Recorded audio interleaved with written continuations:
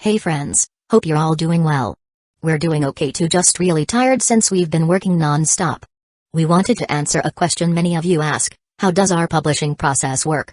Most of our audiobooks are first posted on Patreon as paid content. They stay behind a paywall for a few months. After that, they become free to access on Patreon forever.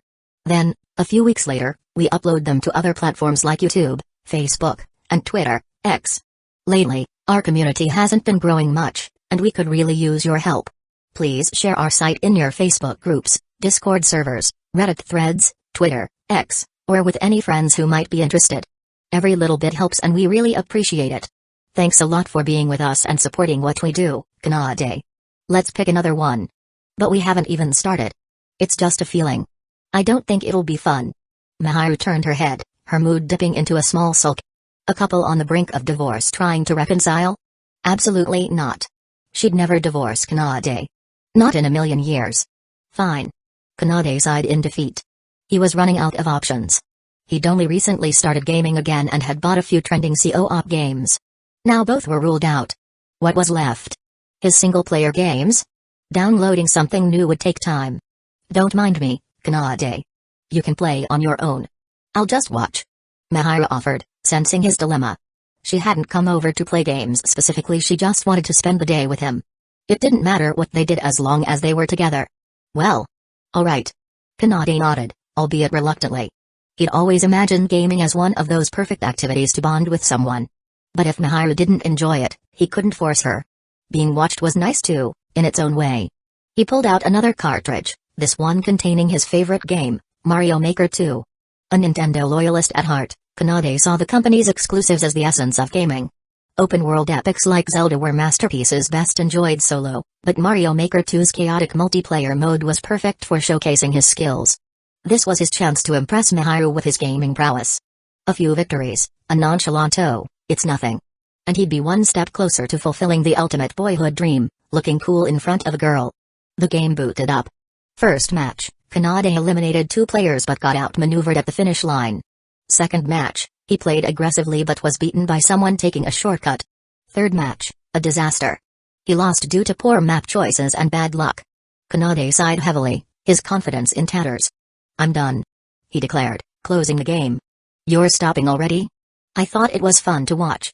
Miharu said, tilting her head curiously. Nope, I'm done. Kanade shook his head. Losing was one thing, but losing repeatedly with Miharu watching? Too embarrassing. I've never played before. Should I give it a try? You could teach me. Miharu suggested shyly. You want to? I can show you how. Kanade brightened up slightly, thinking it might be fun to guide her. And no, never mind. Miharu suddenly waved her hands, her face reddening. What was she thinking? If Kanade held her hands to teach her? Or worse, if she sat in his lap to get a closer look at the screen? Forget it. I'll just watch. Miharu's voice pitched up as she shook her head vigorously, trying to suppress her runaway thoughts. Alright then. Kanade said, deciding not to press further. With gaming off the table, though, he was running out of ideas for how to spend the day. He couldn't very well suggest watching anime together, it'd probably bore Miharu. How about we go out for a bit? He proposed instead. Girls liked shopping, right? Even Ariri and Kazekage enjoyed browsing shops, so Miharu probably would too. Go out. Miharu considered this before nodding. She had planned to spend the whole day inside with Kanade, but going out sounded nice too. It felt like a date, a proper outing with her. Boyfriend? I'll just go home and change first. Miharu stammered, her cheeks flushed. No peeking, okay? I'm not going to peek. Kanade deadpanned. Miharu could be so strange sometimes. One moment she trusted him enough to nap on his sofa, and the next, she was treating him like some sort of intruder. Was inconsistency a special talent of hers? Girls really were a mystery. Chapter 50. The next time Kanade saw Miharu, she had transformed into a vision of elegance. She wore a pure white dress, complemented by a dainty sun hat. Under the soft glow of the sunlight, she truly looked like an angel, radiating purity and beauty. Do I look strange? Miharu asked nervously, her small hands clenched over her chest, betraying her unease. Of course not. You look amazing. Kanade responded instantly, shaking his head vigorously. It suits you perfectly, Miharu. He had rehearsed this compliment countless times in his head, and finally, the opportunity had came to use it. Thank you. Kanade, you look very handsome too. A faint blush crept across Miharu's cheeks as she lowered her gaze, a surge of joy warming her heart at his praise. Her thoughts ran wild. She locked the image of Kanade, looking so dashing and kind, into her memory. The sweet words he spoke would echo in her mind for days. This kind of directness. It was too much. Thank you. Kanade scratched his cheek, feeling a bit embarrassed. During the time Miharu changed, Kanade had also dressed up a bit. While he typically favored casual looks, he understood the importance of effort on a day out with someone special. To neglect his appearance would be disrespectful, even rude. Anywhere you want to go? He asked, hoping she had a preference. I'll go wherever you decide. Miharu replied with a small shake of her head. To her, it didn't matter where they went. The only thing that mattered was being with him. Then, how about Kit? Kanade suggested after a moment of thought. Located near Tokyo Station, Kit was a shopping center with a mix of shops, restaurants, and a small museum exhibit. It was a charming spot perfect for friends to explore together. They could wander through its expansive halls, browse unique goods, or take a break at a cafe. It was the kind of place where time seemed to fly. Miharu readily agreed with a gentle nod. The two strolled through Kit, wandering past boutiques and exhibits. Miharu's attention was soon drawn to a cat cafe called Meow Meow Meow. Want to check it out? Kanade offered. Miharu hesitated, then shook her head. Maybe next time. I don't think this outfit is good for visiting. The thought of cat fur clinging to her pristine white dress made her nervous. The last thing she wanted was to look messy or make Kanade think she was careless. All right. Let's save it for another day. Kanade agreed. Though he liked cats, he couldn't shake a faint pang of guilt.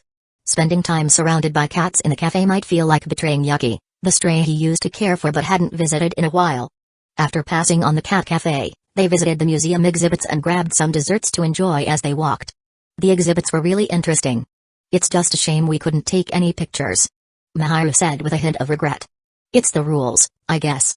Kanade said. If you want, we can come back another time. Would you come with me again? Of course. But it seemed like you weren't enjoying yourself. Miharu said softly, her brows knitting with concern. Well, I guess I'm not really into that kind of thing. Kanade admitted sheepishly. Miharu fell silent. She wanted to cheer him up but didn't know how. Their mood turned quiet as they walked on. Then, as they turned a corner, a sudden commotion broke the silence. A small boy ran straight into them. I'm sorry. The boy stammered, looking on the verge of tears. Moments later, his mother caught up, bowing deeply in apology. I'm so sorry. It's all my son's fault. Please let me make it up to you. Kanade was about to reply when Miharu spoke first, her tone gentle and reassuring. It's okay. I should have been watching where I was going, too.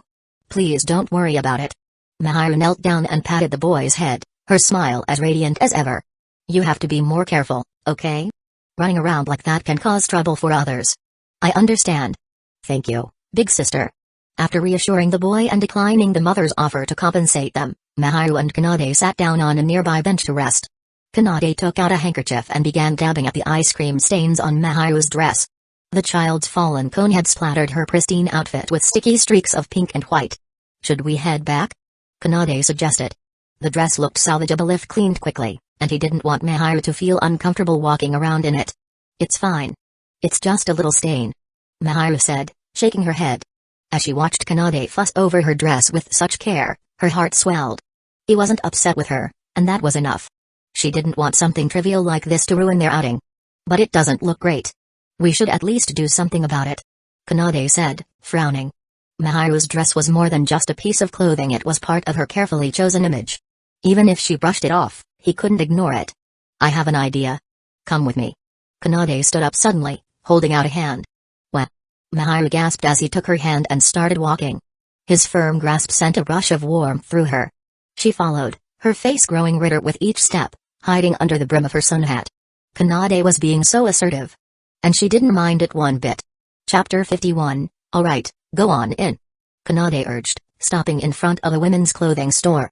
If Miharu wasn't comfortable going home in her soiled dress, she could pick out a new outfit here. The stained dress could easily be sent to a laundry service for cleaning. You can go ahead by yourself. Let the staff know if you need help. I'll wait outside. Given the store catered exclusively to women, with items like swimsuits and lingerie on display, Kanade felt it inappropriate for him to enter. He resigned himself to idling outside, though he wished there was a nearby place where he could strike up a conversation with other guys about date tips or shared hobbies. Okay. Miharu nodded, her voice barely audible. Kanade took out his phone, preparing to pass the time scrolling, but he soon heard footsteps approaching him. Already? He thought, glancing up. Surely it hadn't been long enough for her to choose something. To his surprise, it wasn't Miharu but two unfamiliar women, both dressed stylishly and exuding a mature air. "Hey there, are you by yourself?" one asked, her tone casual but inviting. "Care to join us for a cup of tea?" The other chimed in, a teasing smile playing on her lips. Kanade blinked in confusion. Do I really look like I'm alone? It seemed obvious to him that anyone standing outside a women's store was probably waiting for someone. Did he somehow come across as a lone wolf prowling for unsuspecting women? Still, he politely declined. "No, I'm waiting for someone." Before he could finish, he felt an arm snake around his. He turned to see Miharu, who had unexpectedly reappeared, still wearing her white dress. "Sorry to keep you waiting," she said smoothly, tightening her grip on his arm. "Let's go." Without waiting for a reply, she pulled him away from the two women. Kanade glanced at her, puzzled. Did she not find anything she liked? Or was she helping him out of a sticky situation? Surely she wasn't jealous or worried he might run off with someone else. Regardless of her reason, her timely intervention had saved him from an awkward encounter. "Is everything okay?" he asked cautiously. "What do you mean?" Miharu turned to him, her expression neutral, though a hint of irritation glinted in her eyes. After a moment's thought, her lips burst, and she asked, "Did I interrupt something? I hope I didn't ruin your fun." "What are you talking about?" Kanade chuckled, exasperated. "Do I seem like the type to fall for random strangers like that?" Miharu huffed softly, avoiding his gaze. "We should go back home," she murmured, her earlier boldness giving way to hesitation. Kanade nodded, prepared to agree, but a familiar voice interrupted them. "Kanade-kun." They both turned to see a calm yet curious Kato Megumi standing nearby. Her head tilted slightly as she studied them. "Are you two on a date?" she asked, her tone as neutral as ever. The word date hung in the air, its implications clear. For Kanade, their outing could technically qualify as one, but when he glanced at Miharu, her discomfort was palpable. "No, it's not like that," he quickly clarified. "We just happened to run into each other." Miharu had previously made it clear she didn't want others knowing about their unique relationship, so Kanade respected her wishes and explained the situation to Kato. He recounted the events with the strangers and Miharu's intervention, framing it as her helping him out of a tight spot. When he finished, he looked at Miharu again. She still seemed uneasy, her fingers lightly gripping his sleeve. "Don't worry," Kanade said reassuringly. "Kato-san isn't the kind of person who spreads gossip." Miharu looked up at him for a moment before nodding slightly, her grip tightening. She's still anxious, Kanade realized. "Kato, are you free right now?" "I am," Kato replied with a small nod. "Great. Let's find a place to sit and talk." At a nearby dessert shop, Kanade clasped his hands together and bowed slightly. "So that's the story. I'd really appreciate it if you kept this to yourself." With Miharu's consent, Kanade revealed that they were neighbors and explained their platonic mutual assistance dynamic. He left out more sensitive details, like his rejected confession and their shared meals, instead crafting a believable mix of truth and omission. Convincing lies always contain elements of the truth, and Kanade rusted Kato's understanding nature. "You're pretty sneaky, Kanade-kun," Kato said with a faint smile, scooping a spoonful of her dessert. "Luring me into a sweet bribe like this." She savored the tart sweetness, her expression distant, as though weighing her next move. "I've been outmaneuvered," Kato thought. She had no real intention of causing trouble but found herself quietly amused by Kanade's tactics. "Because you're such a kind person, Kato-san." Kanade teased lightly, though guilt lingered in his tone. He knew Kato well enough to predict she wouldn't refuse a direct request, but guilt pricked him nonetheless for roping her into their mess and bribing her with sweets. "Sorry about this, Kato-san. I'll make it up to you somehow." Meanwhile, Miharu watched their exchange in silence, feeling like an outsider. She understood Kanade was smoothing things over to avoid misunderstandings, but a part of her wished he didn't feel the need to explain their relationship so thoroughly. Maybe it wasn't so bad if others misunderstood. Chapter 52, Kato, are you out by yourself? Kanade asked as they walked side by side. Sort of. Kato replied, her tone calm as always. I was supposed to come with Eriri, but she bailed at the last minute. That girl. Kanade muttered, sighing. He felt a pang of sympathy for Kato. Shouldn't she be at least a little upset about being stood up? Then again, this was Kato Megumi. Her seemingly endless patience was why she could put up with Eriri's temper and remain one of her few close friends. If it had been Kazekage Senpai who got stood up, Airi's door would likely already have a hole punched through it from her knocking. "Do you have any plans for later?" Kanade asked cautiously. "We were thinking of heading back soon." The misunderstanding about his relationship with Miharu had been cleared up. Now, it seemed best to part ways before things got complicated. While Kanade had no issue hanging out with Kitu, he knew Miharu might not be as comfortable. A friend of a friend isn't automatically your friend. If he ignored this simple truth, he could end up stuck in a tricky situation, trying to juggle everyone's feelings and pleasing no one. "About my plans. Could I make a request?" Kitu said, setting down her dessert spoon. Her gaze shifted to Miharu, as if seeking her approval. "Sure." Miharu replied hesitantly, caught off guard by the sudden question. Kanade found himself standing exactly where he had been earlier, just outside the women's clothing store. The only difference was that this time, both Kitu and Miharu had dragged him along. He hadn't been given much explanation, just that they needed to stop by the shop. Kanade suspected Kitu had whispered something to Miharu to convince her, but what it was, he couldn't say. "Are you coming in, Kanade-kun?" Kitu asked. I'll pass." Kanade quickly shook his head. The idea of stepping into a women's clothing store made his stomach churn with anxiety. "It's fine," Kitu said gently. "I asked one of the shop attendants, and she said it's okay for you to come in." She offered a disarming smile. After all, it's important to have a boy's perspective when picking out clothes, right? Miharu, who had been quiet until now, nodded eagerly. She didn't want to leave Kanade outside alone, vulnerable to potential bad aunties who might hit on him again. "All right." Kanade relented. He steeled himself as he stepped inside, repeating a mantra in his head, "It's just a store. Don't look at the lingerie. Don't look at the swimsuits. You'll be fine." The other female customers seemed understanding enough. While some glanced in his direction and whispered among themselves, no one made a scene. Kanade kept his head down, scrolling through his phone to avoid their stares. But every second felt like an eternity. "Kanade-kun, we're done." The soft, clear voice rang out like the final school bell on a Friday, signaling sweet relief. Kanade looked up and froze. Miharu stood before him in a striking black Gothic Lolita dress, complete with semi-sheer black stockings and a matching miniature black hat perched atop her golden hair. Dark rose embroidery adorned the fabric, and the contrast between the dark tones and her radiant blonde locks was breathtaking. She was stunning, no, enchanting. A fallen angel, shrouded in darkness yet impossibly alluring. Kanade caught himself spiraling into a dangerous train of thought. "Kanade-kun, you're staring." Kitu teased, her tone light but sharp enough to pull him back to reality. "My eyes are round, not straight." Kanade protested, scrambling for a defense. "And my nose didn't grow bigger." "Kanade, do you think it looks good on me?" Miharu's voice was barely above a whisper. Her face was flushed, her hands fidgeting nervously as she awaited his answer. Kanade gave her his most reassuring smile. "It's perfect? If I could, I'd give it 200 out of 100 points."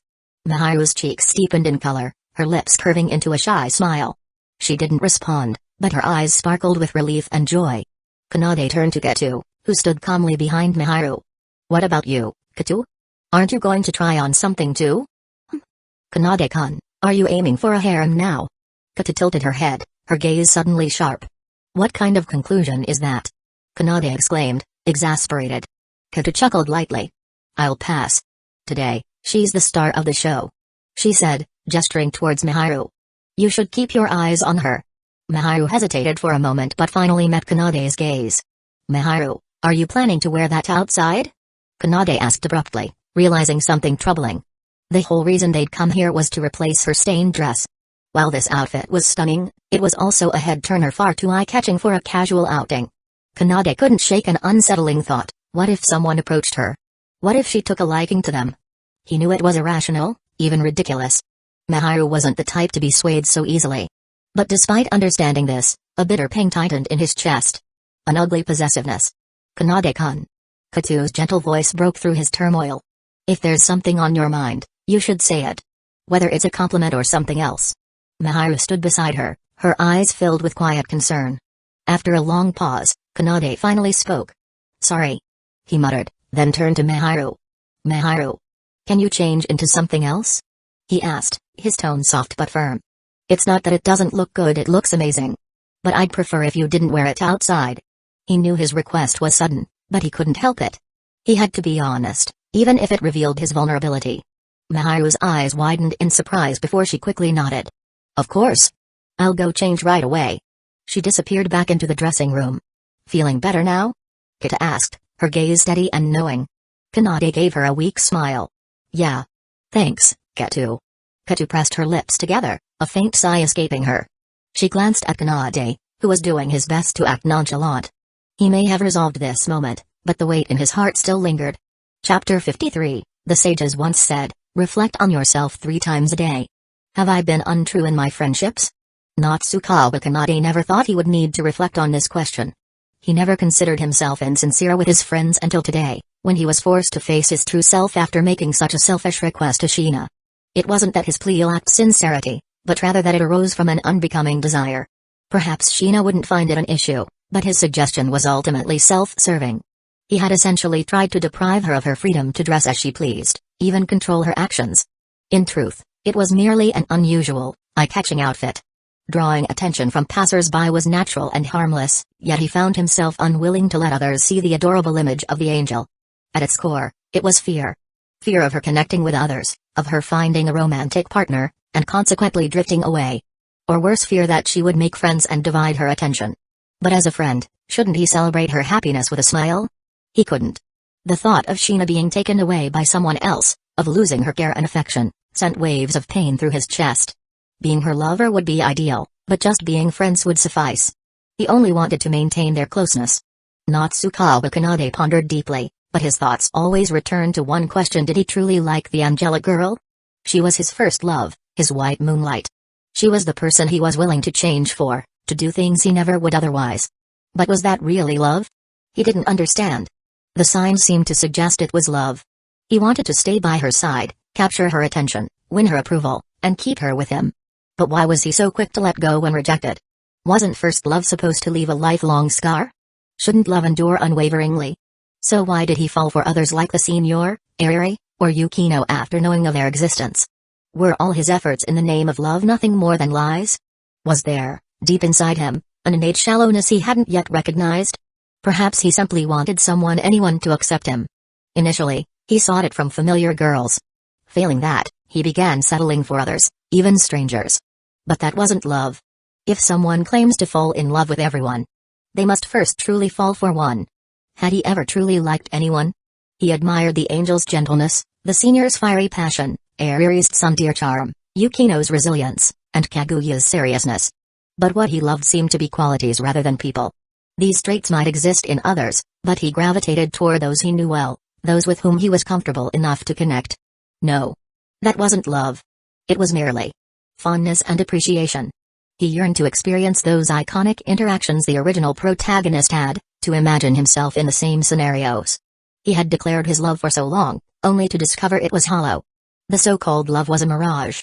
From the start, he'd been nothing more than a crude imitator, trying to steal someone else's destiny, incapable of even confronting his true self. Thus, he could accept rejection and remain close, content with friendship. His only fear was being abandoned entirely, left alone once more. It wasn't love. It was dependency. Shina. Natsukawa Kanade suddenly said, turning to the girl sitting beside him. What is it? There's something I need to tell you. Please, listen carefully. The angel didn't respond, but her serious expression silently encouraged him to continue. The first time I met you, I thought I had fallen for you. I liked your seriousness, kindness, and diligence. I liked your resilience. I liked everything about you. But I didn't truly like Shinigami as a person. As though speaking of something inconsequential, Natsukawa Kanade turned his gaze to the television screen, picking up the controller and resuming the game. I'm sorry. The Kanade who confessed to you wasn't someone who truly loved you. That Kanade relied on Shinigami, coveted her warmth, and wanted to use the label of lover to tie her to his side, making her his eternal source of validation. He was nothing but a despicable thief attempting to steal the pure feelings of the angel. He wasn't someone worthy of your trust. Your decision to reject him was absolutely right. The television displayed the words "game over." The game had ended. I'm sorry. Kanade lowered his head. It was impossible to count how many times he had apologized to the angelic girl. Perhaps this would be the last. What would Shina think after hearing all of this? Would she lash out at him, curse him furiously, and leave? Or would she remain silent, later exposing him as the untrustworthy person he was? No matter what the result, Kanade was prepared to accept it. This was the punishment he deserved.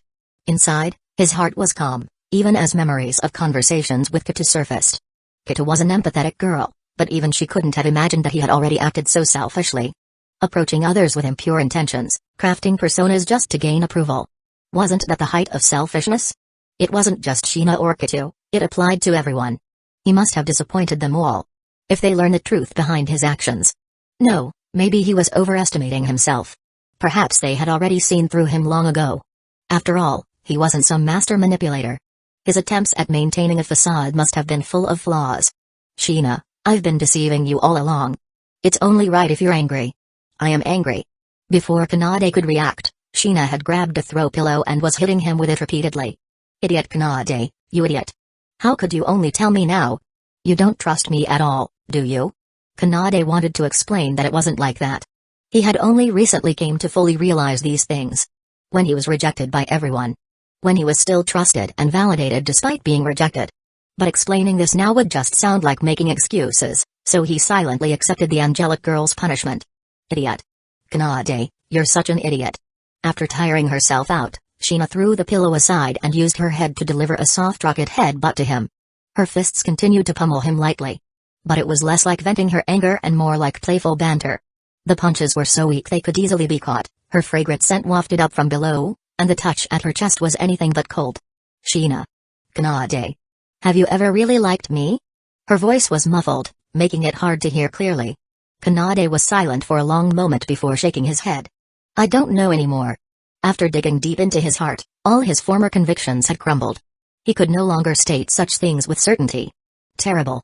It's a good thing I rejected you back then. What? Kanade asked, genuinely unable to catch her words. Idiot. I'm leaving now. The angel gave him a fierce glare before turning and walking away. Kanade watched her leave without attempting to stop her. So, I've really been rejected this time, he thought. But the next moment, his phone buzzed with a message from the angelic girl, prepare yourself, idiot Kanade. Chapter 54, Time flies, and night turns to day. The next day, in the Shuchin Academy Student Council room. Natsukawa Kanade was seated as usual in the president's chair, handling official duties. Next week was the student council election, so this week was unusually busy. In addition to regular work, he also needed to prepare notes for the handover. Though he found the work itself manageable, recalling and organizing the critical points to document was proving to be a hassle. The simplest solution, of course, was to stop overthinking and focus on defeating his opponents in the election. Kaguya, could I trouble you to show me the candidate profiles for this term? Kanade looked up. Know your enemy, and you'll win every battle. Though he hadn't been paying much attention before, now was the time for some last-minute preparation. Yes. Kaguya Shinamiya replied, a faint smile playing on her lips. Finally, the opportunity I've been waiting for. For the past week, Kanade had seemed distracted, and she hadn't managed to get any time alone with him. Asking Hayasaka had yielded no useful answers either. What had happened between Kanade and Hayasaka in that bookstore? She was dying to know. Wasn't I supposed to fully support her love life? What a traitor. But none of that mattered anymore. If today's plan succeeded, she'd have Kanade wrapped around her finger. Once he was hers, not only would she learn what happened at the bookstore, but she'd even uncover why he resigned as student council president 2 weeks ago. This battle is mine to win. President, here you go. Picking up the neatly prepared candidate list, Kaguya approached Kanade and handed it to him. She then pretended to have a little accident. Dropping an eraser with someone's name written on it onto the president's desk. Perfect? Her movements were so fluid it was as if she had rehearsed them 100 times. Truly, she was Shinamiya Kaguya. Now all she had to do was wait for Kanade to notice the eraser, pick it up, and read the name on it. When he did, she'd act all shy and bashful. Kaguya picked up a financial report and pretended to review it, though her full attention was on Kanade. She watched as he continued scribbling on papers, switching from one sheet to the next. Another sheet. She felt like she'd been waiting an eternity, but Kanade still hadn't noticed the eraser. Getting impatient, she considered whether to hint at it herself. Then, she saw Kanade pause his work and glance around the desk, as if searching for something. It's happening. Her heart raced as Kanade's hand moved closer and closer to the eraser. Finally, he picked it up. Now was the time to strike with her perfectly practiced shy expression. She had trained for this moment all night with Hayasaka, and she was confident in her ability to deliver. But instead of inspecting the eraser, Kanade used it casually and then tossed it aside without even glancing at the words written on it. At least wonder where it came from, President. Kaguya could no longer sit still. Waiting for Kanade to take the initiative was clearly futile, Even Hayasaka would have been married off by now if she waited this long. Ahem. President, about that eraser. A blatant hint. Surely, he wouldn't ignore it now. Once he saw the name written on the eraser. Oh, is it yours? Thanks. I'll keep using it for now. Kanade replied without looking up. That's not the point. Borrowing it or not doesn't matter, just read what's on it. But since he'd already said that, she couldn't very well demand it back now. Plan B it was. Speaking of which, the elections are almost here, aren't they, President? Kaguya stood and slowly walked toward him. Yeah, it's been keeping me busy. Kanade replied. This might be our last week working together. Such a memorable time, wouldn't you agree? Kaguya said with faint wistfulness. Then, as if remembering something, she smiled triumphantly. I happen to have a group photo of everyone. Would you like to see it as a memento, President? She called this the hidden agenda plan, creating a nostalgic atmosphere and then shifting focus to the group photo. Of course, the group photo wasn't the point. Hidden within was a single photo of Kanade himself. Since finding a candid solo shot of Kanade was nearly impossible, she had Hayasaka edit one out from the group photo. Privately treasuring a picture of the boy she liked, how could that not express her feelings? Once Kanade inevitably asked why she had his photo, she'd have him hooked. Looks nice. But Kanade only glanced at her phone for barely a second before looking away again. His disinterest was so quick that Kaguya doubted he even saw the photo properly. President, at least look at the picture properly before commenting. Kanade reluctantly glanced at the screen again. After barely a second, he turned away once more, coughing lightly. Ahem. Kaguya, I know you're a confident person, but photos like this. You should probably keep them for yourself? Kaguya was stunned. Why wasn't this going as planned? Shouldn't he ask why she had his photo? Instead, he seemed fine with her keeping it. Could he actually condone such fangirl-like behavior? Or was it that he really felt nothing for her? But Hayasaka had said Kanade probably liked her. Something was off. Thinking the issue might lie with the photo itself, Kaguya turned her phone back to herself and froze. Instead of Kanade's photo, it was one of her private snapshots sitting on her bed, with her collar slightly undone. In an instant, the elegant and composed Shinigami Kaguya transformed into a steaming mess. Hi Kaguya? Kaguya, calm down. I didn't see anything, really. I didn't even. Kanade panicked and stood up, ready to comfort her. Just then, the student council room door opened, and a blonde girl dressed as a maid walked in. Natsukawa-sama, good day. I am Kaguya-sama's personal maid. I've come to retrieve her. Please don't worry. Swiftly, she escorted the malfunctioning Kaguya out of the room, pausing to bow politely. Sorry for the trouble, Natsukawa-sama. Have a productive day. Goodbye. Chapter 55, Hayasaka. Sob sob. The President. The President saw me. Sob sob sob. Inside the resting room, Shinigami Kaguya sobbed uncontrollably as she poured out her anguish to Hayasaka, her ever-present and dutiful maid. Yes, it's fine, my lady.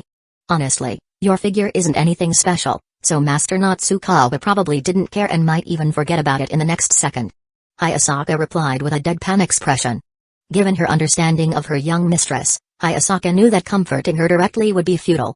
Diverting her attention to something Kaguya truly cared about, such as her insecurities about her figure, was far more effective. Not anything special. Kaguya muttered to herself, her thoughts immediately turning to her best friend, Fujiwara Chika. She vividly remembered that one sleepover when she'd almost been smothered to death by Chika's assets.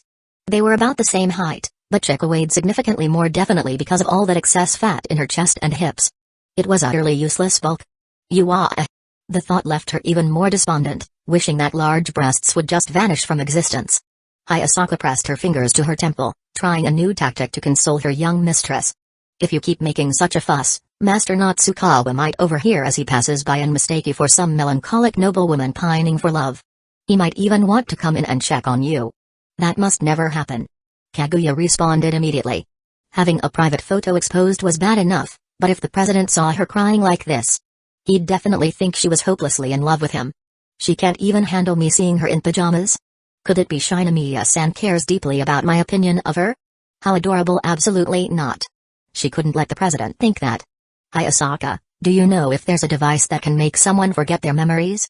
Miss Kaguya, I'm just a regular maid, not a certain blue robotic cat who's afraid of mice. Please stop asking the impossible. Hayasaka said, feeling her patience wearing thin. To be blunt, my lady, it was just a photo of you in pajamas, not a compromising moment in real life. There's no need to overreact. Besides, it was only Master Natsukawa who saw it, and it might even stir his imagination about you. After all, the photo had been carefully selected to highlight Kaguya's charm without revealing too much perfection in every sense. Though her tone sounded teasing, Hayasaka carefully observed her mistress. Kaguya's face was flushed with embarrassment, but there was no true anger, only shame from being caught in such a vulnerable moment by someone she secretly adored. That was a relief. Hayasaka wouldn't have to feel guilty about crafting this plan to nudge her mistress closer to her happiness. It's easy for you to say. It wasn't your picture he saw. If it were me, I wouldn't even hesitate for a moment. Hayasaka shot back. After all, she wasn't as interested in Master Natsukawa as Kaguya was. What did it matter if he saw her picture? Unlike her young mistress, she wouldn't make such a pathetic fuss about it. Kaguya pouted, unconvinced. Hayasaka was always saying such things, but last time, when she'd promised to help Kaguya get closer to the president, nothing had come of it. In fact, Hayasaka had even taken a few days off afterward, leaving Kaguya lost and unsure how to approach him. Hayasaka was the worst. Still, despite her teasing and occasional blunders, Hayasaka genuinely cared about her and had managed to help her calm down this time. Now the only concern was the fallout from this incident. Hayasaka, do you think the president will see me as one of those frivolous girls who coquettishly flaunt themselves to others? Don't worry, my lady. Master Natsukawa most likely thinks of you as a fool who can't even operate a smartphone? Hayasaka deadpanned. In truth, Kaguya's ineptitude with technology was well known. The only reason she had switched from a flip phone to a smartphone was so she could add Natsukawa to her line contacts. Even earlier, all her actions had been guided by Hayasaka, who had explicitly warned her not to touch anything else. Thanks to this, Hayasaka had been able to predict every reaction the two would have to the incident and carefully orchestrate the scenario. If she didn't intervene, with her mistress's lack of initiative, these two might graduate high school without ever establishing a real connection. She had always suspected as much, but her determination had solidified on the day she realized Master Natsukawa's feelings were directed at her, not Kaguya. Still, Hayasaka was a professional maid. Until Kaguya found her happiness, she wouldn't abandon her duty. To her, Kaguya was more than just her mistress, she was like a younger sister. Hayasaka couldn't rest easy until Kaguya's happiness was secured. Yet, every time she thought about how she was helping Kaguya pursue someone who had feelings for her instead, it made her stomach churn. Honestly, she didn't know how long she could keep this up. Back when she didn't know the truth, it had been easier to wholeheartedly support her mistress. But now, no matter what she did, she couldn't shake the feeling that she was betraying Natsukawa. But what choice did she have? Kaguya was her priority. Unless her young mistress remained as timid and incapable as always, forcing Hayasaka to step in herself. Hayasaka? Are you listening? Huh? Yes, of course, my lady. Do you need something? You seem a little off. Are you getting enough rest? Kaguya asked with concern, before moving on to her next question. By the way, how did you even know what happened earlier? I don't remember telling you. When I came in to assist you, I saw the screen on your phone and deduced the rest. Hayasaka replied with her usual poker face. Is that so? And about that photo, how did it end up being sent? It was due to your improper operation of the device. Really? Yes, I'm quite certain of it. Kaguya looked doubtful, wondering if she might truly have mishandled her phone or if Hayasaka was just making up excuses. But despite her doubts, Kaguya had absolute trust in Hayasaka. She was certain Hayasaka would never do anything to betray her. Forget it. The most important thing now was to discard her cowardly emotions and press forward in her pursuit of the president. One day, she would make him confess his love to her with an expression full of devotion. Absolutely. Go Fufafu. Original author's note on launch. Let's address some issues related to the story. From the very beginning, readers have been constantly criticizing the protagonist, his character design, his personality, and so on. The good news is that I, the newbie author, haven't taken much heat. All the scolding is directed at the protagonist. The bad news is that my blood pressure rises whenever I read those comments. But this outcome was within my expectations since I didn't set out to write about a strong, invincible, supreme, overpowered protagonist. This isn't a story where you rejected my confession. Now you must pay the price. I will crush you utterly in this life. It's just a rejection, nothing earth-shattering. For most people, it's something you move on from after a period of sadness and find a new target. For those who take it more seriously, the sadness lasts longer, or maybe they never move on, and that's fine too. After all, it's just a normal aspect of interpersonal relationships, which is the main focus of what I want to write. The protagonist is an ordinary person, albeit with some slight quirks. In his past life, he lived under high-pressure circumstances where his every moment was dedicated to studying. His parents deprived him of personal freedom and social interaction while constantly reinforcing negativity with remarks like, "If you're not first, what's the point? How can you sleep with those grades? High school friends are pointless. If you have free time to hang out, you'd be better off doing more practice problems. Play on your phone? What's there to play? I'll monitor group messages for you, you don't need it." As a result, he yearned for friends, communication, recognition, and change. In the other world, his previously incomplete life finally began to heal, even showing signs of improvement. At least, that's how it was supposed to be. But he chose to pursue highly challenging individuals like Shinigami, extremely starved for affection, Kazekage Utaha, severe personality flaws, sharp-tongued and manipulative, Sawamura Spencerari, emotionally contradictory and prone to unintentional verbal attacks, Yukino Shita Yukino, used to isolation, also bearing childhood trauma, Shinigami Kaguya, a caged bird, deprived of freedom and love. Was he attracted to their identities? Not entirely. What truly mattered was that he saw pieces of himself in them, flawed individuals he could empathize with, people who shared his desire for mutual understanding and comfort. Thus, he didn't even consider pursuing someone like Kato Megumi or Fujiwara Chika. They grew up free and unburdened, with healthy hearts and minds regardless of their backgrounds, family circumstances, or personalities.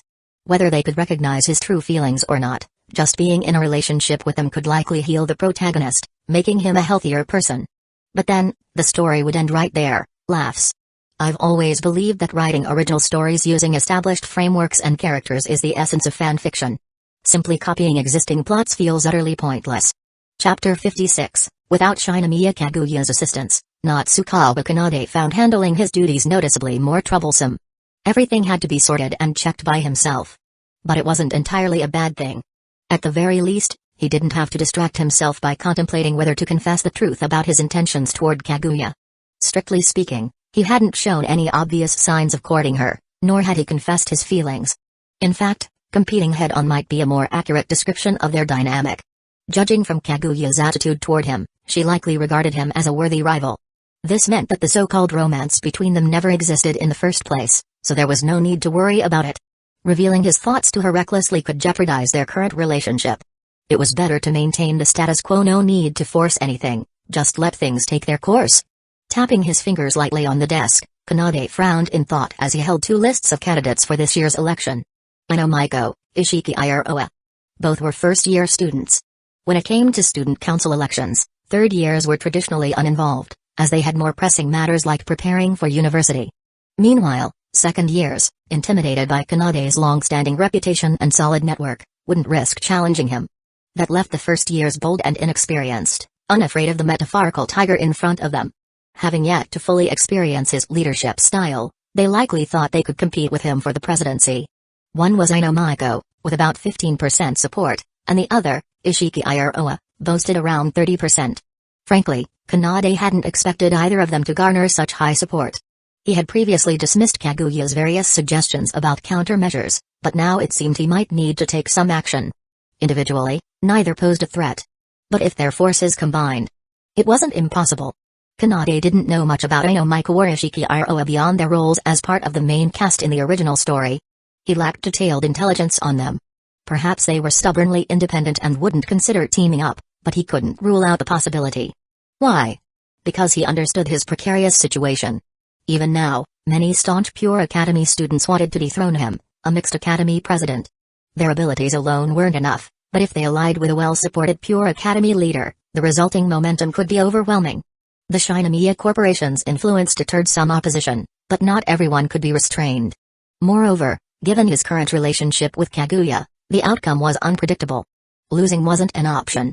If he stepped down, it would be on his own terms. What measures should I take? A crisp knock interrupted his thoughts. Come in.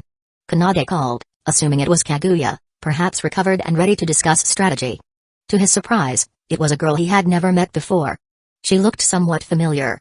Good day, senpai. I'm Ishiki Iroa, here to pay you a visit. Kanade hadn't foreseen such a scenario. In the midst of an election for leadership, one candidate secretly meeting with the outgoing president? Wouldn't this explode as the headline for Shuchin's morning news? Shock. Amidst the election, a first-year candidate secretly meets with the outgoing student council president in the council room. Is it a bold coup or a shady collusion? Stay tuned. The journalism club had likely already drafted a similar piece. Their instincts were sharper than a hound's nose. Still, gossip of this nature wouldn't significantly affect the candidates' approval ratings. At most, it would spark greater attention, fueling the election's fervor. "Hello, Ishiki-san." Kanade greeted, setting aside the blank sheet he'd been holding and slipping it under a pile of documents. Maintaining a composed demeanor was crucial. Retreating before the battle began wasn't an option. "You're one of this term's candidates, correct? What brings you to the student council room?" If she was here to inspect the workspace she might inherit, it would be absurdly arrogant. Someone like that wouldn't have garnered such high support. It also wasn't likely she came to pry into his personal affairs. Such efforts could be delegated to others. The remaining possibility was to visit you, senpai, she declared cheerfully. Huh? Kanade was stunned. He hadn't anticipated her being so straightforward, bluntly stating her purpose. Was she unconcerned? Overly confident? Or did she have some hidden agenda? "Ishiki-san, I must remind you that this is a sensitive period." "Oh, that doesn't matter. I came to see you personally," Ishiki chirped, bounding over to Kanade's desk. She clasped her hands behind her back and smiled up at him with an innocent, radiant expression. "Senpai, do you have time? Would you take a walk with me?" This level of cheerfulness, this masterful use of youthful charm. She was definitely up to something. If Kaguya were here, her imposing senior aura could likely repel this little devil. But with Kanade alone, his only recourse was, "Sorry, I have work to do. I don't have the time." "That's fine. I'll just wait here until you're done. I'll be good and won't cause any trouble." With that, Ishiki plopped herself onto a sofa and made herself comfortable. "Suit yourself," Kanade replied curtly, deciding to ignore her. From his experience with energetic juniors, she wouldn't last long. Despite her confident words, she'd probably grow impatient soon enough. Returning to his work, Kanade focused on his tasks. Time passed quietly. By the time Kanade looked up again, the sky outside had darkened. Stretching to ease his stiff muscles, he suddenly remembered Ishiki Iroha. She had been waiting on the sofa earlier. Scanning the room, he found it empty. He scoffed lightly. Of course. A girl like her wouldn't have the patience to wait so long, unlike Kaguya. "Oh. Senpai, were you looking for me?" Startled, Kanade turned to find Ishiki standing behind him, head tilted slightly, her face alight with a mischievous grin. Chapter 57. In the end, Natsukawa Kanade found himself cornered. While he didn't particularly want prolonged contact with an enemy, he couldn't find a suitable way to decline. More importantly, Ishiki Iroha's sincerity had left an impression on him. Listening to her for a bit wouldn't hurt. At least for now, Kanade didn't believe she was here solely for personal reasons. It was likely a mix of personal and strategic matters. Her charm offensive might even be a deliberate attempt to lower his guard. "President, hello. President, goodbye." As Kanade walked through the school halls, he politely returned the greetings from the students who acknowledged him. Following closely behind, Ishiki Iroha trailed him by half a step, like a loyal follower. "Senpai seems so popular. Not like me, nobody ever says hi to me," she said, her voice tinged with faux envy. "Effort pays off," Kanade replied curtly. In truth, it wasn't as much popularity as it was reverence. In a student society, especially in the context of Japan, academic and athletic prowess served as the ultimate currency. Even with his mediocre social skills, Kanade's achievements allowed him to befriend anyone at such an academy if he so desired.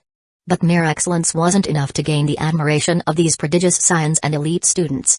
Were it not for his position as student council president and his repeated top-ranking academic performance, Kanade would never have appeared on their radar. The world was ruthless, and the principle of survival of the fittest remained deeply ingrained in human society. Kanade was grateful that his hard work had paid off, enabling him to change the trajectory of his life.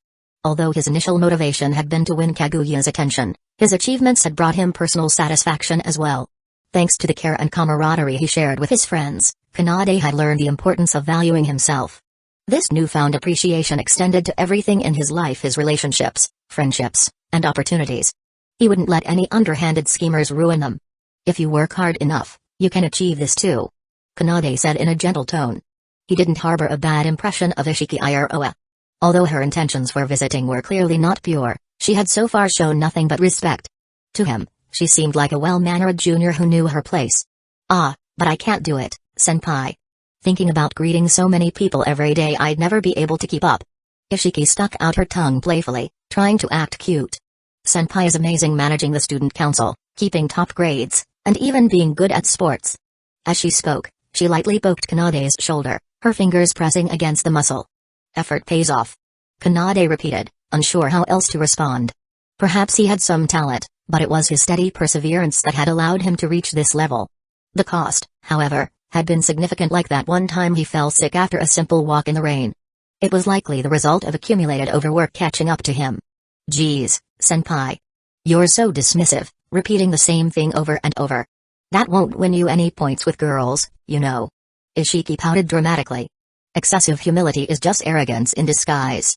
You should emphasize how amazing you are. That would be boasting, wouldn't it? Kanade thought to himself. He couldn't shake the feeling that this junior had an almost inexplicable reverence for him. It was as blatant as the admiration he'd seen in that blonde girl at the bookstore. Ahem. Ishiki-san, why exactly are you here? It's getting late. Kanade finally asked, steering the conversation back on track. If they kept chatting like this, it would feel more like a casual hangout with a friend. But this was their first meeting. How could she create such a relaxed atmosphere so easily? Is this the power of extroverts? Terrifying.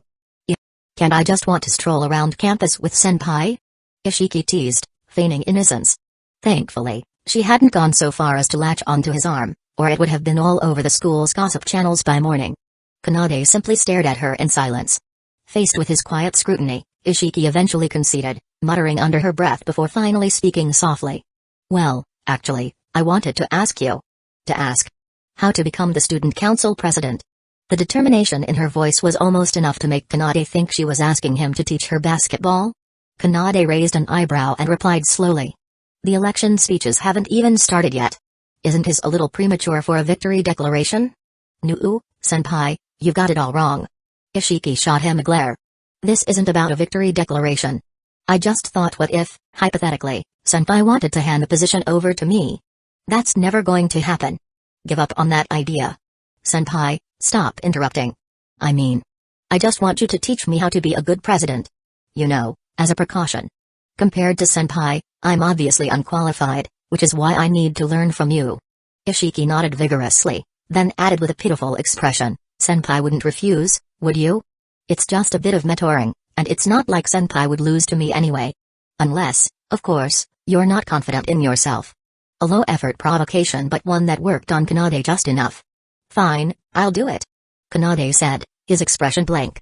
As a second-year senior, how could he let himself be outmaneuvered by a cheeky junior? There was no hesitation. He'd make her regret walking all over him. She wanted to learn how to be a good president? Fine. She could prepare for days that felt like 36 hours of non-stop work. Of course, Kanade wasn't agreeing purely out of spite. It just so happened that this week's workload was overwhelming, and if Ishiki was so eager, why not let her help? As for the possibility of aiding the enemy? He dismissed the thought.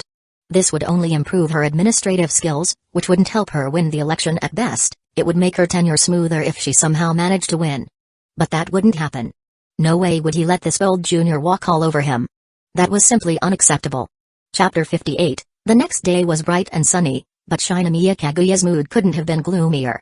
First, she had missed her chance to get closer to the president due to her own mistakes. Then, a cunning junior Ishiki Iroha had appeared out of nowhere, shamelessly vying for the president's attention. She had only been absent from the president's side for one evening, and suddenly there was a new rival? How could the world change so fast? President, I heard you met with a first-year candidate yesterday? Is everything all right? You know, with public opinion and all? Kaguya asked casually as she handed him a freshly brewed cup of tea. In truth, she was dying to pry out every last detail about their conversation. That spread so quickly? Kanade blinked, surprised at how fast the news had traveled. He had underestimated the journalism club's efficiency. They must work non-stop, even after school, to churn out stories like this. So it wasn't just a coincidence. Kaguya's eyes narrowed, her expression growing serious. Should I step in to handle this? A mere first-year junior, daring to compete with her for the president's attention? Did juniors not care about respecting their seniors anymore? And those paparazzi-like journalists utterly clueless. If they wanted a story, they should have been reporting on her sweet daily interactions with the president, not some unremarkable meeting with a candidate. Their photos were even taken at ambiguous angles. They'd better watch out or risk getting ambushed with a burlap sack.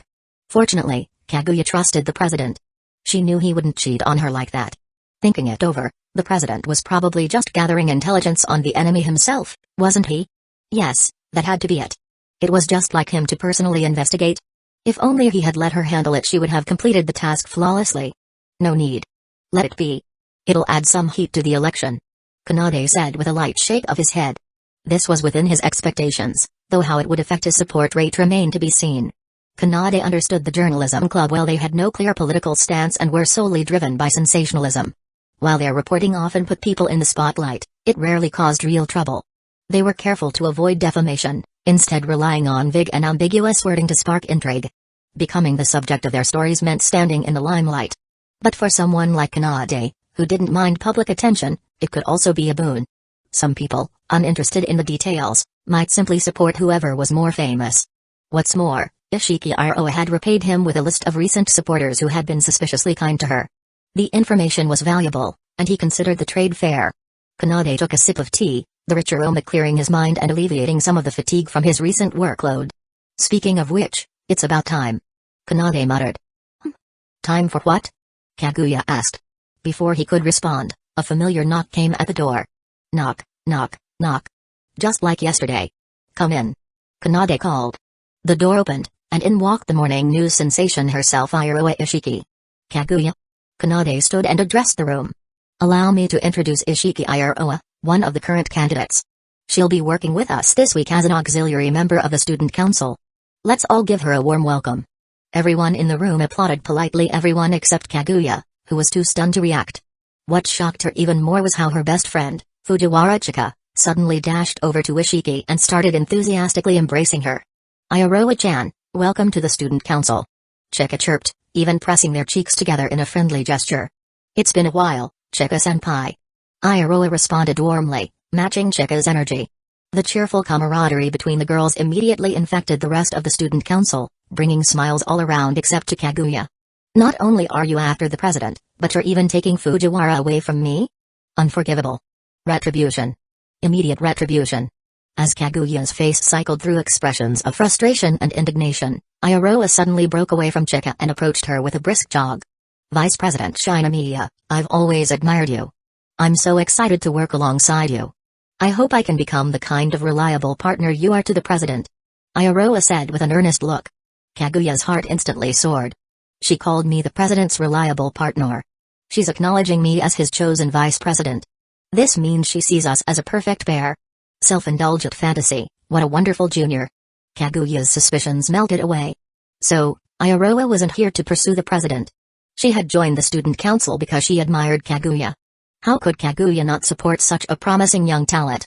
Ishiki-san seems capable enough, though she's not yet familiar with our operations. Please help guide her, Kanade said, turning to Kaguya. Of course, President. Leave it to me. Kaguya agreed with enthusiasm. For the longest time, Kaguya had felt isolated within the student council. Hayasaka couldn't join, Chika was unreliable, Ishigami seemed afraid of her for some reason, and Sharingan, well, he was her rival in love. Without anyone she could fully trust, Kaguya had been unable to develop an inside ally. But now, she had been gifted a steadfast comrade. How could she not be thrilled? She resolved to carefully train Iroha, nurturing her into a loyal member of the Kaguya-Kanade alliance. Every day thereafter, Kaguya patiently mentored Iroha, teaching her the ropes of the student council. She took time to build a rapport, subtly praising the president's virtues in the hopes that Iroha would come to see how well matched they were. She envisioned the day Iroha would become her devoted supporter. That was how it should have been. Iroha, could you pass me those documents? Iroha-san, this data needs to be updated. Iroha-chan, let's have lunch together. Iroha.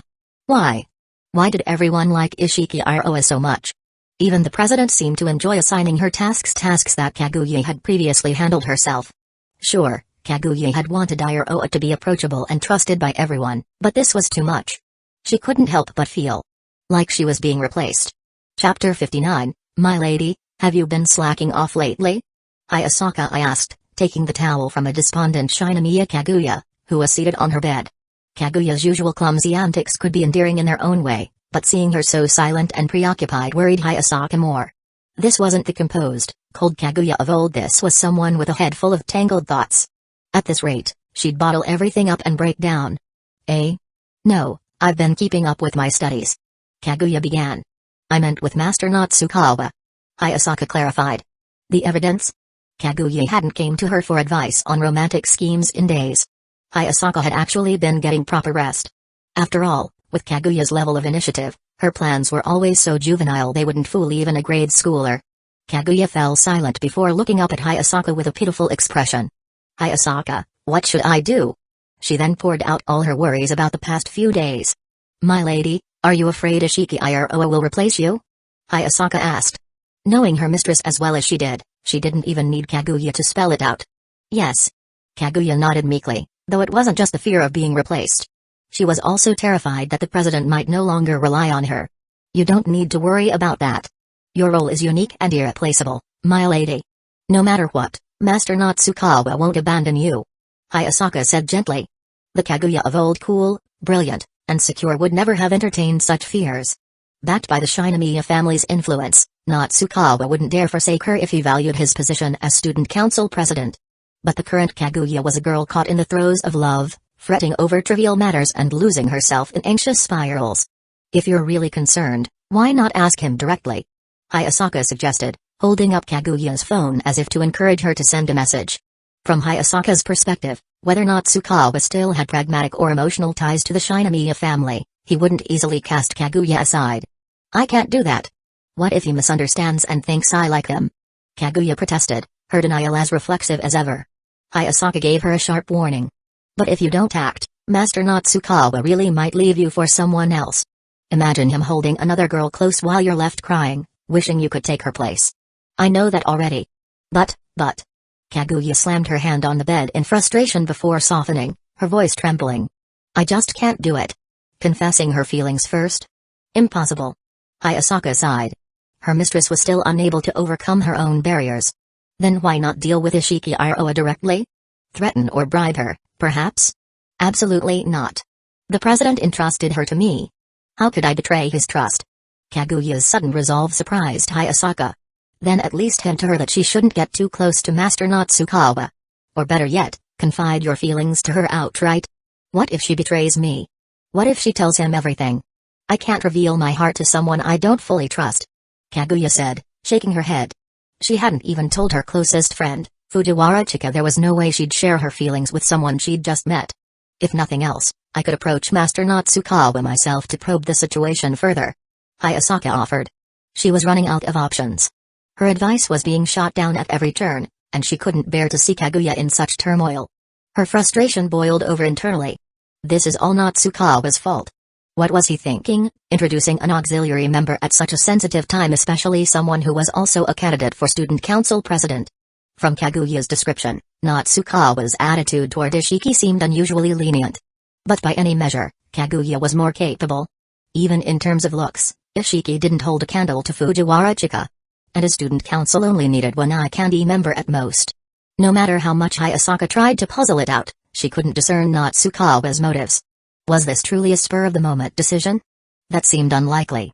Natsukawa was a deliberate and decisive individual, as evidenced by how methodically he had approached Kaguya in the past. Every move he made served a purpose. So what was his goal? If he cared for Kaguya, creating a rival could be a way of inducing external pressure. But wasn't Hayasaka's original assessment that he didn't like her? Had she misjudged? But the events of that day remained vivid in her mind. Frowning, Hayasaka felt like her thoughts had hit a dead end, boxed in by impenetrable walls. She decided to stop overthinking. If push came to shove, she'd take the risk and meet with Natsukawa herself. Looks like there's no other choice. Kaguya said hesitantly but eventually nodded. If there were a better option, she wouldn't dream of sending Hayasaka back to meet the president again. She still vividly remembered the aftermath of Hayasaka's last encounter with him. Whatever they had discussed, Natsukawa had acted strangely for days, and Hayasaka had even taken leave for several days afterward.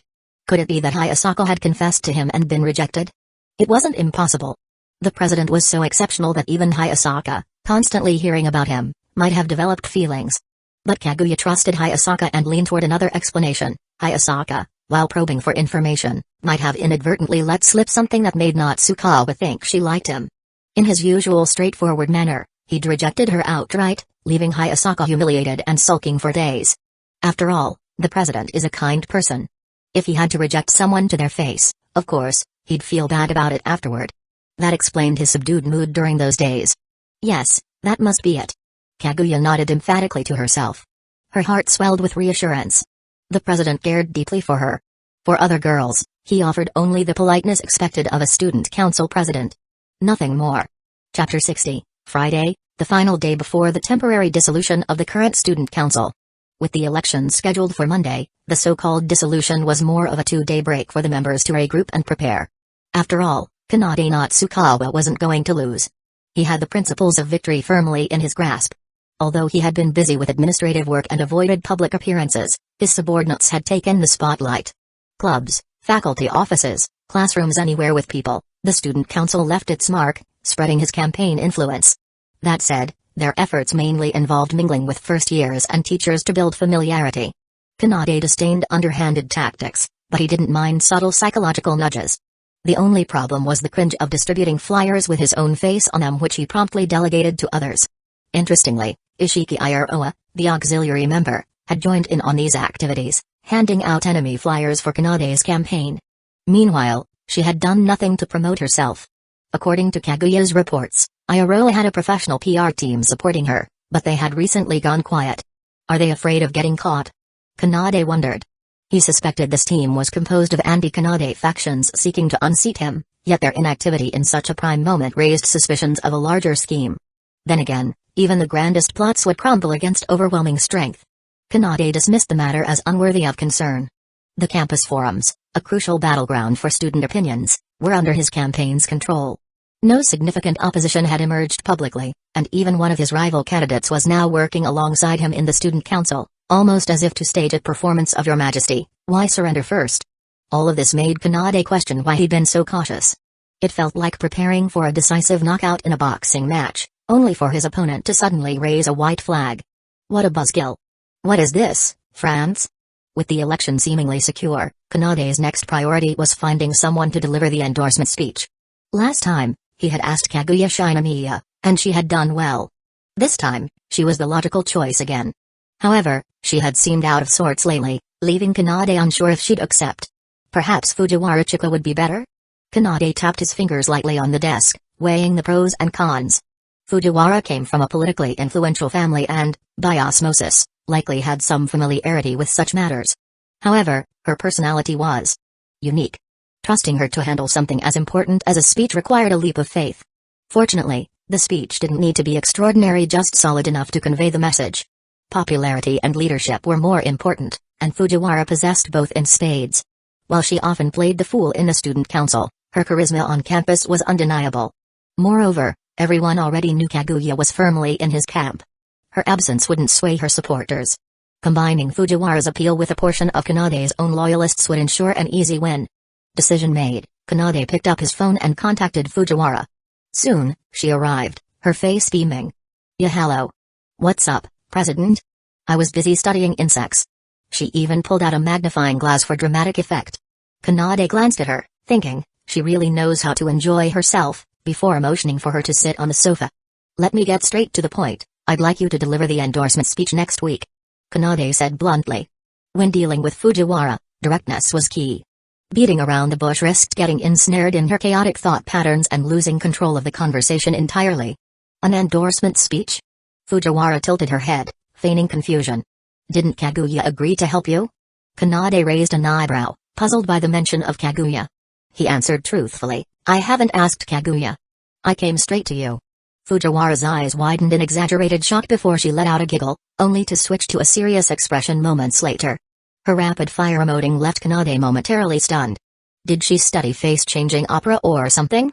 Nope, not happening. Fujiwara declared, shaking her head. You need to ask Kaguya for this. Why? Don't tell me you're not up to the task? Kanade asked, his suspicion piqued. He hadn't expected Fujiwara to refuse. Of course I can do it. I'm amazing at speeches. But this kind of thing is Kaguya's job, she's the vice president. There's no rule saying the vice president has to give the speech. I think you're well suited for it. Kanade countered, though silently adding, if only you could stay serious for more than a minute. Oh, President, you just don't get it. Trust me, you have to ask Kaguya for this. Fujiwara said, humming smugly. Before Kanade could argue further, she activated her innate feminine wiles. Anyway, it's decided. And as compensation for not asking me, you owe me ramen next time. Ramen? Again? Is it really that good? Wait, no, this isn't about ramen. You're the one refusing to help. Kanade protested, realizing too late he'd fallen into her trap. Too bad. It's a girl's prerogative. Now go contact Kaguya. I'm off to study bugs again. Fujiwara teased, sticking her tongue out before dashing away, leaving Kanade with no chance to persuade her. Fine, I'll contact Kaguya. Kanade muttered, massaging his temples in frustration. As unreliable as Fujiwara was, he hadn't expected her to pass the responsibility to Kaguya. Now he couldn't shake the nagging worry, what if Kaguya refused to? Surely not. No way, it's an enemy at Honnōji. Right? Chapter 61. After sending several texts to Shinomiya Kaguya with no reply, Kanade Natsukawa decided to visit her classroom in person. On his way, he encountered an unexpected figure. You're Hayasaka, right? Kanade asked hesitantly. Standing before him was a blonde girl dressed in a trendy, Gyara style. She had approached him, saying she wanted to talk. His initial instinct was to refuse, he had business with Kaguya. But as he studied her, a thought struck him, this might be Kaguya's maid, Hayasaka. Yes, that's me. Hayasaka confirmed with a nod, impressed that Kanade had recognized her despite her disguise. What's this about?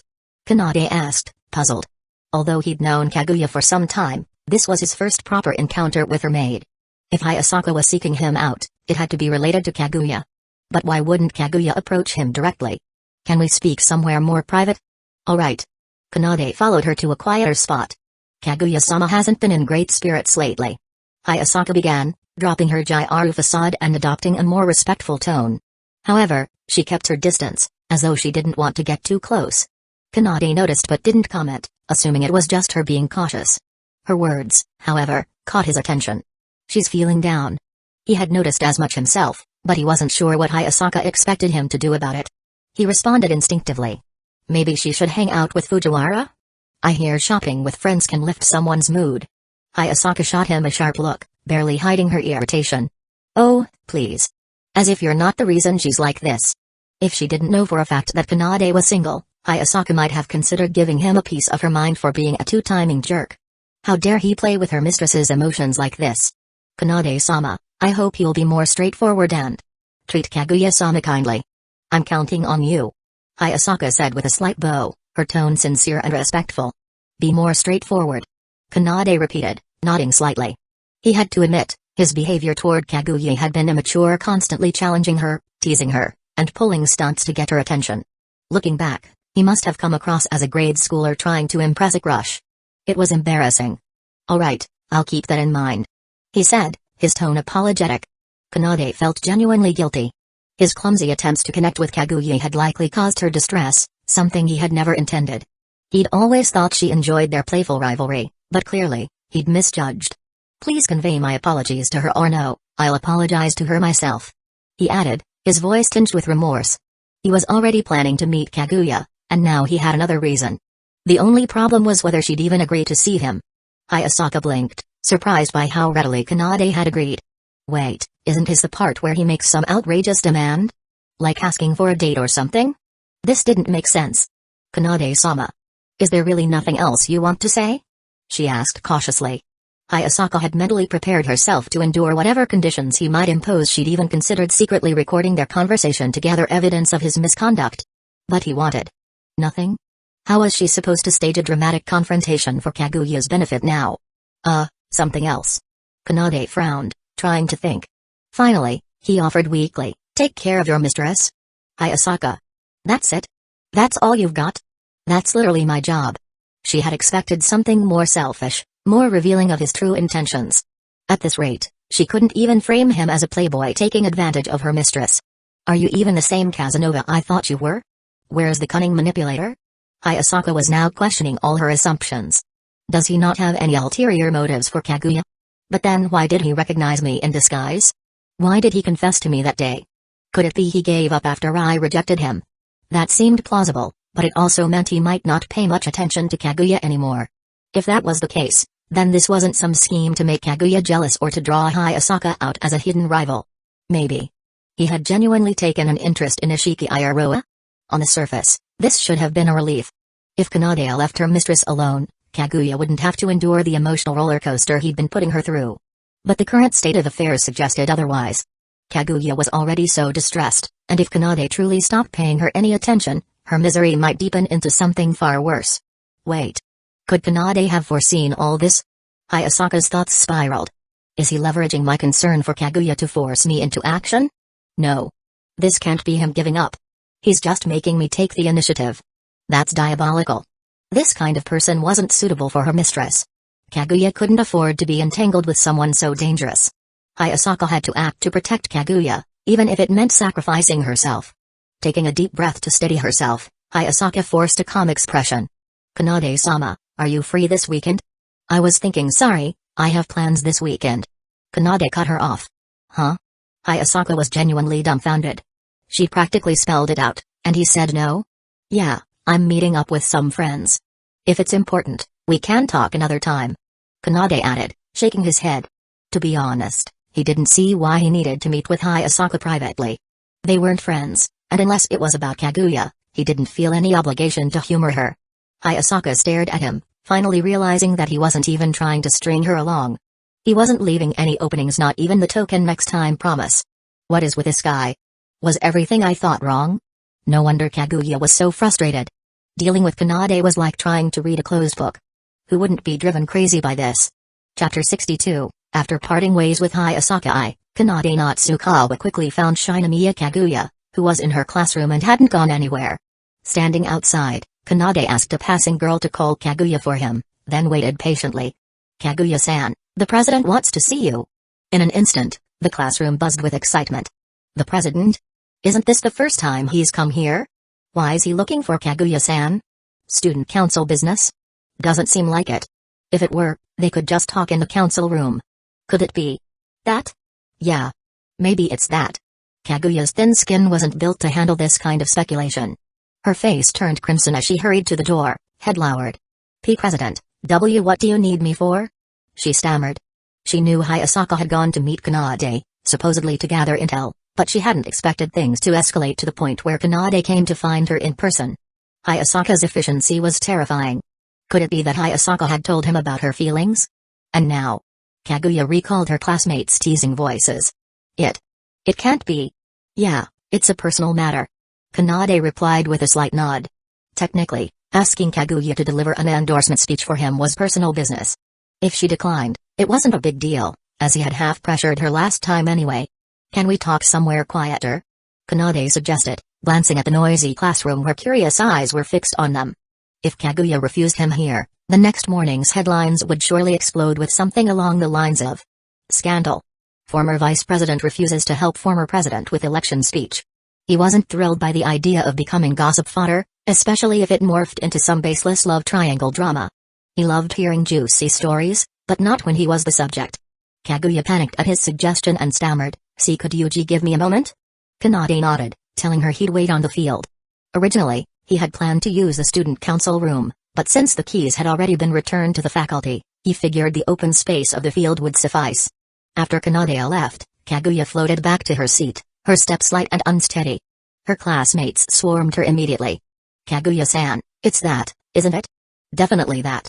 Finally, huh? Good luck, Kaguya-san. Why are you wishing me luck? Kaguya muttered, her cheeks rosy as she squirmed in embarrassment. It's definitely not what you think. The president must have something important to discuss, right? Despite her protests, Kaguya couldn't suppress the smile spreading across her face. Her heart was pounding with excitement. It's a confession. It has to be. Why else would he came to my classroom to find me? She began running through potential responses. Yes, I'd love to. Too forward. What if I seem desperate? Since you insist, I guess I'll agree. Too aloof. He might think I'm pitying him. Forget it. I'll figure it out when the time comes. Her thoughts briefly turned to Hayasaka, who she now believed had orchestrated this.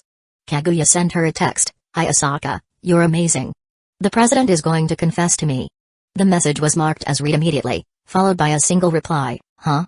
It was a warm day, and the field was mostly empty except for a few club members practicing. It was an ideal place to have a private conversation while enjoying the breeze. Kanade spent a few moments watching some students play soccer before Kaguya arrived. To his surprise, she looked completely different. Was it his imagination, or had she put on makeup? Her entire aura seemed to exude a vibrant, youthful charm, something he hadn't associated with her usual composed demeanor. More surprising was the group of students trailing behind her, clearly there to watch whatever was about to happen. Surely they didn't think he was going to confess, did they? "President, did you wait long?" Kaguya asked cheerfully, her radiant smile catching Kanade off guard.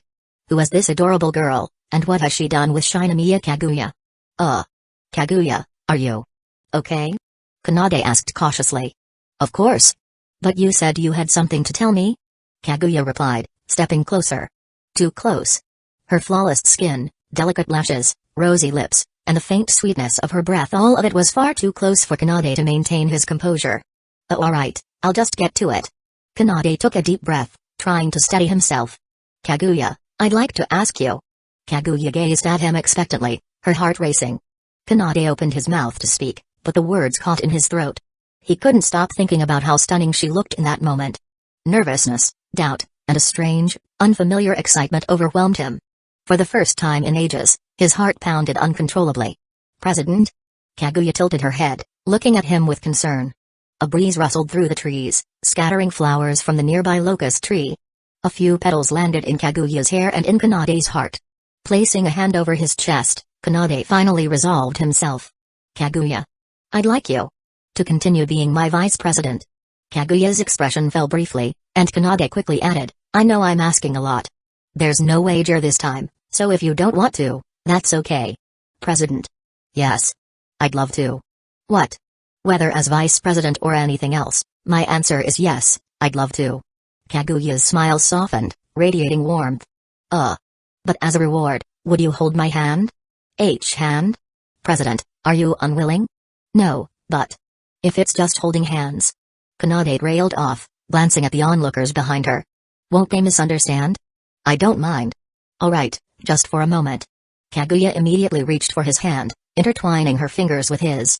Your hands are so big, President. Chapter 63, in one of the Shinigami family's mansions, a girl in pajamas was rolling around on her bed. I held hands with the President.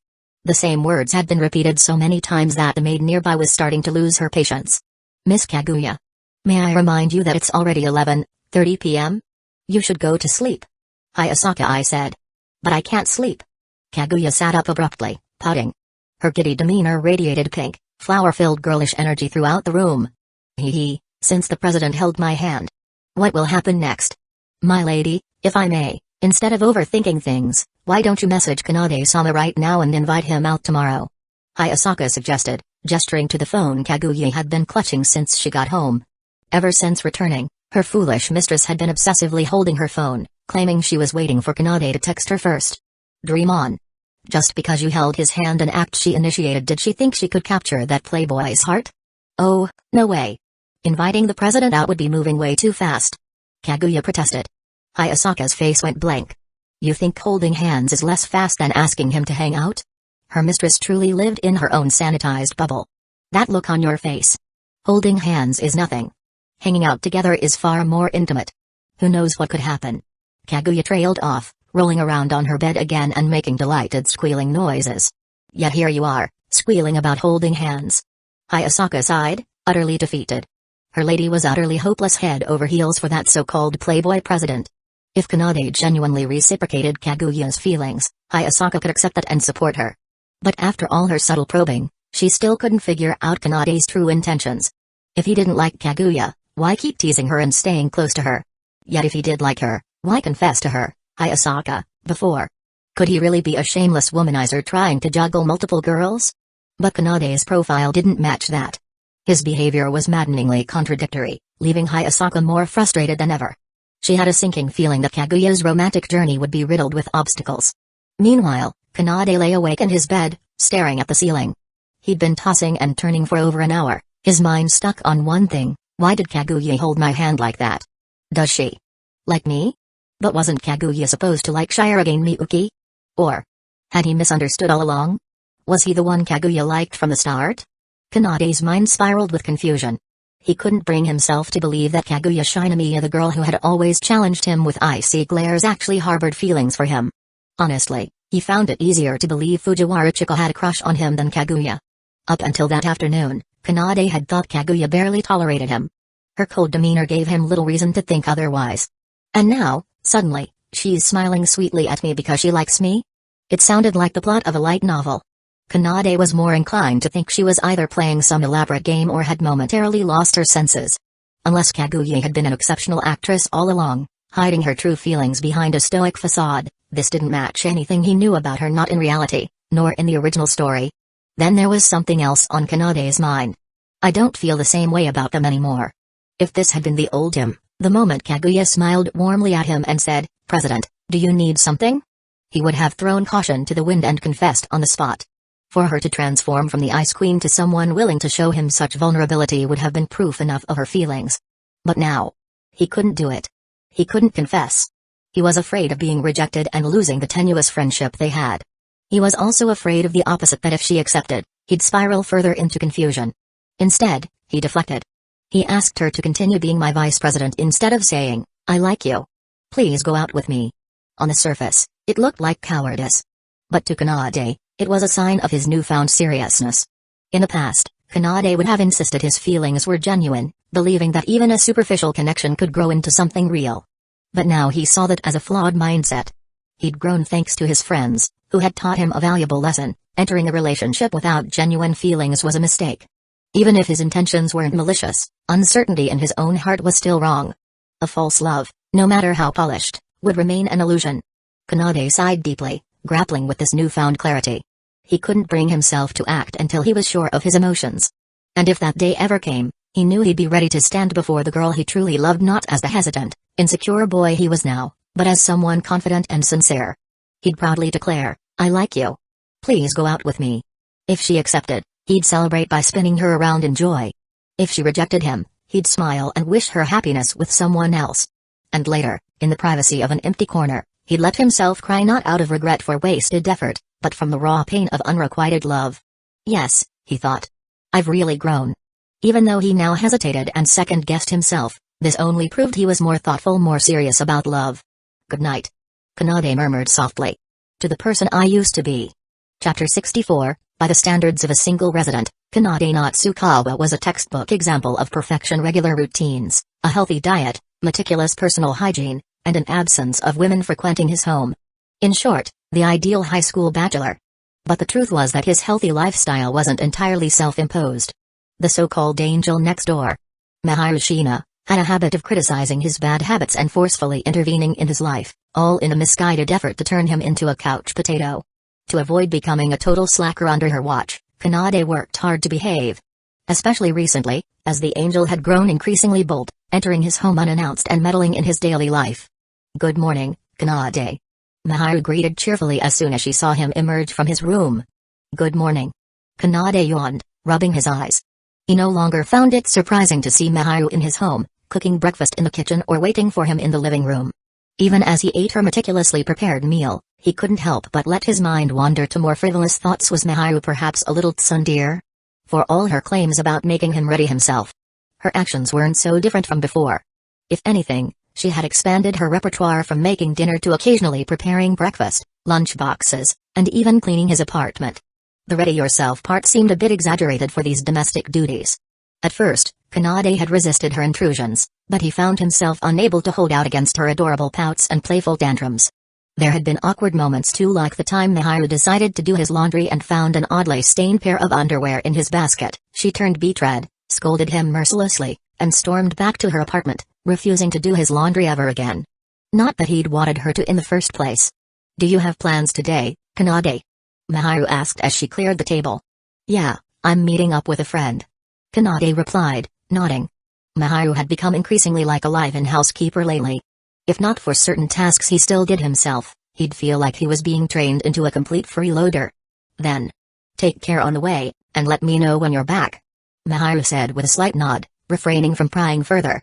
She understood that overstepping would only push him away. "Do you have plans today, Sheena?" Kanade asked, averting his gaze. Even now, her warm, approachable aura was overwhelming, making it all too easy for him to mistake his feelings as liking her again. "I was hoping to spend the day with you, but since you're busy, I'll visit Kato-san instead." "Kato?" Kanade blinked, surprised to hear Kato Megami's name from Maharu. "You two are that close already?" As far as he remembered, they'd only met for the first time last weekend. Had Kato managed to charm even the angel herself in just a week? "That's Kato for you," Kanade thought, silently applauding her. "We've been chatting online these past few days," Maharu admitted, her cheeks slightly flushed. Kanade didn't understand why she seemed embarrassed. Wasn't making friends a good thing? Still, there were plenty of things he didn't understand, so he didn't dwell on it. Instead, he focused on finishing his breakfast. After tidying up, Kanade left the house. "I'm heading out. Take care." After a short train ride and a brief walk, Kanade arrived at the meeting spot. Standing there, eagerly scanning the crowd, was a familiar girl, a small devil in a white blouse and striped brown skirt. "You're finally here, senpai," chirped Iroha Ishiki, bouncing on her heels. "You're so slow.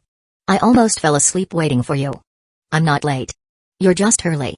Kanade held up his phone, showing the time, 8:55 a.m., still 5 minutes before their agreed time. "Senpai, if you arrive after a girl, you're late, no matter what," Iroha declared, her hands on her hips. Kanade raised an eyebrow. Something felt off. "A date?" "Of course, it's a date," Iroha replied smugly. "I'm leaving." Kanade turned on his heel, but Iroha quickly grabbed the hem of his shirt. "It's just a practice date, senpai. For research purposes, so I can get familiar with the flow of a real one." Kanade sighed, resigned. There was no getting out of this. He couldn't deny that the list of supporters she'd provided was valuable, but he was already regretting agreeing to this arrangement. Sometimes, you had to give something to get something. "Where to?" "Just a heads up, I'm not familiar with the shops around here," Kanade said, deciding to roll with it. "No problem. I've already planned everything in detail. You just need to follow my lead," Iroha announced, brimming with confidence. Kanade resisted the urge to comment. "If you've got everything planned, why not practice with the person you actually want to date instead of dragging me into it?" He sighed and followed her. The first stop, a movie theater. As a classic dating activity, it was an unsurprising choice. "I want to watch this," Iroha said, pointing to a poster. Kanade followed her gaze and saw the title, Titanic. Could she have picked anything more cliché? Still, classics were classics for a reason, and it wasn't a bad choice. "Then you're not thinking of watching a different movie, are you?" "I'll have you know, splitting up is absolutely not allowed," Iroha said, crossing her arms and glaring at him. "Of course not. What kind of person do you think I am?" Kanade deadpanned. "Do people like that even exist?" "I was going to say, then I'll buy the tickets." Iroha's expression immediately brightened. "Senpai, you're so reliable. Oh, and don't forget a large bucket of popcorn. I like the big ones. Buy it yourself." Chapter 65, Some things can leave you amazed or entertained at first, but if you experience them too many times, they lose their charm. This was especially true for films. Titanic was undoubtedly a well-crafted movie, but its commercial appeal was all too obvious. A talented yet impoverished young man meets a rich young lady by chance, falls in love, faces hardships, and ultimately affirms their feelings. The ending, whether happy or tragic, didn't matter. The journey alone was enough to captivate most viewers. No one cared about the innocent supporting characters, like the woman's fiancé or the man's childhood sweetheart. In real life, these would be the people who stayed with the protagonists till the end, but art had its own rules. "That's why I don't like this movie," Kanade Natsukawa declared bluntly. As he and Iroha Ishiki stepped out of the theater, he wasted no time sharing his critique. Perhaps his personal experiences were influencing his opinion. He could no longer hold Titanic in high regard. It felt too much like pandering to the audience and overly romanticizing love. It didn't resonate with him anymore. "Senpai, you're such a boring guy. You're supposed to agree with the girl's opinion in moments like these," Iroha pouted, poking him repeatedly in mock frustration. Kanade ignored her antics and asked curtly, "What's the next activity?" His demeanor was as if he were checking off items on a to-do list. "Ugh." Iroha shot him a small glare. "Next up. Let's get moving a little. Right before lunch? Are you sure you want a physical activity?" Kanade asked, puzzled. Having just watched an emotional romance movie, wasn't it more fitting to find a cozy spot to relax and reflect? "That's exactly why we should exercise a bit first.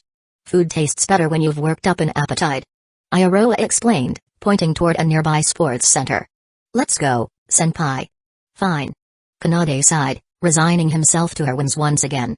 Inside the center, they settled on playing table tennis. It wasn't too exhausting and still had its fun moments, assuming both players were evenly matched. "If senpai loses, you're buying lunch," Iroha declared confidently. "Oh, and by the way, I haven't played since middle school, so go easy on me, okay? I'm in the same boat." Kanade glanced at her, immediately seeing through her ploy. Pretending to be weak up front, so she can blame her loss on being out of practice? "Fine, let's see how this goes." He braced himself for a long, back-and-forth game. However, it quickly became clear that Iroha wasn't just rusty, she was completely hopeless. She struggled even with his basic serves. Don't tell me. You don't actually know how to play, do you? Kanade asked, his tone laced with disbelief. Don't underestimate me, senpai. I'm just really out of practice. Iroha stammered, her cheeks flushing with embarrassment. Your turn to serve. Bring it on. Sure. Kanade shrugged, thinking to himself that there was no way she'd surprise him. Oh, by the way, senpai, do you have a crush on anyone? Here comes my serve. No. Kanade effortlessly returned her serve as he answered, his expression calm. Iroha froze, then immediately puffed out her cheeks in protest. Why don't you even hesitate when answering? You're supposed to pause and think about it. What's there to think about? It's a simple question. Kanade shrugged again, finding her reaction exaggerated. He didn't feel close enough to her to lie about something so trivial. The truth was that he wasn't sure if he liked anyone or if he could even confirm those feelings. Besides, wasn't chatting during a casual game normal? Ugh. Let's keep going. Refusing to give up, Iroha tried to pull out all the stops. She made funny faces while playing, struck overly cute poses, and even tried sneak attacks, but nothing worked. The only thing that mildly distracted Kanade was the occasional flutter of her skirt as she moved. After a few glances, even that stopped fazing him. And that's 3-0. I win. Kanade announced calmly. Ugh, I only managed to score a few points. Iroha's shoulders slumped, her disappointment evident. It was understandable she had been thoroughly outmatched, and now she'd have to buy lunch as a result. Kanade kept his mouth shut. In truth, he'd held back significantly. If he had played seriously, she wouldn't have scored a single point. But saying so would have been unnecessarily cruel. Senpai, you're way too good. You should join the school team or something. No, you're just bad. Kanade replied bluntly. He wasn't school team material by any stretch. Back in class matches, he'd always been one of the weaker players. Humphrey. It's all Senpai's fault. Pretending to be bad just so you could make me buy lunch. Iroha accused, poking him in the side with her finger. Her tone was playful yet accusatory. Senpai must have a crush on me, huh? Trying to get my attention this way, right? She teased, batting her lashes dramatically. Absolutely not. Kanade said firmly, blocking her pokes with his hand and shaking his head. After a moment of silence, Kanade casually said, for lunch, I feel like having omelette rice. Coo. Oh, senpai, you're too naive. I said, if you lose, you're buying. I never said anything about me paying if I lose. Iroha smirked triumphantly. Kanade raised an eyebrow. This girl is so slippery. Turning to face her directly, he said nothing, simply staring at her intently. What are you looking at? Staring at me won't stare. Okay. I'll pay for lunch. Iroha caved, flustered by his unrelenting gaze. But my poor allowance. Sniff. Satisfied, Kanade nodded. He wasn't unreasonable. He'd treat her to something later in return, but for now, he intended to enjoy the reward he'd earned fair and square. Chapter 66. Hey, senpai, you never said you wanted to come to this kind of place. Iroha Ishiki said, standing in front of a maid cafe. She turned to Kanade Natsukawa with an exaggerated look of disbelief. Don't tell me senpai's one of those anime-loving otakus? Her tone was teasing, her gaze slightly judgmental, as if she were saying, I didn't think you were this kind of person. I'm not quite an otaku, but I do think some anime is pretty interesting. Kanade shrugged. He didn't bother denying it. While he didn't watch much in the past due to a lack of time, he didn't feel the need to hide his interests now. Still, he wasn't the kind of person to proudly announce, I love anime.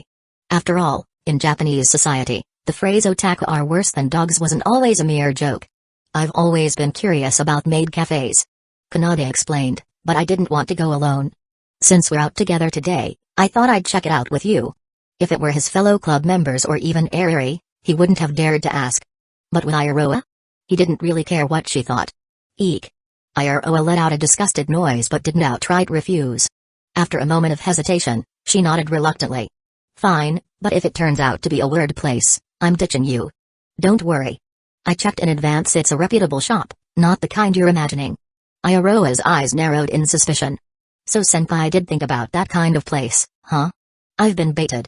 Kanade muttered, realizing he'd walked into a trap. Resigned, he steeled himself and stepped inside. Welcome home, master, or mistress. The cheerful greeting from the cafe's maids washed over him. Kanade's expression turned complicated as he adjusted to the atmosphere. Senpai. Your nose is growing. A slender finger poked Kanade's side, and he turned to see Iroha following him in, her cheeks puffed out in mock irritation. I'm not Pinocchio. He deadpanned as they were guided to their table. Master, here is today's menu. Please take a look. One of the maids said sweetly, placing a menu in front of Kanade and standing ready to assist. Do you have the love omelette rice? Kanade asked, sticking to his original goal. It's on the back of the menu, master. Flipping the menu over, he found the signature dish, complete with various add-ons like heart magic and blessing chants that were so embarrassing they made him wince. Just the classic set, please. No extras. He said, keeping his composure. After placing his order, he turned to Iroha. What about you? Nothing. I'm full already. She huffed, glaring at him. Taking me to a place like this during our date, senpai? So lame. It's not a date. Kanade muttered. He felt a pang of guilt. Dragging her here to satisfy his curiosity was admittedly selfish. Sorry. If it's that uncomfortable, we can leave. Humphrey, at least you know your place. Iroha said, her expression softening. After a moment, she asked, do you really like maids that much, senpai? No, not really. I was just curious. Kanade replied quickly.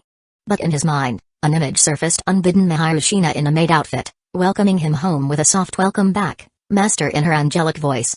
Senpai. Your nose is growing again. You liar. That's not even physically possible. Kanade protested. Scientifically speaking, any nasal changes from excitement were too minor to notice.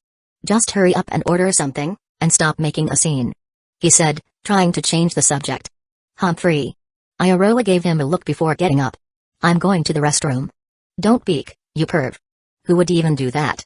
After Iroha left, Kanade gestured for the maid to prepare his meal and decided to let her order her own when she returned. The omelette rice arrived shortly after, but Iroha was still nowhere to be seen.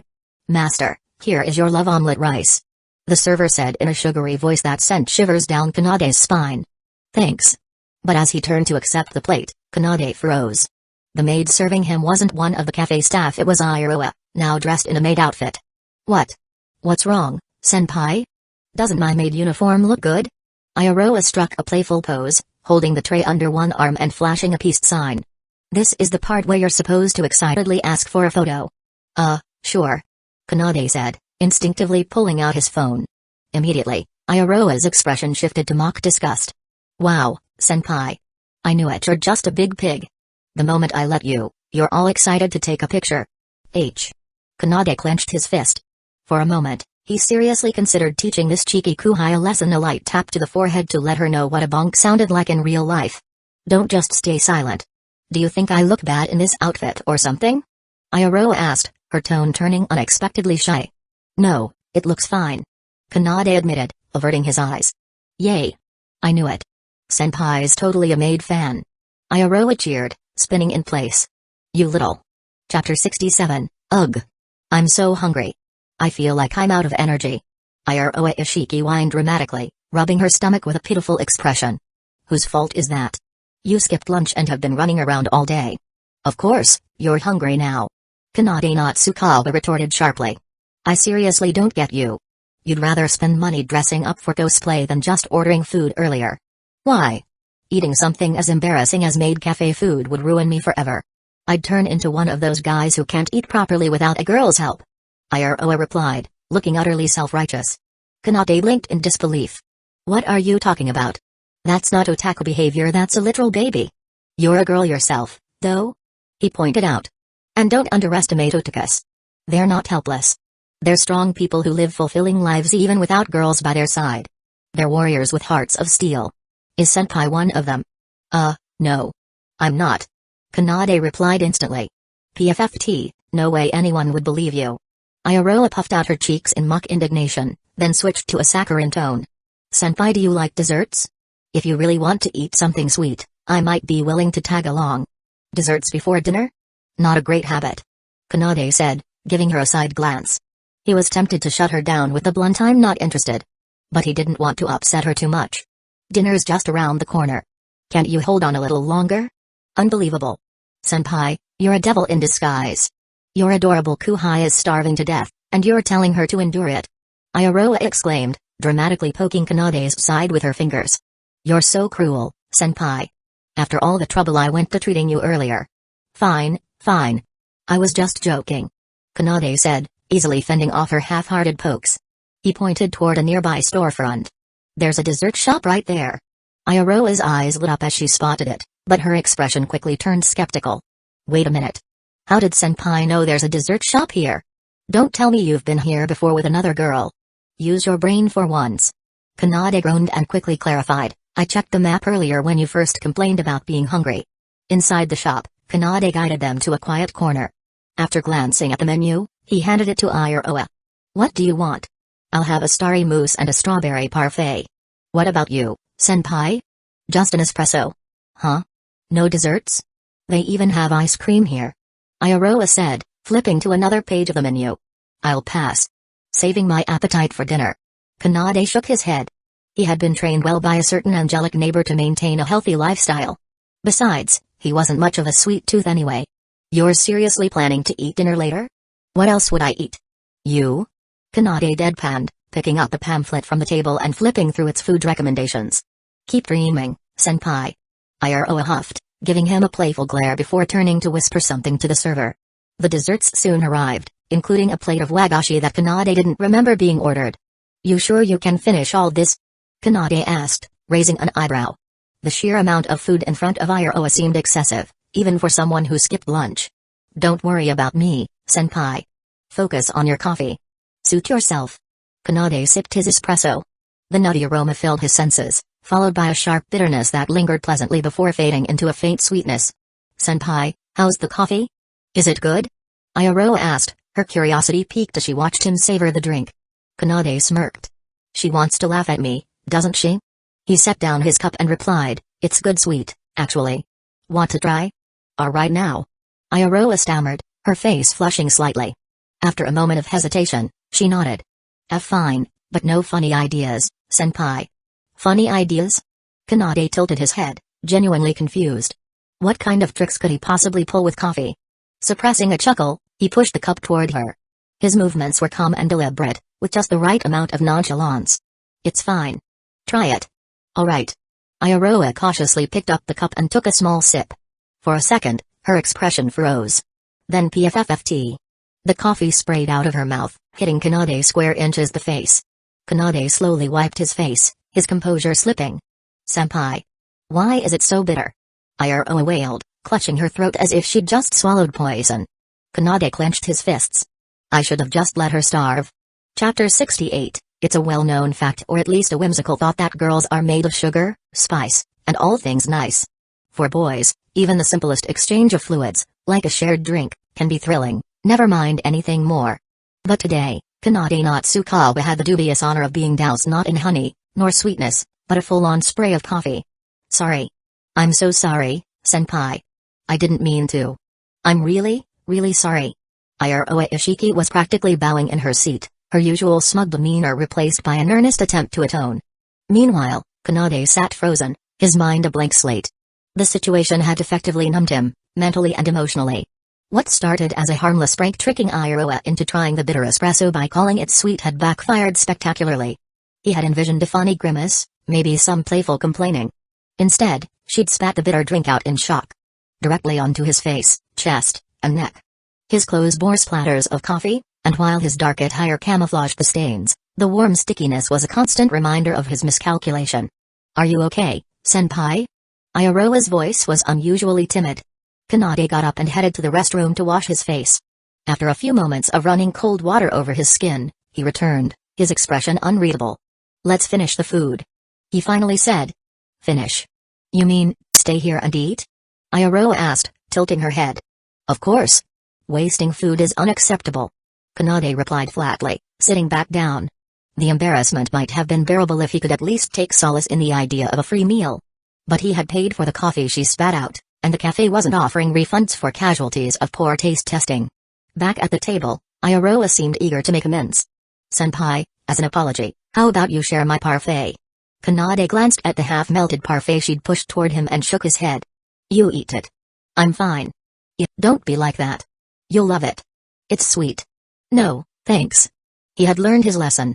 Accepting her offers often came with unintended consequences, and today's coffee fiasco had been enough surprises for one outing. Ayaroa puffed out her cheeks. Humphrey. Fine, I'll eat it myself, but don't come crying to me later when you regret not trying it. Iroha worked her way through the parfait, occasionally throwing dramatic glances at Kanade, who ignored her in favor of sipping what remained of his espresso. By the time she finished, only a few pieces of wagashi remained on the table. I'm full, she announced, pushing the plate toward him. You can have the rest, senpai. Kanade raised an eyebrow. They're your leftovers. You finish them. Didn't you just say wasting food is unacceptable? Practice what you preach, senpai. Kanade sighed. Fine. Hand it over. Yay. But. Iroha quickly snatched 2 pieces of wagashi, took small bites out of each, and then placed them back on the plate with a sly grin. There you go. Just making sure they're safe for you. Kanade stared at the partially bitten wagashi and then at Iroha, who was trying and failing to look innocent. It was such a juvenile move that he couldn't help but laugh internally. This again? Back in middle school, his classmates used to pull similar stunts, taking the first sip from a shared drink or licking the rim of a bottle cap to claim ownership. He'd always envied how carefree and close they seemed, a dynamic he never quite fit into back then. So, this time, he wasn't going to let her one-up him. Without hesitation, Kanade grabbed one of the wagashi and bit into the exact spot Iroha had bitten. Not bad, he said nonchalantly, chewing slowly while maintaining eye contact. Iroha's face turned bright red, and her smug smile vanished. Senpai. That's so gross. What's wrong with you? Kanade smirked. Gross? Weren't you the one who gave it to me like this? Don't complain now. You're the worst. The absolute worst. Iroha whined, burying her face in her hands. Kanade chuckled softly. Serves you right, little devil. Chapter 69. Despite the little hiccups along the way, the dining experience turned out surprisingly pleasant. The food was good, the ambience was charming, and watching the cheeky underclassmen stumble through her antics added a touch of humor that brightened Kanade Natsukawa's mood. But the day was far from over. What's next? Kanade asked as they stepped out of the cafe. Iroha was glued to her phone, skimming through her pre-planned itinerary with the enthusiasm of someone about to unveil a grand secret. Next up is the aquarium. It's just a few minutes' walk from here. She pointed energetically in the direction of their destination. Come on, senpai, let's pick up the pace. We're on a schedule. Schedule? Are we racing the clock here? Do they close early or something? Iroha shook her head, her expression suddenly mysterious. Nope, it's not that. But you'll see when we get there. Just trust me, okay? Arrival at the aquarium. The aquarium was tucked within a sprawling park, its ticket counter buzzing with families and couples. Kanade shelled out for their tickets 700 yen each. He handed one to Iroha, who accepted it with an exaggerated pout. Senpai, you're way too consistent with this whole I'm paying because I'm the senpai thing. She teased. It's starting to scare me a little. What's scary about that? It's just basic manners. Besides, I already owe you for earlier. Your reasoning gets a 7 or 8 out of 10. Iroha quipped, wagging her finger playfully. That's not high. Full score's 100, senpai. Kanade sighed and ushered her toward the entrance. She really is a handful. Wandering through the aquarium's interior was stunning. The glass tunnels offered a surreal, immersive view of the marine life gliding above and around them. Schools of shimmering fish darted playfully between vibrant coral formations, while larger creatures like sea turtles moved gracefully through the water. Kanade found himself utterly captivated. This is pretty cool, he murmured, his gaze never leaving the aquatic display. Cool? That's all you've got to say? Iroha huffed, her arms crossed. You're acting like some tourist seeing an aquarium for the first time. Kanade looked sheepish. Well, it is my first time. PFFT, I knew it. Iroha laughed, shaking her head. You're so easy to read, senpai. She then launched into a boastful monologue about her previous aquarium experiences, citing places with whale sharks and giant squids that dwarfed this one. Kanade half listened, too absorbed in the undersea world to fully register her words. A devil's warning, senpai. A sharp jab to his side brought him back to reality. What? Don't what me? You're supposed to pay attention to the girl you're with, not stare at fish all day. Ah. Sorry, you're right. Kanade admitted, scratching his head. Humphrey. At least you know you're wrong. Iroha puffed up her cheeks, clearly savoring her small victory. Anyway, take some pictures of me. It's the least you can do. Kanade complied, albeit somewhat awkwardly. Iroha struck various poses in front of the tanks, offering pointers on lighting and angles with all the authority of an Instagram influencer. After several rounds of do-it-over, senpai. And no, this side's better. She finally seemed satisfied. Okay, now it's your turn. Wait, what? Don't play dumb. You're not getting out of this. Ayaroa declared, shoving the phone into his hands. Reluctantly, Kanade stood in front of one of the larger tanks. But before he could settle into a pose, Ayaroa sprinted off toward a nearby passerby, a friendly-looking woman. "Excuse me, could you help us take a photo?" "Huh?" Kanade barely had time to react before Ayaroa returned, practically dragging the woman along. "Alright, senpai, we're taking a couple's photo." Ayaroa chirped, looping her arm through his. "Now, smile for the camera." "A couple's photo?" Kanade muttered under his breath, too stunned to protest. The perfect shot. The photo turned out surprisingly well. The lighting from the aquarium tanks bathed them in a soft, ethereal glow, and Ayaroa's mischievous grin paired with Kanade's awkward smile gave the picture a candid, natural charm. "Thank you so much," Ayaroa said, bowing politely as she retrieved her phone. As the woman walked away, Ayaroa's grin widened. Kanade could feel a headache coming on. "Why does it feel like you got more out of that picture than I did?" "Oh, no reason," Ayaroa replied, her voice saccharine sweet. "Just a little souvenir for my collection." "You're planning something, aren't you?" Ayaroa just giggled, clearly enjoying his unease. "Senpai, you're so paranoid. Can't a kuhai just want a nice photo to remember a fun day? Not when the kuhai is you."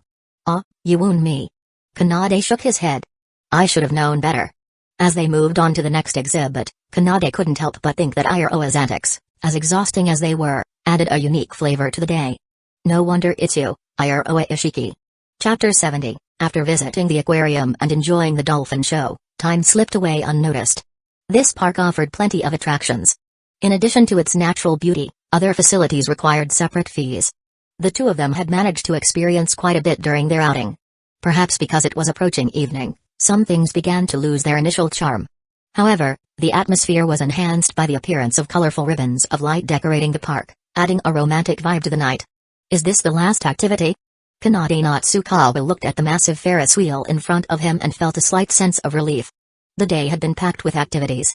Starting from their morning meeting point, it had been a non-stop marathon of walking and playing. Aside from brief breaks for meals and the movie, most of the time had been spent accompanying this mischievous underclassman as they roamed around. Fortunately, the most exhausting part of the day was behind them. The gentle evening breeze carried away some of his fatigue, leaving him in a more relaxed mood. "Why do I feel like senpai isn't very enthusiastic about this?" Ayaroa Ishiki puffed out her cheeks and glared at him.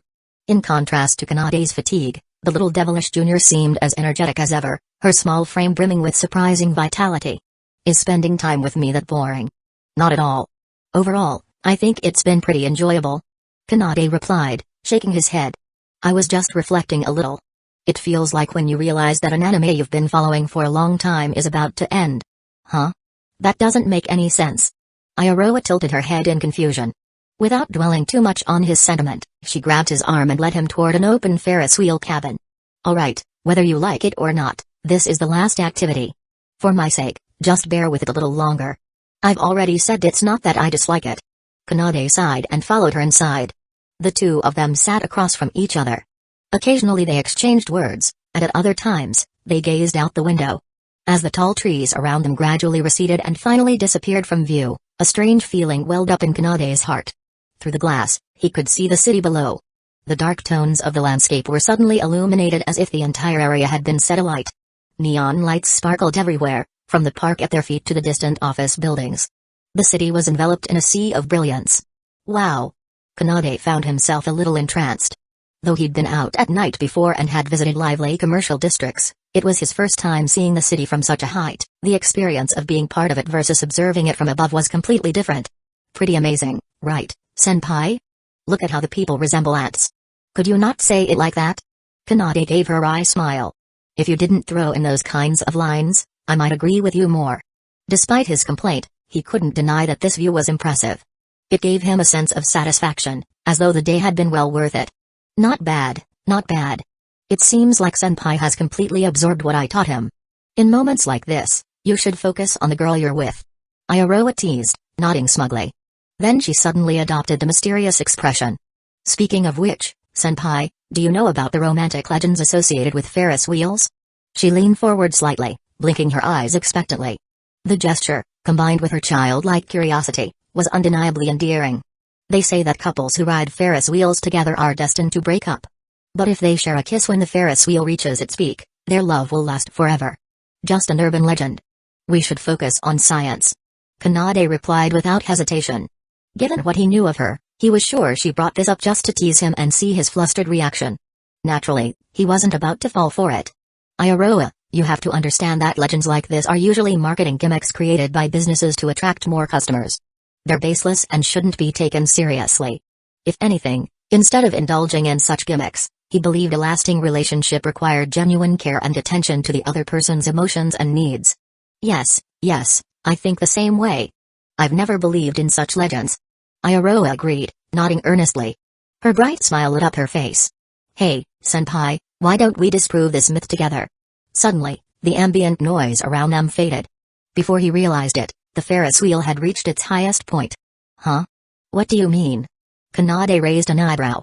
Was she suggesting they file a complaint about deceptive marketing? But this wasn't serious enough to count as fraud, it was just a promotional strategy. What I mean is... Senpai, why don't you and I start dating? Iroha blinked her eyes at him, her gaze sparkling with anticipation. Her voice was soft, almost shy. But instead of embarrassment, her tone carried a directness that made Kanade doubt whether he'd heard correctly. Kanade fell silent. Was this a confession? Directed at him? And from Iroha Ishiki, the mischievous underclassman who seemed to enjoy teasing him? No, something felt off.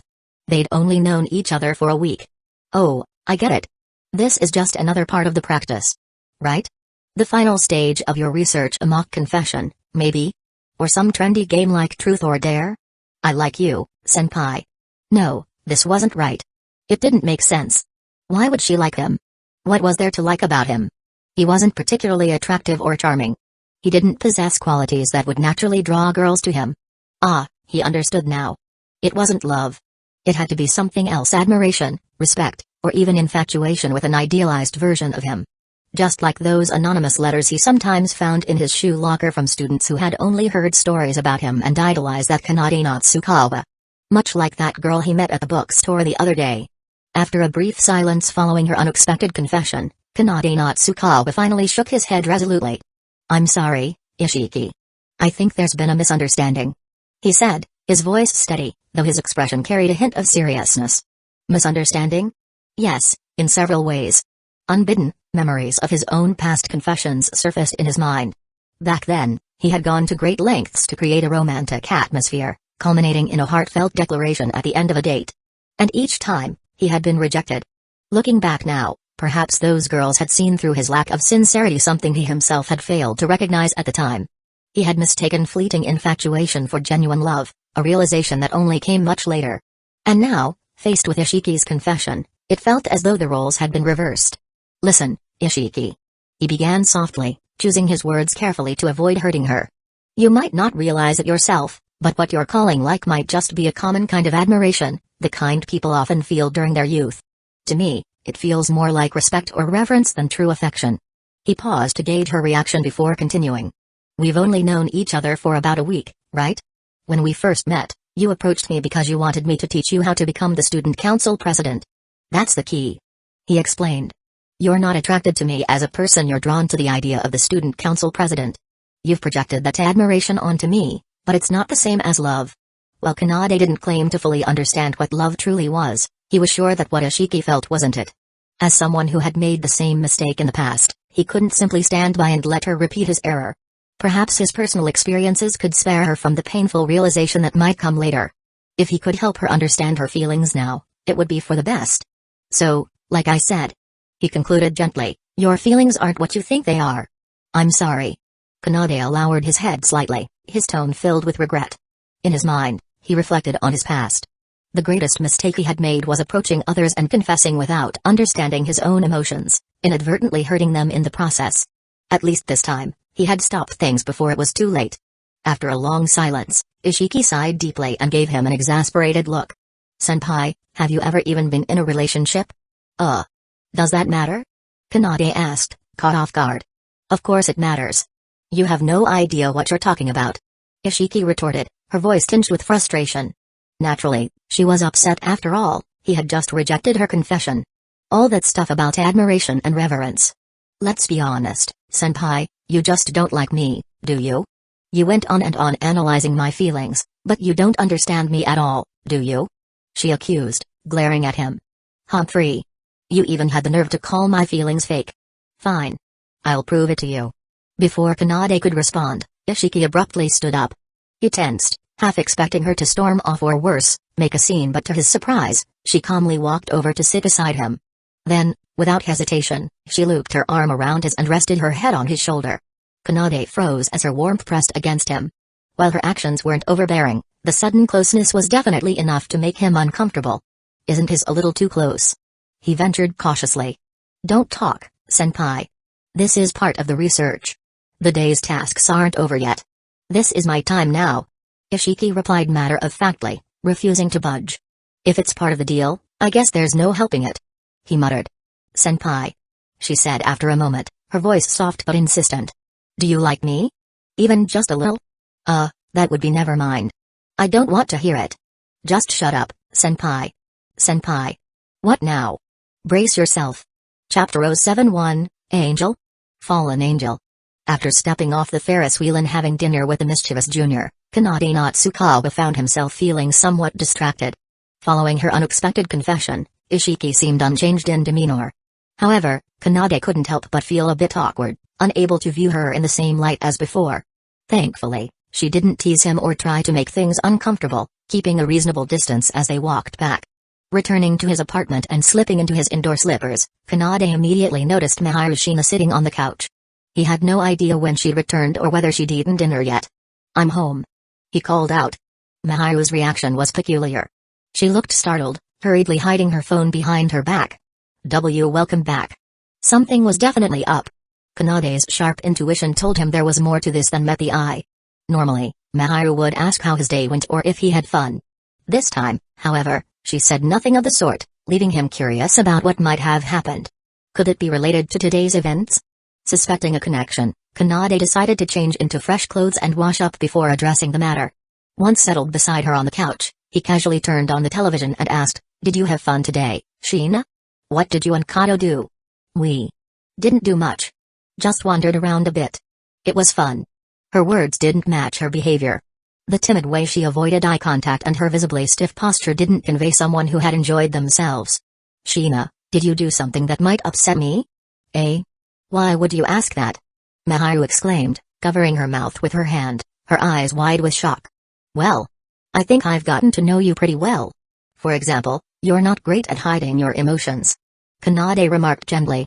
Ever since he walked through the door, Maharu's nervous expressions and stiff movements had been obvious to him. She seemed anything but relaxed in her own home. Of course, if it's something you'd rather not talk about, that's fine too. He reassured her. It's not that. I just don't know if you'd be angry if I told you. Maharu hesitated, stealing a glance at him. I won't be. You can't trust me on that. Kanade had never been angry at her, not even when she rejected his confession. He simply assumed he wasn't good enough and moved on. Maharu, of all people, was unlikely to do anything that would genuinely upset him. Well, Kato shared some of your photos with me while we were out today. Photos? Kanade raised an eyebrow. That didn't sound so bad. Could I ask what kind of photos they were? Swimsuit shots. And costume photos. Kanade froze. At first, he thought it couldn't be true. Kato wouldn't have taken or shared photos like that. Then he remembered, during their club activities, they had taken various themed photos as material. But why would they look at those pictures during an outing? May I see them? Kanade asked cautiously. After a moment's hesitation, Maharu nodded and handed him her phone. Kanade scrolled through the photos, growing more self-conscious with each swipe. They were indeed taken during club activities, nothing inappropriate, but still embarrassing. Swimsuits, theatrical costumes, and silly poses. They weren't exactly his proudest moments. Could you delete these? Eh? But you promised you wouldn't get mad. Maharu protested, her voice rising in panic. I'm not angry. Kanade sighed. I just feel like I'll never live this down. Everyone has moments of embarrassment captured in photos, childhood antics or cringeworthy phases immortalized forever. At the time, it might seem harmless, but looking back years later could make anyone cringe. That's exactly how Kanade felt now. While the original club members who took those photos understood the context, Maharu seeing them was a different matter entirely. It was hard not to imagine her assuming he had some bizarre hobbies. These were taken for game development purposes. He tried to explain. They're not reflective of any strange interests or anything. I hope you understand. He sighed again and asked once more, so, Can you delete them? If Kanade doesn't like it, I suppose. Mahiru's face fell, looking genuinely heartbroken. To be fair, if Kanade had funny or embarrassing photos of his friends, he wouldn't want to delete them either. They were keepsakes of shared memories. Still, Mahiru's reaction tugged at his heartstrings. Her downcast lashes, slightly puffed cheeks, and faintly pouting lips were enough to make anyone feel like a villain. Without a word, Kanade handed her phone back and fixed his gaze on the television, feigning indifference. Just don't show them to anyone else, okay? Huh? Mahiru blinked, taken aback. Then, realizing what he meant, her face lit up with a radiant smile. Of course. I'd never do that. Kanade said nothing more, trying to make himself as inconspicuous as possible. Maybe if he kept quiet, Mahiru would lose interest, and his embarrassment would fade. But instead, Mahiru scooted closer, leaning her head against his shoulder. She even raised her phone high, scrolling through the photos in plain view. She's a fallen angel, isn't she? Too cunning, Mahiru Shina. Who would have guessed she had such a mischievous streak? The peaceful weekend flew by, and soon, Monday arrived, a day of toil and responsibility. Kanade woke early, meeting with the former student council members at a designated spot before heading to the school auditorium together. Their arrival naturally drew attention, with many students sneaking glances and whispering. However, when Kanade and the others looked their way, the onlookers quickly fell silent, creating an air of tension. Their group certainly gave off a tough crowd vibe. With the intense stares of Miyuki Sharingan, Ishigami's brooding aura, Kaguya Shinamiya's icy demeanor, and Kanade's own stoic expression, they could easily be mistaken for a gang of delinquents. Only Chika Fujiwara's cheerful antics offset the menacing atmosphere. And then, as they made their way to the auditorium, they ran into another group, Ishiki's campaign team, composed of none other than the Service Club. Chapter 072, The Election. Both teams had their showdown. From personal appearances to internal qualities, every possible attack was launched, sparking a fierce battle. It was so intense that it seemed even senior officials might intervene to stop the chaos. This historic event was later dubbed the First Shuchin Uprising. Which, of course, never happened. The two teams merely exchanged nods before walking into the waiting room without so much as a single word of conversation.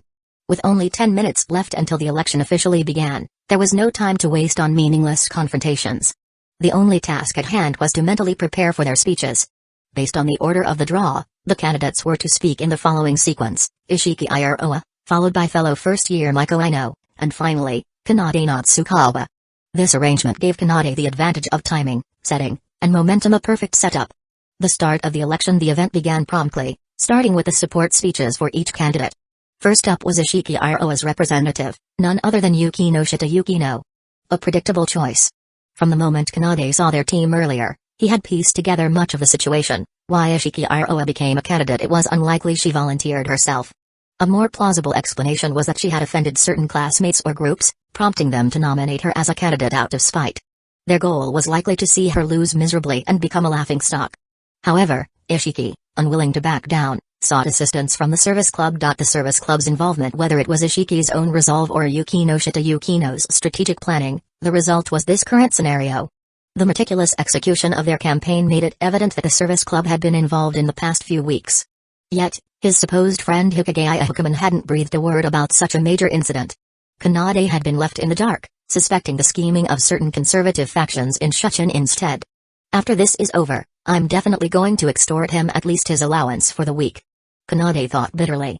Yukino Shita Yukino's speech was competent. It was precise and engaging enough to warrant praise at any ordinary school. But this was Shuchin Academy, where standards were extraordinarily high. Aino's representative following Yukino was Kobachi Asaragi, speaking on behalf of Maiko Aino. Unfortunately, her speech was forgettable and failed to leave an impression. Kaguya Shinamiya takes the stage. When it came time for Kanade's representative, Kaguya Shinamiya, she did something surprising. President, can you give me your blessing? Her hopeful gaze caught Kanade off guard. Of course. Good luck, Shinamiya. Thank you. I'm honored. With that, Kaguya took the stage. By this point, the audience had grown restless after the uninspiring speeches. Many were on the verge of dozing off. Yet, Kaguya remained unfazed. Ding, a sharp mic-tap silenced the room, drawing everyone's attention. Kaguya graced the crowd with a rare, dazzling smile. Good morning, everyone. I am Kaguya Shinamiya, here to deliver my support speech for Kanade Natsukawa. From that moment on, the atmosphere shifted entirely. Already a popular figure, Kaguya used her poise and charisma to obliterate the competition. Unlike Hasaragi's meaningless platitudes or Yukino's strategic analysis, Kaguya opted for a visual presentation. She showcased Kanade's accomplishments over the past months on a screen, making a near-futable case for his competence. The outcome was clear: victory was within reach. The candidates speak next came the candidates' own speeches. Ishiki Iroha, to her credit, Ishiki demonstrated why she managed to secure 30% of the vote. Her energetic personality and weeks of training under the service club had paid off, allowing her to deliver an engaging and lively speech. Even following Kaguya's dominance, she managed to retain a portion of the audience's favor. Maiko Ino and then. Maiko Ino. Despite her usual confident demeanor, Maiko froze the moment she stepped onto the stage. Gripping her speech notes tightly, she couldn't utter a single word. The auditorium filled with scattered murmurs and soft laughter as she stood there, paralyzed. "It's happening again," Ishigami muttered. Kanade glanced at him. "What's going on?" "Maiko. She has stage fright," Ishigami explained, his tone dark. "She's always been like this, and it gets worse during elections. It's ironic, isn't it? The top-ranked student, the inflexible stickler who lectures everyone else, is now being humiliated in front of the school. Her detractors must be having a field day. I have my issues with her, too. But seeing someone's hard work mocked like this..." Kanade placed a reassuring hand on Ishigami's shoulder. "I get it. Leave this to me. You're going to help her? Consider it a way to win the election without undermining her dignity. Trust me." Kanade had no particular fondness for Maiko Ino. However, seeing her struggle brought back memories of his own efforts being dismissed in the past. He admired her diligence. Becoming the top student at Shuchen required immense effort. Her promotional efforts, however flawed, were evidence of her dedication.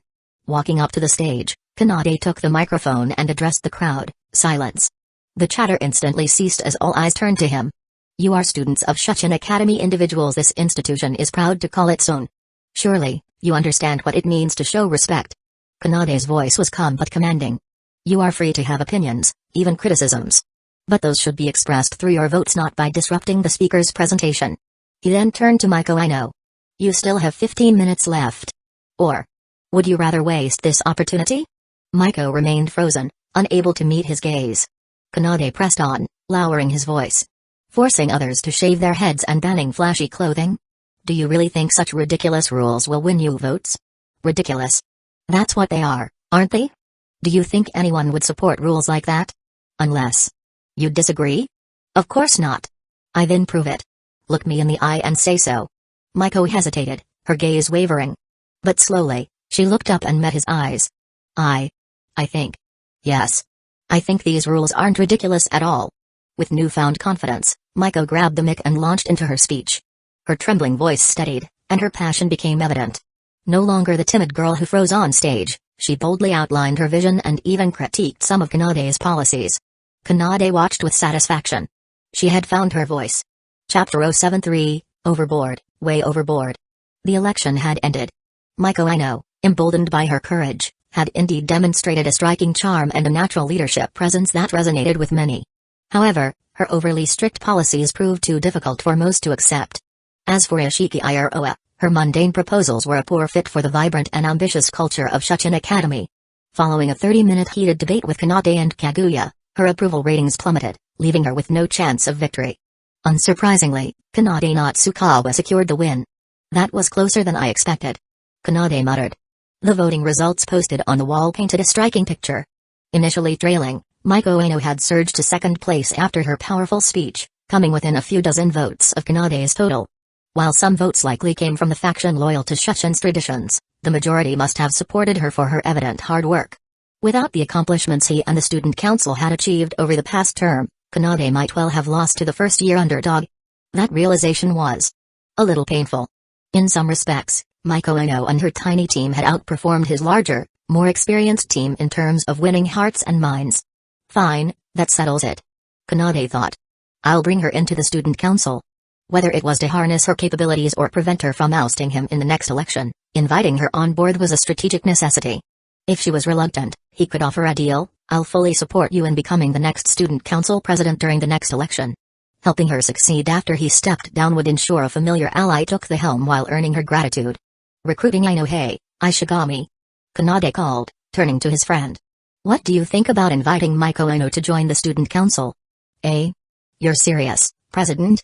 Of course. Based purely on ability, She's more than qualified, isn't she? That's not the issue. Ishigami hesitated, looking uneasy. Just. Don't say I didn't warn you. Warn me? About what?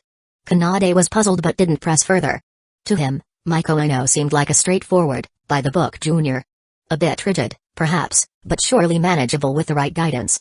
What could possibly go wrong? Well, I'll go and find her now. Oh, and Ishigami, don't be late for the student council meeting tomorrow morning. Yes, sir.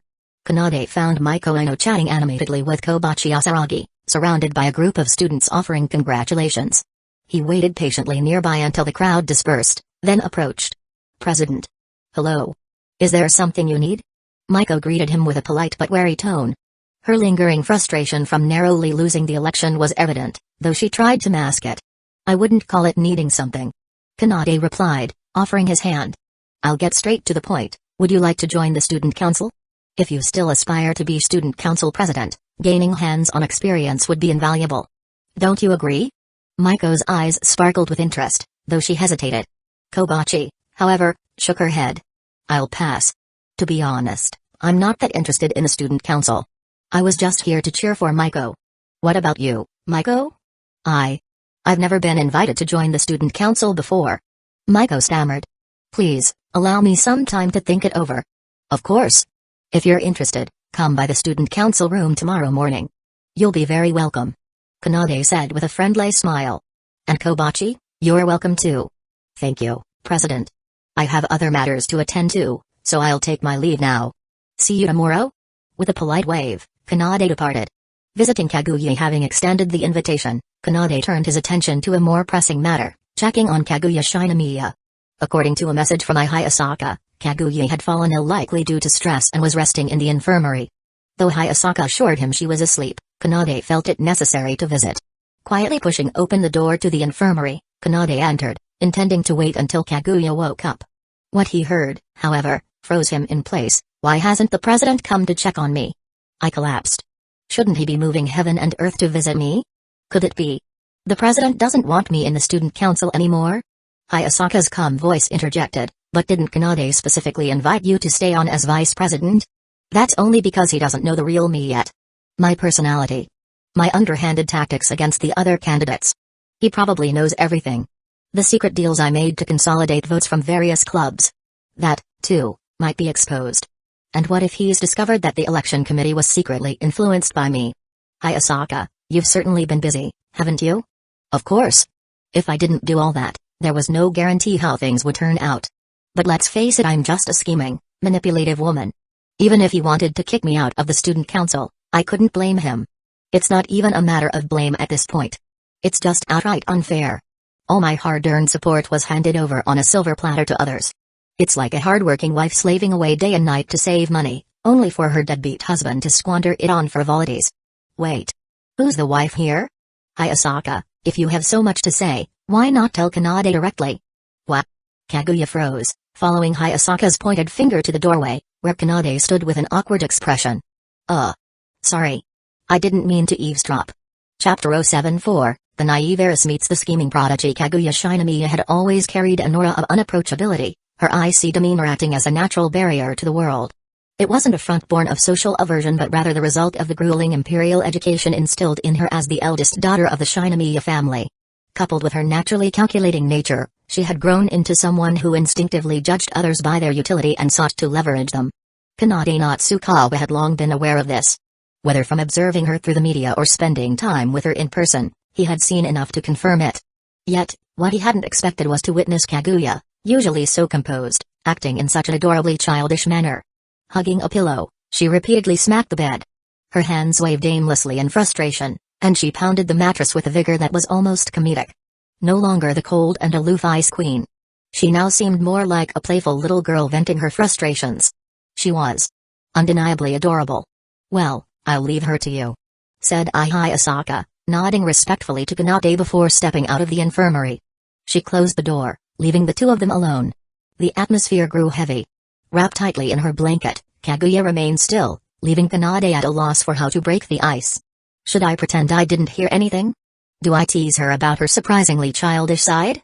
Should I assure her I don't care about what she said? None of these felt appropriate. It was painfully obvious that Kaguya was mortified by the idea that he had overheard her outburst. Complaints about him not visiting her, worries about being abandoned, and the sheer absurdity of her hard-working wife metaphor. Kanade hadn't expected the usually rational Kaguya to be so consumed by these swirling thoughts. She was entirely preoccupied with imagining worst-case scenarios, far from her usual calm, calculating self. "Kaguya, I'm sorry," Kanade finally said. He moved closer, sitting down beside her bed. While he wanted to place a comforting hand on her back, he stopped short, settling for lightly resting his hand on the blanket instead. "I didn't realize how much this was bothering you," he said softly, his tone filled with regret. Kanade lowered his head slightly. "I thought I'd made myself clear, but apparently, I didn't. Let me set the record straight, I would never abandon you. Even if you made those moves behind my back. I know you did it all for me. I'm not ungrateful." He smiled weakly. "Though I don't condone backdoor tactics, I understand why you felt they were necessary.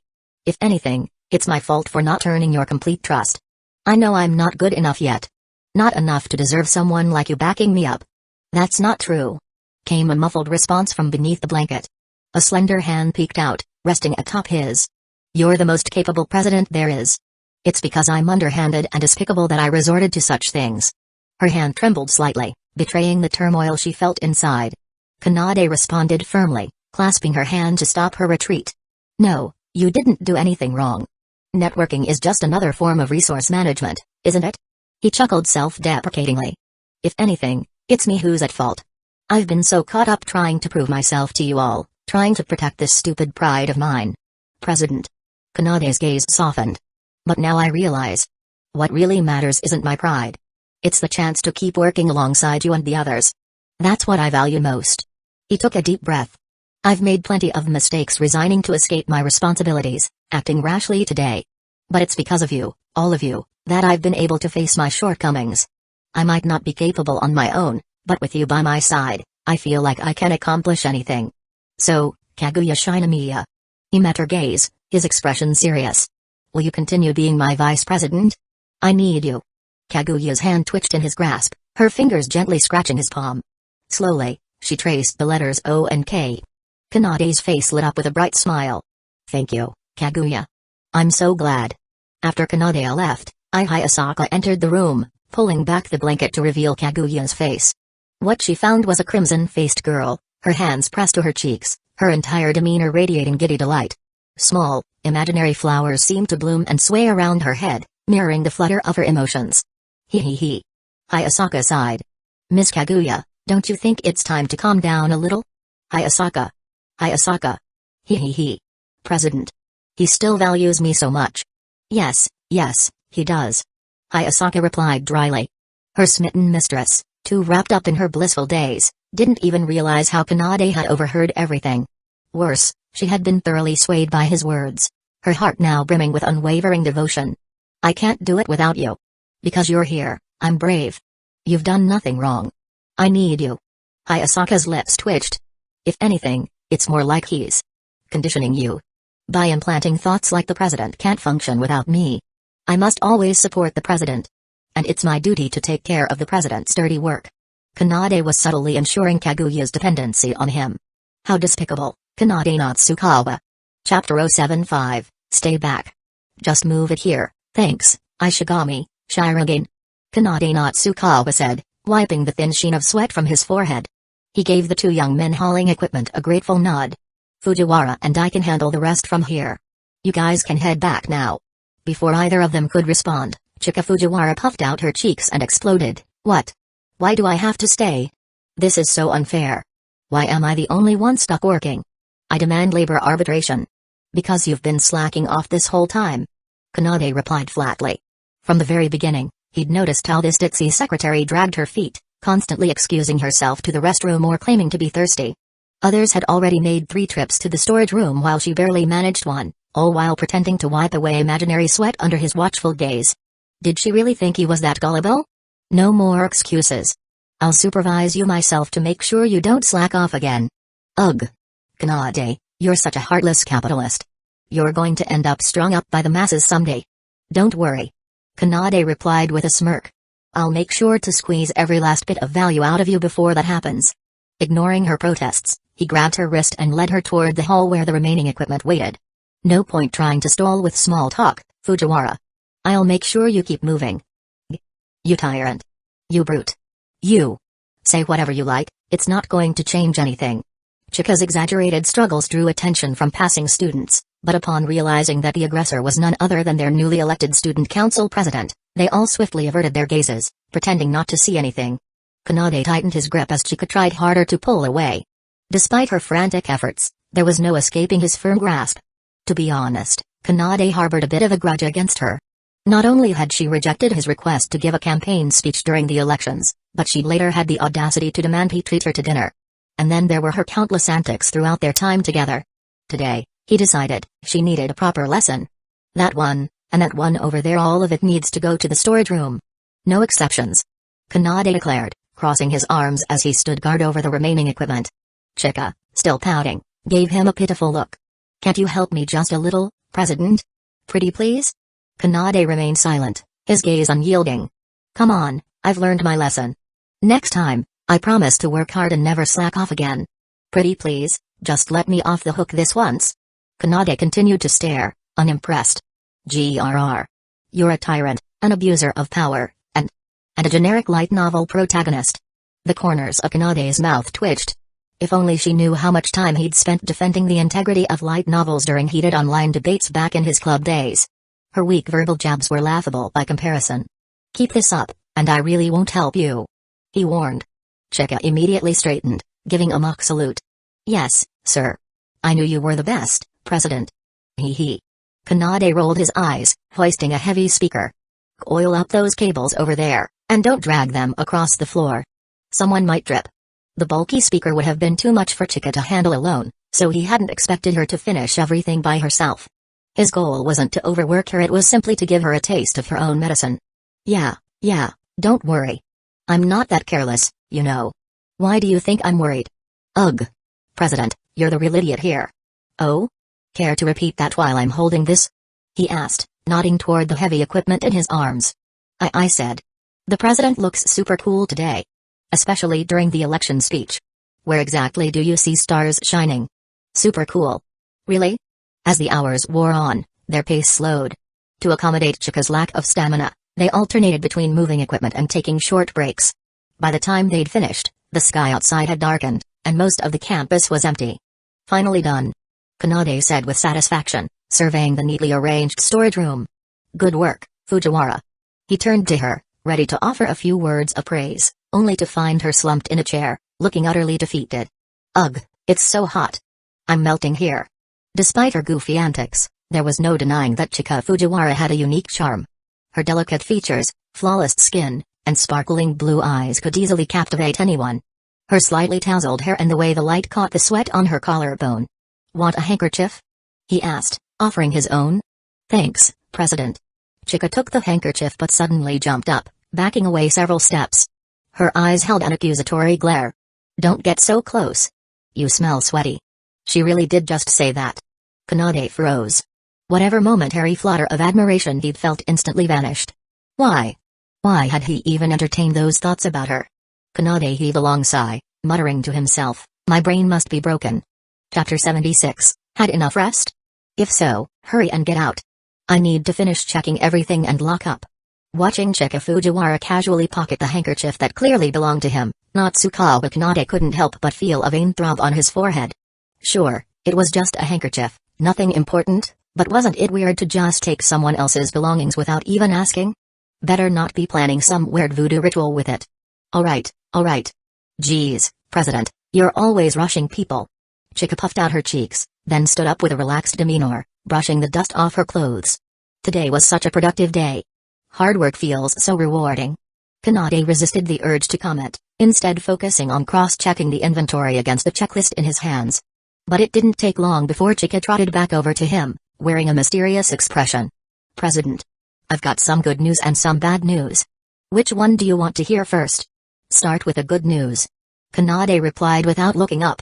The good news is I happen to have my phone with me, and it still has battery. Okay. So what's the good news? Idiot President. I'm going to hit you. With that, Chika whipped out a roll of paper from who knows where and began bopping him on the head with it. Aren't you already hitting me? Kanade sighed, not bothering to stop her playful antics. The light taps were more cooling than annoying, thanks to the breeze they stirred up. So, what's the bad news? Humphrey. Chika huffed and pouted dramatically before slowly revealing, the bad news is we're locked in the storage room. We can't get out. Kanade turned to face her, scrutinizing her expression. Arms crossed, cheeks puffed, lips pouting, muttering under her breath. She didn't seem particularly worried, nor did she show any signs of mischievous delight from the prank. So, it was probably true. Setting down his pen and checklist, Kanade headed over to the storage room door to check. It's actually locked. After several attempts pushing, pulling, even trying to pry it open with random tools, he had no choice but to accept the truth. They were indeed stuck in the storage room. Whether it was the wind or someone's misguided attempt to help by shutting the door, the result was the same: they were trapped. Thankfully, this airhead had brought her phone. All they needed to do now was notify someone and wait for rescue. Fujiwara, can you contact someone? Anyone will do. Just ask them to come unlock the door. That was the plan, but Chika seemed quite reluctant to cooperate. Hey, if the president kneels and shouts, "Long live Lady Fujiwara," a few times and flatters me a bit, I might just consider it. I think I'll spend the night here, then. Do as you please. Kanade had no intention of humoring her. He'd already guessed she was up to something the moment she ran over looking so smug earlier. She was too easy to read. Ugh. At a time like this, can't you just play along? President, you've changed. You're such a jerk. Could you, at least, read the room a little? Isn't it unbearably hot in here? Kanade sighed. It was summer. The storage room was sweltering, dusty, and filled with allergens that relentlessly assaulted his sinuses. And she expected him to humor her antics. That was a tall order. Honestly, I'm fine with it. If you don't contact anyone, you can't leave anyway, so you'll just have to keep me company here. Kanade shrugged and returned to inventorying the equipment. Seeing that he wouldn't give in, Chika puffed up in frustration and reluctantly pulled out her phone to start contacting someone. But after tapping on the screen for a while, she froze. President. What now? There's no signal. What? No signal.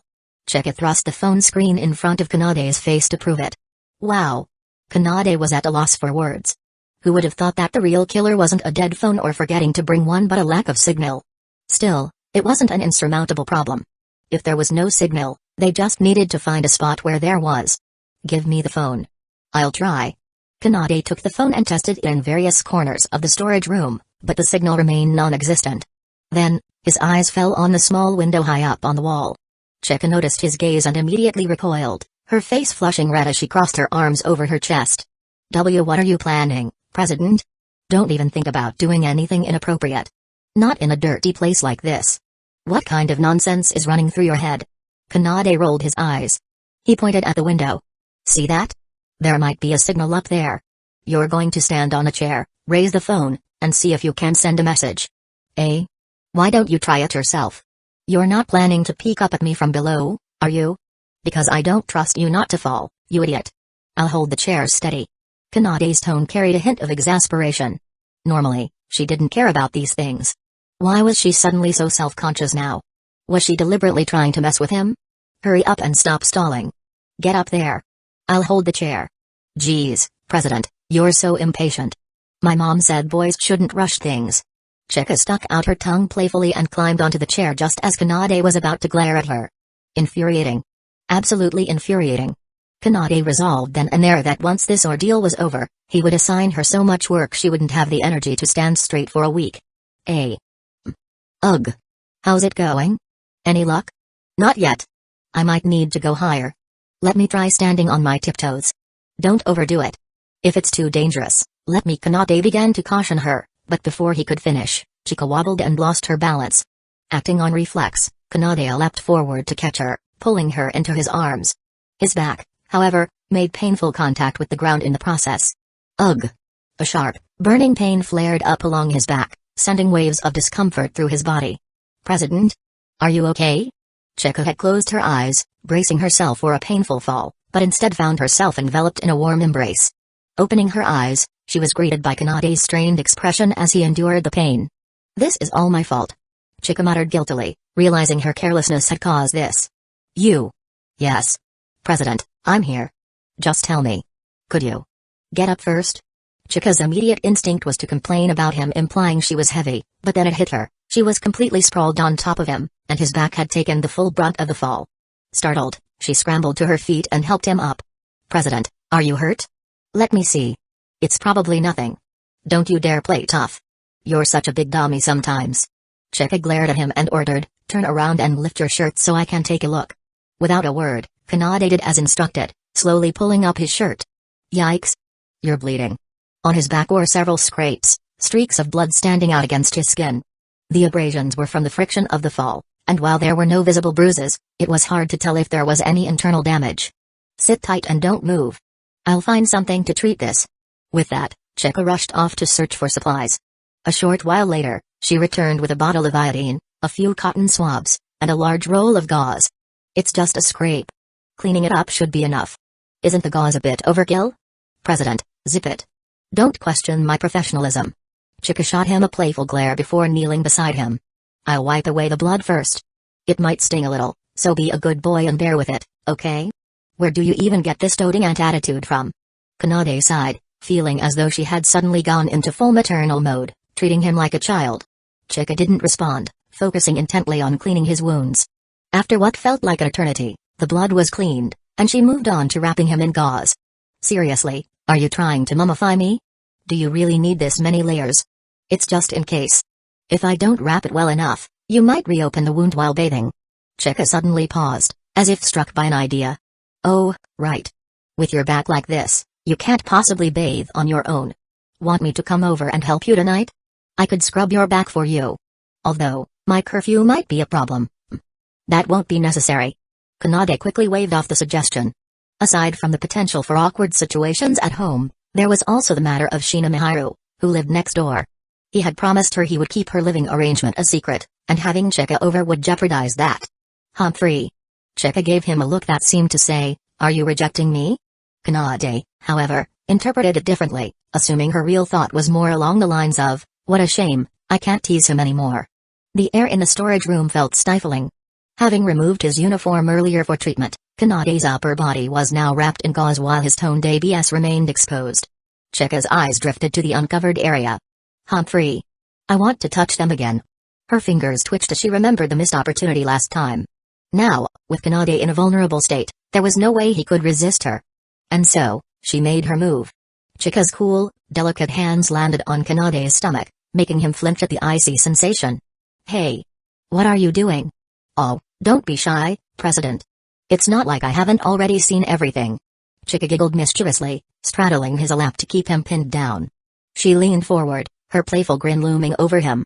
"Hueco, just surrender your body to me, President. You'll make such a perfect specimen." Kanade's eyes widened in alarm as she edged closer. "This girl's gone off the deep end. Help. There's a crazy woman here." He wanted to yell, but Chika's relentless teasing left him pressed against the wall, unable to escape. He. Just as Chika seemed about to succeed in her antics, the sound of approaching footsteps echoed through the storage room. Moments later, the door swung open. And there they were, Chika and Kanade, both disheveled and drenched in sweat, frozen mid-action as they turned to face the intruder. Chapter 77, Name? Natsukawa Kanade. Age? 17. Gender? Male. After what felt like an eternity of interrogation, the old man in front of Kanade finally sighed, a wide grin spreading across his face. "All right, I understand the situation now." Kanade barely had a moment to breathe before the next word sent his heart into overdrive. "So, when are you moving into our family as a live-in son-in-law?" Kanade's head shot up in shock. He opened his mouth to protest, but the sight of the cheerful old man's smile and the mountain-sized bodyguard looming behind him made him hesitate. Weakly, he stammered, "That might be a bit." "You're not planning to fool around and abandon her, are you? After doing something so outrageous to my precious great-granddaughter?" No. Of course not." Kanade frantically waved his hands. "It's really a misunderstanding. I didn't do anything inappropriate to Fujiwara." "Which Fujiwara?" The old man cut in sharply. Chika. Chika Fujiwara. I didn't do anything inappropriate to her." Under the piercing gaze of the former prime minister, Kanade felt cold sweat trickle down his forehead. At that moment, he was kneeling on a tatami mat in front of Fujiwara Chika's great-grandfather, a man of immense political influence, pleading for forgiveness. This unfortunate situation arose because Fujiwara's family had caught sight of him and Chika in the storage room earlier. The compromising scene, Chika pinning him down while he was shirtless, had led to this invitation to their family home. Despite being a prestigious political family, the Fujiwaras were surprisingly warm and welcoming. Their conversation had been insightful and even enjoyable. Except for the toll it took on his nerves and legs. Still, the occasional refreshing breeze through the house reminded him of the small joys of summer, making the visit feel less torturous. You brat. You're not going to deny it, are you? Admit it. You've definitely had improper thoughts about my darling Chika. Kanade was at a loss for words. Denying it might seem dishonest, but admitting to something he didn't do was equally impossible. Sure, he'd occasionally knocked on Chika's head with his hand or playfully tugged at her cheeks, but that was the extent of it. He had never crossed any actual lines. In fact, it was always Chika who teased him lately, even starting to show a suspicious fascination with his appearance. What am I supposed to say? Actually, your precious Chika is a shameless flirt who constantly bothers me and acts like a full-blown fangirl. That's a one-way ticket to Tokyo Bay, weighted and all. If I may. Kanade ventured cautiously, just hypothetically, what if Chika was the one who started it? So, when are you moving in? Back to square one.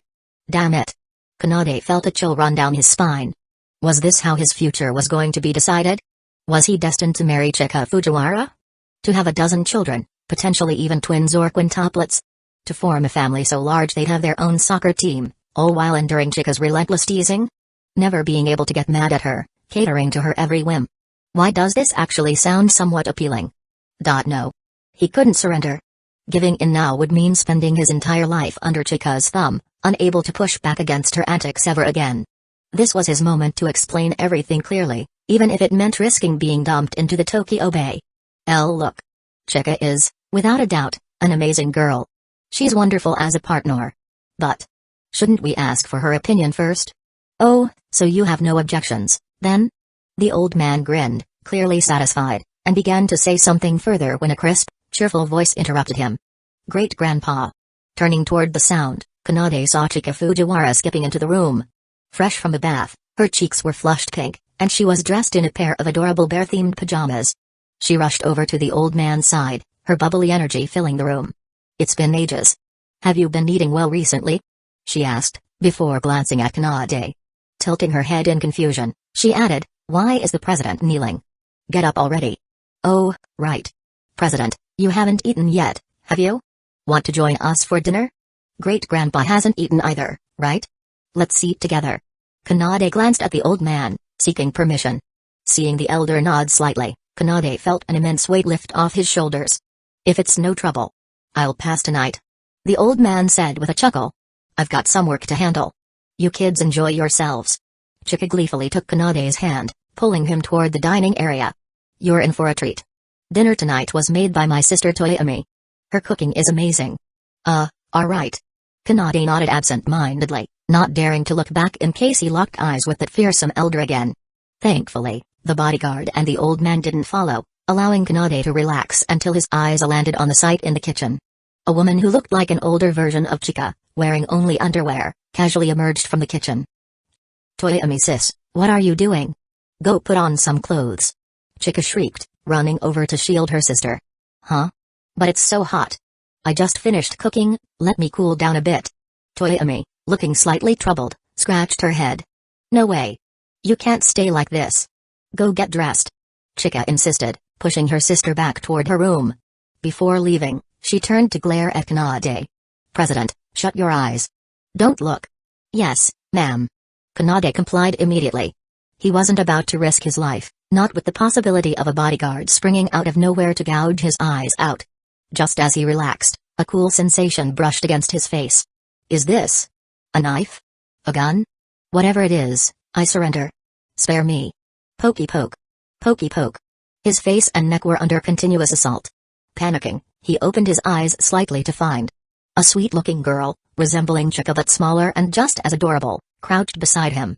She was tugging at his shirt, her curious eyes studying him up close. Chapter 78, What are you trying to do? Kanade Natsukawa exclaimed, stepping back and assuming a defensive stance. The girl before him tilted her head in an innocent, questioning gesture, her wide eyes brimming with curiosity. Despite her outward cuteness, she looked like nothing less than a devil in his eyes. It must be the Fujiwara family genes. Chika and her sisters all shared remarkable beauty and similarly charming features.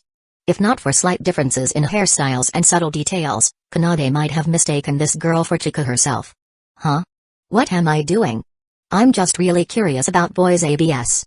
You can't just say something so absurd with that innocent expression. Kanade screamed internally. No doubt about it, this was Chika Fujiwara's younger sister, Moa Fujiwara. Chika had mentioned before that she had an older sister and a younger sister. The girl who'd walked out of the kitchen earlier in her underwear must have been Toyomi, the older one, leaving Moa as the mischievous figure in front of him now. How is this family so full of characters? Kanade sighed inwardly. One is quirkier than the next. Miss Moa Fujiwara, listen carefully. Kanade began, attempting a stern tone.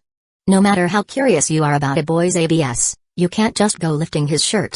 People will think you're a weirdo. The Fujiwaras were supposedly from a well-bred political family with strict discipline. But looking at the way these three sisters behaved, it seemed that dignity and propriety had been tossed out the window in favor of uninhibited eccentricity. Huh? Even if it's you, I can't. Moa pouted, looking genuinely disappointed. Even if it's me, wait, hold on. Kanade froze, processing her words. What did you call me? President? Do you know me? He was certain he'd never met her before, yet she addressed him not only with familiarity but also by his title. Of course, senpai. Moa beamed, stepping closer and clutching his arm affectionately. I'm a third year in the junior high division of Shuchin Academy. Next year, I'll be in the same school as you. Not only did she know his face, but she also knew his name, his position as student council president, and more. What's worse, this girl showed no reservations, happily hugging his arm and ignoring all concepts of personal space. Senpai, do you have a girlfriend? Have you broken up yet? If not, how about what? Stupid Moa. What are you doing? Let go of the president. Chika's voice rang out, and she appeared at the top of the stairs, storming over with an indignant expression. Scumbag president. Don't seduce someone's little sister in their own house. That's too much. I didn't do anything. Kanade protested weakly, but with his arm stuck between Moa and Chika, it didn't look convincing at all. Please believe me. I'm innocent. Someone tell the bodyguards not to kill me on the spot. Idiot Moa, let go of the president. He's a terrible scumbag, and if you get close, he'll take advantage of you. Chika declared with conviction. Kanade snapped his head toward Chika. Is that really how you see me? No wonder you don't mind getting a bit touchy sometimes. You're trying to experiment with relationships yourself. But Kanade was no scumbag. Her theory was dead wrong. It's fine if he takes advantage of me. Moa clung tighter, looking like she was about to play tug-of-war with Kanade's arm. Girls are proud to date a great boyfriend. Stop interfering, sis. She even reached out and grabbed Kanade's chin, turning his face toward her. Senpai, just focus on me. Don't worry about my sister. No way. Chika quickly mimicked her younger sister's actions, grabbing Kanade's other arm. Idiot president, don't even think about hitting on a kid.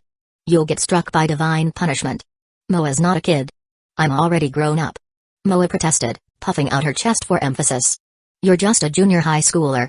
Don't get cocky. Chika shot back, equally unwilling to back down. Even in her bear-themed pajamas, Chika's ample figure was undeniable, giving her confidence in the argument. Humphrey. I'm still growing. I'll be a high schooler next year. But you're still a kid right now. So no way. Well, in that case. Moa countered smugly, compared to Toyomi sis, you're a kid too, right? Huh? Can I join in? Toyomi's voice chimed in as she appeared at the stairs, her typically placid face showing a hint of amusement. Toyomi sis, don't butt in. Chika snapped, flustered. Before she could continue arguing, Moa's expression shifted to one of concern. Sis.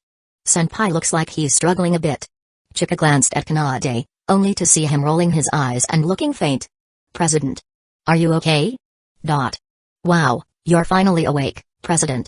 Kanade slowly opened his eyes to a dazzling night sky above, with gentle breezes carrying away the oppressive tension that had gripped him earlier. His head rested on something soft, Chika's lap, to be precise. Her hand fanned him lightly, her expression surprisingly calm for once. The soothing sensation and serene moment almost made Kanade lose himself in thought. Until his grumbling stomach reminded him of a critical fact. So hungry. Food was fuel for the body, and he hadn't eaten since noon. His body was practically crying out in protest. Want something to eat? I can feed you. Chika offered eagerly, setting aside the fan and picking up a bento box. Kanade, lying quietly on her lap like a helpless child, suddenly felt a pang of resignation. After a long pause, he muttered, "Chika Fujiwara, you're such an idiot." Chapter 79. Chika Fujiwara's suggestion was certainly tempting, but Kanade Natsukawa found it far too embarrassing to accept. Thus, he firmly rejected the idea. "Thanks for the meal," he said politely, not to Chika but to Toyomi Fujiwara, the one who had cooked the dinner. "I'll be heading back now," Kanade declared. Being dragged to the Fujiwara household for no apparent reason, then being labeled as a potential live-in son-in-law, wasn't something anyone would enjoy. At least, Kanade didn't. His thoughts were now consumed with how exhausting this entire ordeal had been and whether he should start keeping his distance from Chika to avoid further misunderstandings with her family. "What? You're leaving already? Stay and chat with me a little longer." Chika whined, her disappointment evident. Perhaps because it was her first time having a boy her age visit their home, she'd been brimming with excitement all evening, peppering him with endless questions even as he ate. "This is such a rare opportunity. Let's stay up all night for a girls' talk session. If you want to be crazy, do it without me," Kanade replied bluntly. He had school the next day, and skipping his first day as the new student council president would be completely irresponsible. Chika pouted, visibly displeased. Maybe it was because they were in her home, but she seemed more forthright than usual. Normally, the president wasn't so forthcoming in answering her questions, and she still had so many things she wanted to ask him. She didn't want him to leave so soon. "It's late anyway. Why not just stay the night?" Chika suggested cheerfully. "Could you at least consider my gender for once?" Kanade sighed deeply. This girl truly had no filter. Whatever crossed her mind came straight out of her mouth, without the slightest bit of thought behind it. Having a boy sleep over at a girl's house would cause all kinds of gossip. Besides, wouldn't your parents object? Kanade pointed out. And more importantly, he had a sinking feeling that staying over might lead to something disastrous. "Oh, it's fine. No one will know anyway." Chika dismissed his concerns with a wave of her hand. "My parents don't live here. It's just me, Moa, and Toyomi. That's even worse. 3 young women, 1 teenage boy." This was practically the setup for a questionable plot. Especially when Kanade noticed that the bodyguards stationed at the gate showed no intention of entering the premises. He couldn't help but internally complain about Chika's great-grandfather. How could he leave me alone with his 3 precious great-granddaughters? What if, 10 months from now, he suddenly has 3 new great-great-granddaughters to worry about? "Listen, Fujiwara. Me or Moa?" Chika tilted her head, confused. "Chika. Listen carefully." Kanade took a deep breath, grabbing her by the shoulders and enunciating each word. "For the record, I am a perfectly normal teenage boy. Don't underestimate me." Chika froze for a moment, then her face flushed bright red as she stammered, "Talking about stuff like that. Even if you tell me, I can't help you with it. You idiot president." "She's an idiot. She's definitely an idiot." Kanade groaned inwardly. That wasn't what he meant at all. He wasn't asking for her help. He was trying to warn her that he might be a threat, though, to be fair, attacking this airhead would indeed be a crime. Still, she should at least be a little more cautious around him. "I'm heading home," Kanade declared, realizing any further conversation was pointless. "But there probably aren't any trains running now," Chika reminded him. "If you walk, it'll take at least half an hour. Isn't that too dangerous to do alone?" "I'm not a girl. It's not dangerous for me," Kanade retorted. Frankly, staying here felt far riskier. Between Chika, who had clearly awakened to something recently, and her unpredictable sister Moa, his innocence might not survive the night. "President, don't be so full of yourself. Look at this." Chika shoved her phone in his face, displaying a news article. "A serial perv strikes again in Becca Town. Reports indicate a towering woman approximately 8 feet tall has been targeting male high school students late at night. With nearly 20 victims to date, authorities are urging teenage boys to avoid traveling alone at night." "Did you Photoshop this?" Kanade's mind reeled. Why is an urban legend like Hakishikazama showing up in real life? And why is she targeting high school boys? Despite his suspicions, the article seemed legitimate. He scrutinized the image on her phone for signs of tampering but found none. Clicking the link led to an actual news site with a detailed report. "I was too careless. Lady Chika, I humbly beg for your hospitality tonight. I will be forever grateful." There was no way he was risking his purity against an 8-foot-tall pervert. "Excellent. No time to waste. Go take a bath, President. Tonight, we're going to have a long, heartfelt talk." Chika cheered. "Not too late, though," Kanade warned. He still had to wake up early the next day for his official duties, so he couldn't afford to stay up chatting all night. Honestly, he had no idea why Chika was suddenly so curious about his personal history. Sure, he had once pursued a few girls, But was that really worth losing sleep over? Chika was just unique. Her boundless curiosity about romantic gossip was almost obsessive. Kanade didn't mind answering some questions after all, he did consider her a friend. But when Chika teased him with that mischievous grin about his failed attempts at romance, he couldn't help but feel an overwhelming urge to tug her cheeks in retaliation. Chapter 80. Rather than calling it a bath, Kanade Natsukawa's quick cleanup was closer to a mere wipe down. Given the injuries on his back, he avoided unwrapping the bandages, limiting himself to wiping his arms and stomach. But someone else didn't see it that way. Chika Fujiwara, don't you have even a shred of shame? Kanade groaned, his voice dripping with exasperation. Seated on the stool beneath the shower head, he turned around to see Chika standing in the bathroom doorway. This was a bathroom.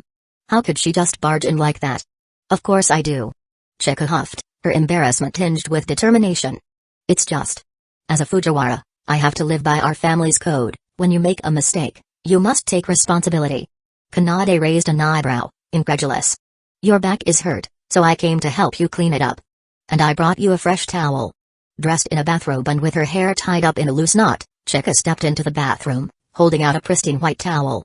Kanade quickly grabbed the towel and draped it over his lap, feeling slightly more at ease. I don't need your help. Just leave. President, stop being stubborn. In situations like this, you need to be obedient. Chika scolded, her hands on her hips as she struck a pose of authority. If you leave your wound untreated, it could get infected and start oozing. That would hurt a lot, so I'll help you clean it. It's not that serious. A few days and absolutely not. Chika cut him off. Leaving it untreated is just asking for trouble. Keeping it clean and changing the dressings often is the only way to avoid a deep infection. Kanade was left speechless. How does she even know this stuff? While dry healing was a valid method for minor wounds, where the wound is left to naturally scab and heal, it wasn't suitable for deeper injuries. Keeping the wound clean and maintaining hygiene was the better approach. Kanade wasn't entirely sure about the severity of his back injury, so he had opted for the dry healing method. But Chika's insistence and logic were making it hard to argue. Fine. Just be gentle. He muttered reluctantly. Leave it to me. Chika said proudly, patting her chest. She dragged over a small stool and sat behind him. Give me the towel, I'll soak it for you. Can't we use a fresh towel? There aren't any extras. Unless you want to use mine, no way. Chika's cheeks flushed as she crossed her arms in an exaggerated X. With no other option, Kanade handed over the towel he'd been using, sitting stiffly upright as Chika left to warm it up. Before long, she returned and started unwrapping the bandages on his back. President, you should change clothes frequently and make sure to clean your back regularly. Chika lectured as she worked. The bandages came off to reveal some lingering bloodstains, though the amount wasn't too alarming. His back injury seemed to be healing steadily, and with a few more weeks, it would likely recover completely. Ugh. Kanade winced slightly as her cleaning pressed on a sensitive spot. Did that hurt? Sorry. It's fine. Keep going. Kanade shook his head. He wasn't about to let a little pain stop him, though the sting had caught him off guard. To his relief, Chika remained focused, diligently cleaning his back without pulling any antics. Done. Mission complete. Chika announced triumphantly, standing up with a smug grin. Great. Now get out so I can take a proper bath. You haven't washed your hair yet. President, don't rush. My back is hurt, not my hands. I can wash my own hair. Kanade turned, his face dark with annoyance, and reached for the towel in her hands. But Chika dodged nimbly, wagging a finger at him. Nope. If you do it yourself, you might strain your injury. I just cleaned your back, so don't waste my hard work. That has nothing to do with this. It's just a minor inconvenience. I can handle it now. Give me the towel. No way. Give it here. The tension between them escalated as Kanade leaned forward to grab the towel, while Chika danced out of his reach, giggling mischievously. Neither seemed to remember they were in a bathroom. Then it happened. Chika's foot slipped on the wet floor. Ah! Before she could fall, Kanade caught her, pulling her into his arms. You're not planning to mess with me again, are you? Kanade asked dryly, looking down at her. Chika's heart, which had been racing from the slip, calmed slightly at his deadpan tone. Idiot president. She huffed, lightly pushing him away. She was about to retort further when she noticed Kanade's expression change. His face was turning redder by the second, and his eyes were wide with shock. What? Chika followed his gaze downward. Her bathrobe had slipped off, pooling around her feet. Eek. Chika's entire body turned crimson as she quickly crouched to the floor, crossing her arms over herself. Don't look. Turn around right now. She wailed. Kanade spun around so fast he nearly gave himself whiplash. Sorry," he muttered, his voice tense. His outward composure masked the internal chaos as his heart hammered wildly. His face burned, and he could feel his body reacting in ways he desperately tried to suppress. "Calm down, it's just a mistake.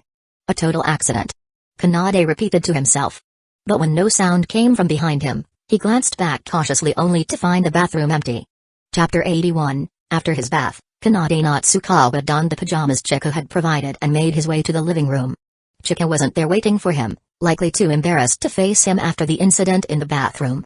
That suited Kanade just fine. It saved him the trouble of awkward small talk. The Fujiwara household didn't have many spare rooms. Apart from the sisters' bedrooms and a storage room, there wasn't much else. Chika had suggested he sleep on the floor in one of the rooms, but Kanade opted to crash on the couch in the living room instead. Settling in, he casually scrolled through his phone, responding to the many congratulatory messages about his reappointment as student council president. Among them was a message from Angel-san. "Angel-san, Kanade, why aren't you home yet? Did something happen?" There were multiple similar messages, each one more worried than the last. "Kanade, I'm fine. I'm staying at a friend's house tonight." Her reply came instantly, complete with an emoticon of a relieved cat. "Angel-san, oh, thank goodness, I was so worried. Kanade, sorry for worrying you." After reassuring her and chatting for a bit, Kanade managed to convince her to go to bed. He spent a little more time browsing the news before closing his eyes to rest. Despite staying at a girl's house, Kanade didn't feel particularly nervous. He'd had similar experiences before and wasn't the type to let a suggestive atmosphere keep him up at night. Good night. Kanade had a strange dream. In it, a familiar girl loomed over him, her hands exploring as she pinned him down. He wanted to resist but found himself unable to move, helplessly flailing his arms in a feeble attempt to stop her. Ugh! A small, muffled sound jolted Kanade awake.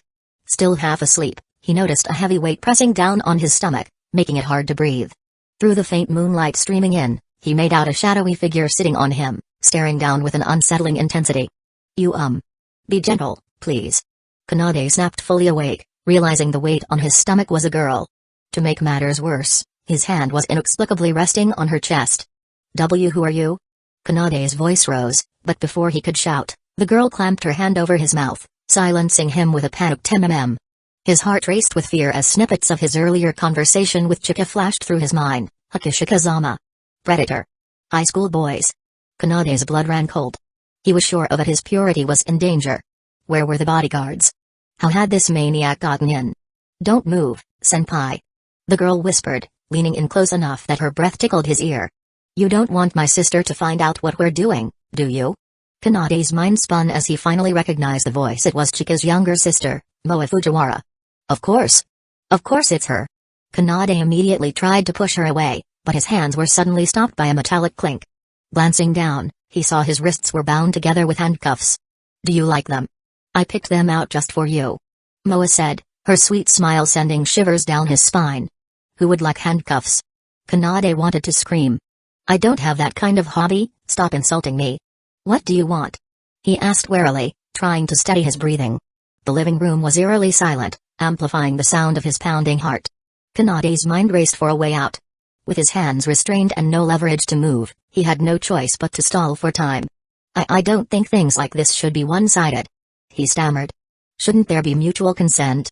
He'd seen enough questionable scenarios in media to know where this was heading. Unfortunately, he wanted no part of it. "You're still young. Don't do something you'll regret," Kanade pleaded, hoping to reason with her. But another thought gnawed at him. What if she ignored him and went through with her plans anyway? And how was she so strong? Moa was small and delicate, yet she pinned him down like it was nothing. "Senpai, you're overthinking it," Moa said softly. "I don't want to hurt you." "Then why the handcuffs?" "It's all my silly sister's fault," Moa continued. "She hogs all the good things for herself. Don't you think she should share with her little sister?" "Chika, you idiot." Kanade cursed internally. She was partly to blame, after all. Her recent behavior had been suspicious, and now it was clear she'd awakened something in her little sister too. "Now then, senpai," Moa purred, licking her lips. She leaned forward, pressing a finger to her lips in mock thought. "How about toilet? Toilet." A drowsy voice interrupted Moa, making them both freeze. Kanade turned his head to see Chika stumbling toward the bathroom, still half asleep and rubbing her eyes. She was wearing her bare pajamas and muttering under her breath. A few moments later, She shuffled out of the bathroom, scratching her stomach as she returned to her room without so much as a glance at the situation in the living room. Kanade watched her retreat, torn between calling for help and keeping quiet in case she was in on it. Ultimately, his only thought was, she really is an idiot. But there was no time to dwell on that. Moa's hands were already undoing the buttons of his shirt, her cold fingers trailing over his chest. Ugh! The icy touch made him shiver, sending an unexpected jolt through his body. Let's pick up where we left off. Moa whispered. What are you two doing? A sharp voice broke through the tension. Both of them froze, turning to see Toyomi Fujiwara standing at the entrance, arms crossed and eyes narrowed. Chapter 82, Deep into the Night. A luxurious mansion. 1 boy, 2 girls. 2 kneeling, 1 standing. Why am I being punished here? I'm the victim. Kanade Natsukawa exclaimed, raising his cuffed hands to show his predicament. How am I the guilty party here? Shut up, President. Chika Fujiwara shot him a sharp glare. If you didn't like it, you should have resisted. Letting Moa do such terrible things makes you complicit. Resist? You tell me how to resist when I'm handcuffed. Kanade was utterly drained. Not only had he been ambushed in the dead of night, but now he was being wrongly accused. He felt more wrong than a tragic folktale heroine. And you, Moa? Chika turned to her younger sister. How could you do something so shameless? You're a Fujiwara. You've brought disgrace to our family name. Pot, meat kettle. It's all your fault, Chika-ne. Moa pouted. You're always going on about senpai's ABS at home. Stop spouting nonsense. Chika interrupted, clamping her hand over Moa's mouth. She shot a panicked glance at Kanade, barking, President, cover your ears. Don't listen to her. Kanade raised his shackled hands with an exasperated expression, silently reminding her of his current situation. Ahem. Chika cleared her throat and quickly ushered Moa away, pushing her toward the hallway. All right, Moa, it's late. Go to bed. Kids need lots of sleep to grow up healthy. I'm not a kid anymore. If you don't listen, I'll send you back to live with Mom and Dad. Reluctantly, Moa pouted and gave in. As she shuffled off, she glanced back at Kanade, giving him a sly wink that seemed to say, next time, senpai. There's no next time. Kanade screamed internally. At this point, he'd realized that every Fujiwara sister had a peculiar streak. Toyomi, at least, seemed harmless despite her casual lack of clothing. But Chika and Moa? They were walking disasters with dangerously questionable hobbies. And judging by their conversation, it was Chika who had planted the seed of Moa's mischief. Kanade vowed to be more vigilant around her in the future. He couldn't let this idiot drag him into more chaos. Sure, letting her poke at his ABS was harmless enough, but she always escalated. If things went any further, he might genuinely end up being coerced into marrying into the Fujiwara family. Marrying in might not be the worst thing, but it had to be on his terms. A man's dignity was at stake. Though, would there even be dignity left after that? President, why are you still kneeling there? Get up already. Chika said, returning to the living room. She found Kanade still kneeling where she'd left him. My legs are asleep. Kanade muttered, averting his gaze in embarrassment. PFFT. Ha ha ha. Chika laughed gleefully, her teasing smile adding insult to injury. Oh my gosh, I can't believe you. Mr. Serious Student Council President, reduced to this. And whose fault do you think that is? Kanade snapped as he leaned on her to get up, glaring at her with all the frustration he'd accumulated that day. He hadn't asked for any of this. If it weren't for saving her earlier in the storage room, none of this would have happened.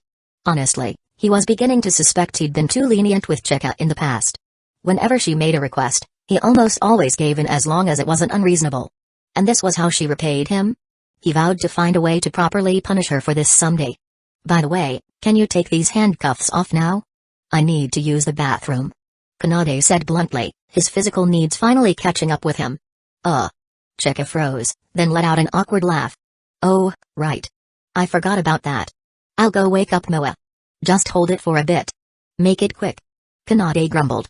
But no matter how long he waited, Chika didn't return. He was starting to reach his limit when she finally reappeared, empty-handed. Wait, where's the key? Ahaha. Moa seems to be sound asleep. I couldn't wake her. Chika admitted sheepishly. Huh? Then what am I supposed to do? Maybe try managing on your own?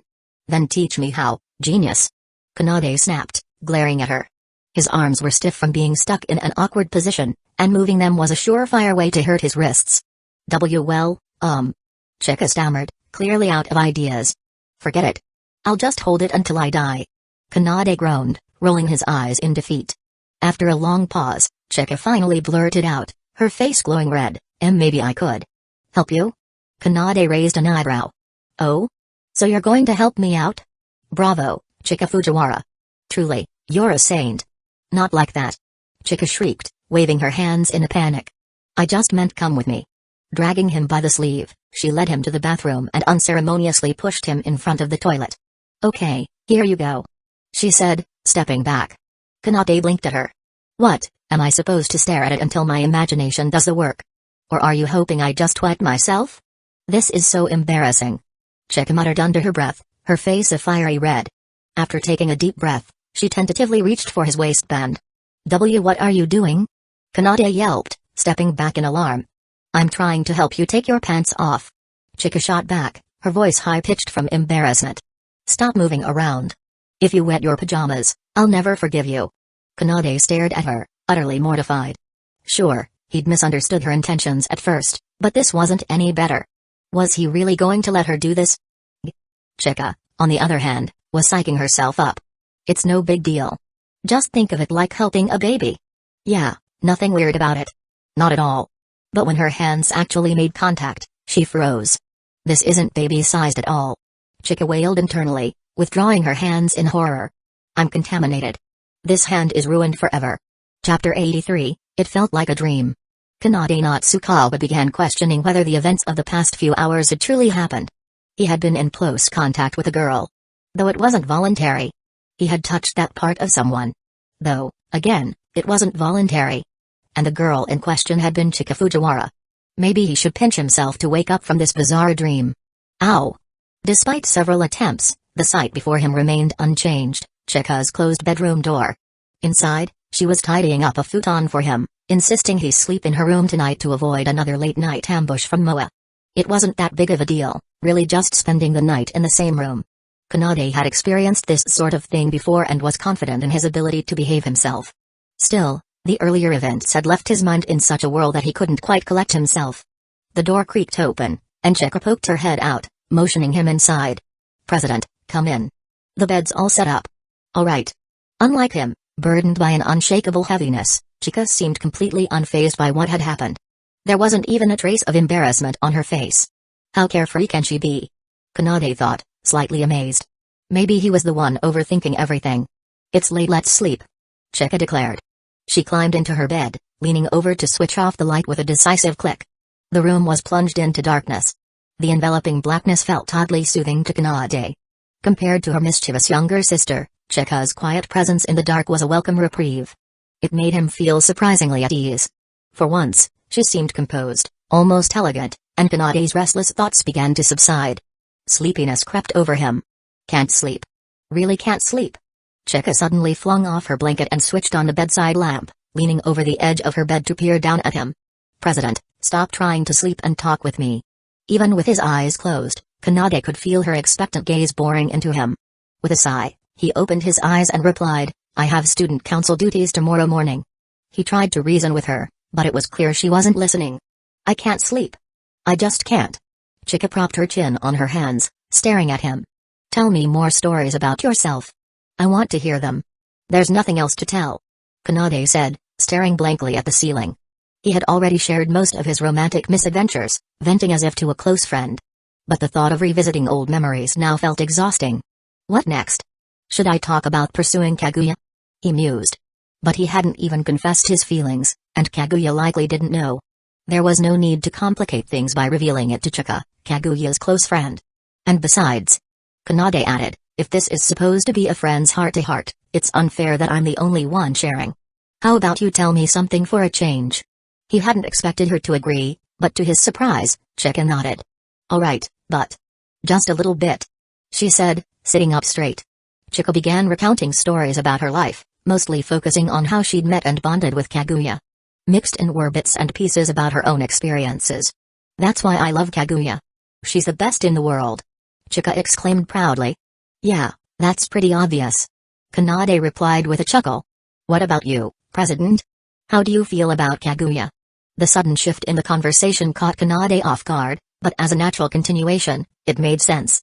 My thoughts on Kaguya, Kanade murmured. I think she's cute. He had always thought so, And after seeing her genuine smile recently, that feeling had only deepened. Not that kind of thought. Chika groaned, knocking on the bed in frustration.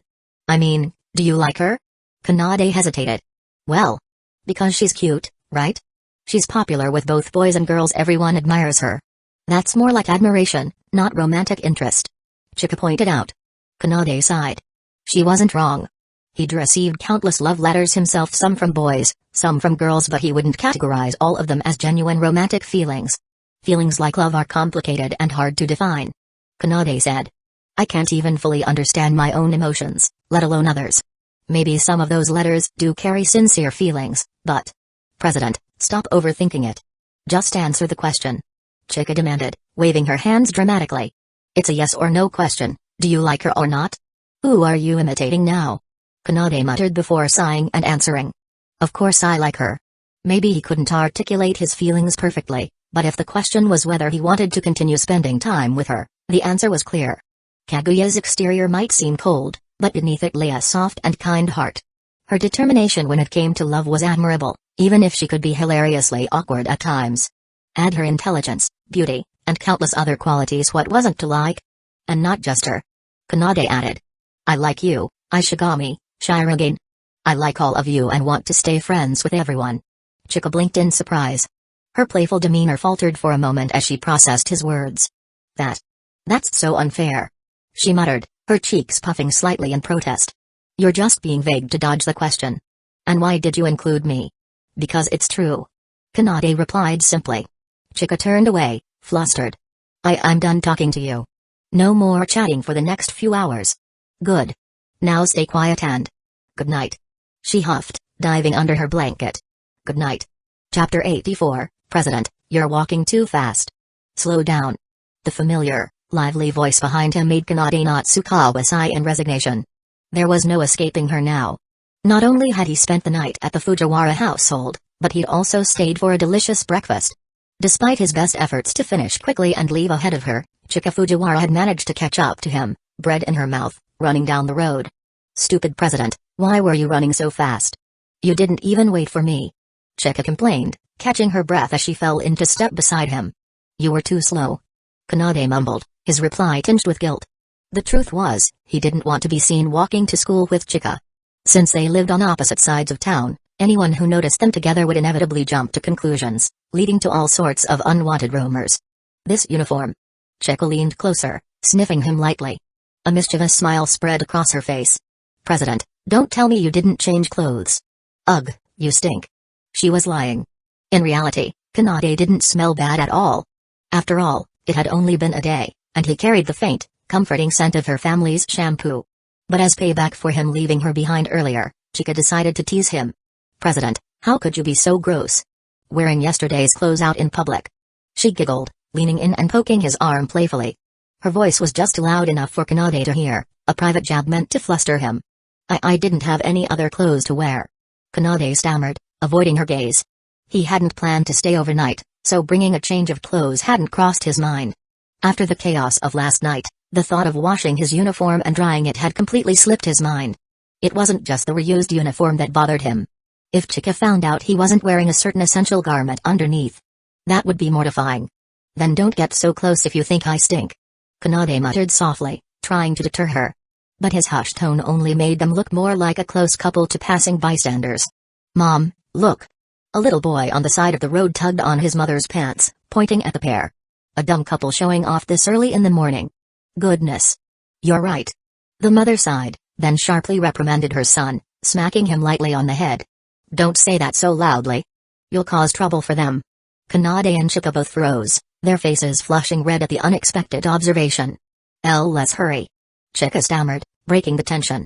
The two of them sped up their pace, fortunate that they'd left early and didn't encounter any familiar faces on the way to school.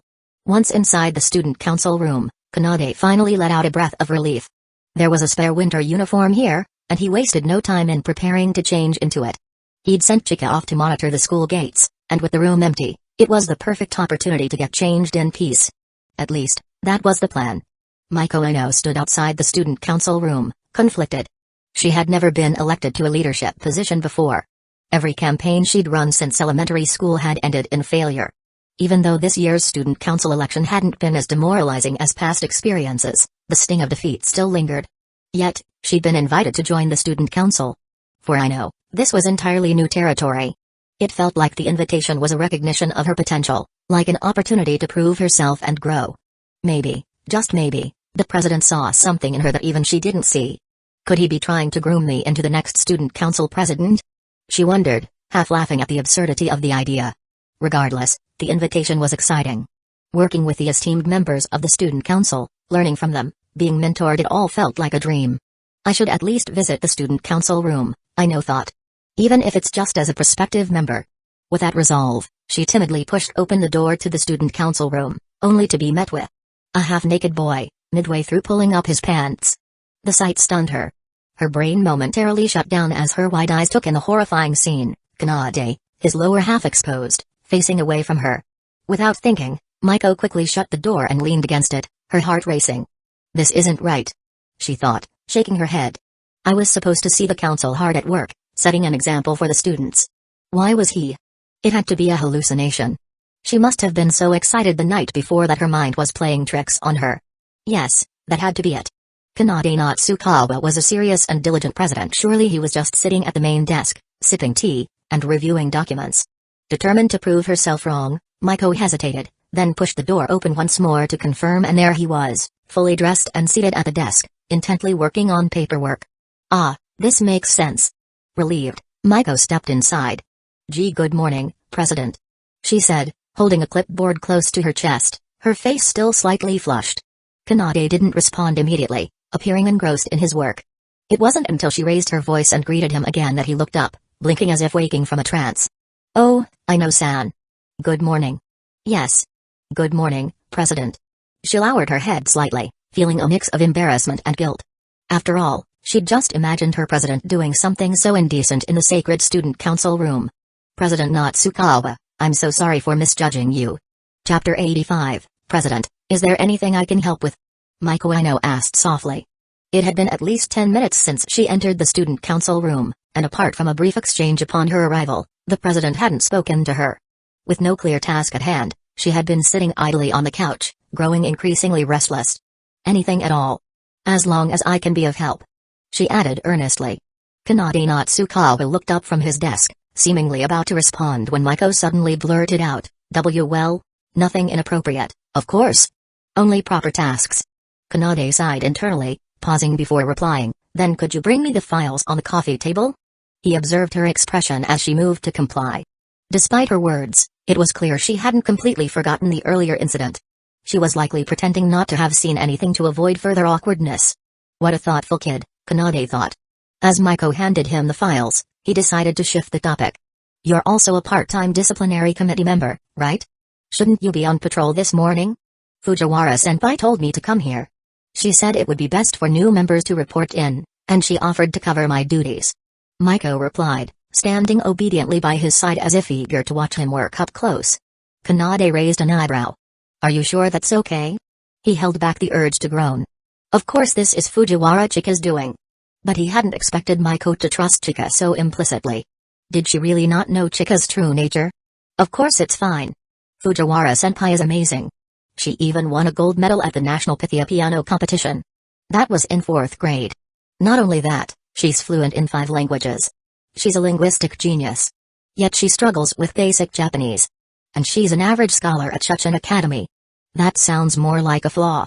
Anyway, Fujiwara-senpai is incredible, and I respect her so much. Kanade could only nod stiffly, marveling at Maiko's unshakable faith in Chika. It was obvious she had been completely duped by Chika's cheerful facade. "I have so much I want to say," Kanade muttered, pinching the bridge of his nose. "But let me just offer some advice: never place blind expectations on anyone. They might not be the person you imagine them to be." His words were deliberately vague, but the implication was clear. Having once experienced the disillusionment of seeing an idealized figure fall from grace, Kanade wanted to spare Maiko from the same heartbreak. Given how much time they'd likely spend together in the student council, the truth about Chika's personality was bound to surface sooner or later. "Don't expect too much." Maiko frowned, looking confused. "Are you saying I shouldn't trust Shinamiya-senpai?" "Huh?" Kanade blinked, caught off guard. "Because Shinamiya-senpai did make that kind of deal with me." I saw it with my own eyes. Maiko said, growing increasingly agitated.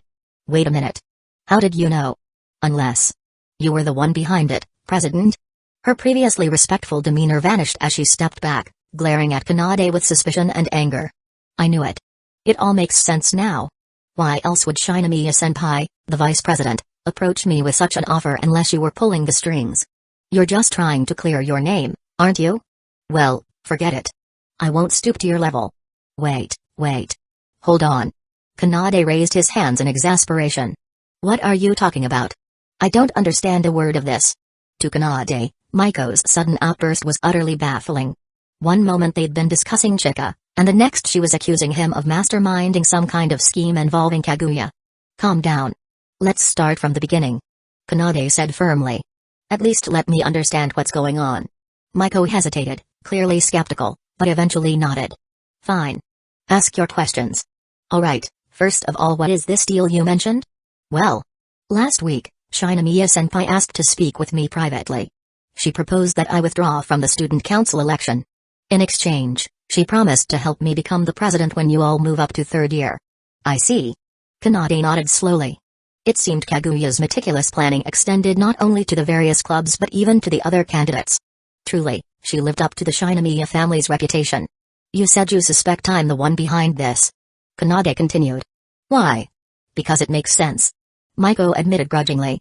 Alright, I understand. Kanade nodded again, his expression thoughtful. Now, one last question. I know San, have you ever lied? Huh? What does that have to do with anything? Maiko frowned, clearly puzzled by the shift in topic. Just answer yes or no. Yes. Good. Kanade said, his expression unreadable. Now, was that lie for yourself or for someone else? Maiko hesitated, her brow furrowing deeply. After a long pause, she answered quietly, for someone else. Kanade leaned back slightly, satisfied. Her answer gave him what he needed. Whether it was for self-interest or altruism, he now had the leverage to steer the conversation in his favor. If it was for herself, he could shift the narrative to undermine her credibility. If it was for someone else, he could take the blame for Kaguya's actions, apologize sincerely, and disarm her suspicions. This, however, felt like a pivotal moment. Alright. Kanade said softly, his tone calm. Let's keep talking. Chapter 86, Maiko Ino wasn't a perfect child, not entirely, at least. She had lied before.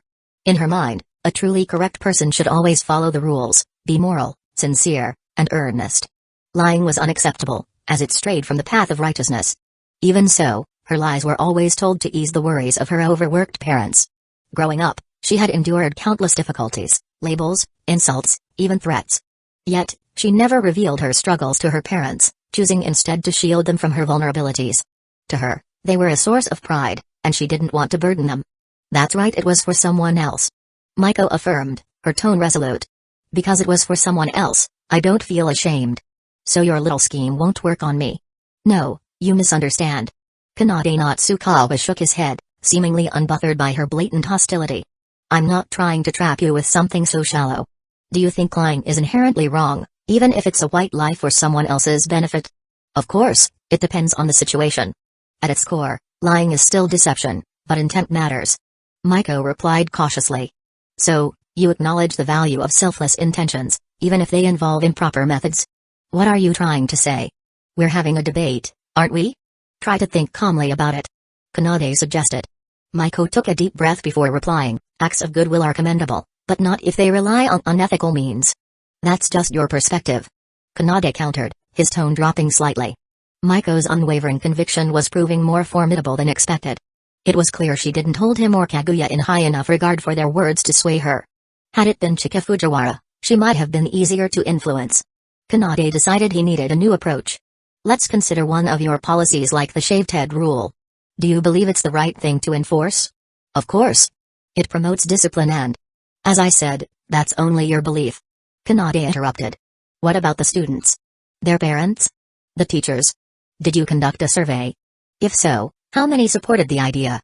Was it a majority? What if, during yesterday's election, some students voted for you simply because they found your campaign amusing? If you'd won by chance, would you implement policies based solely on your own ideas, or would you conduct thorough research to determine what's best? You assume that shaving heads will instill discipline and improve the school's atmosphere. But have you considered the possibility that students might rebel? They could protest or even threaten to drop out, worsening the school's environment instead.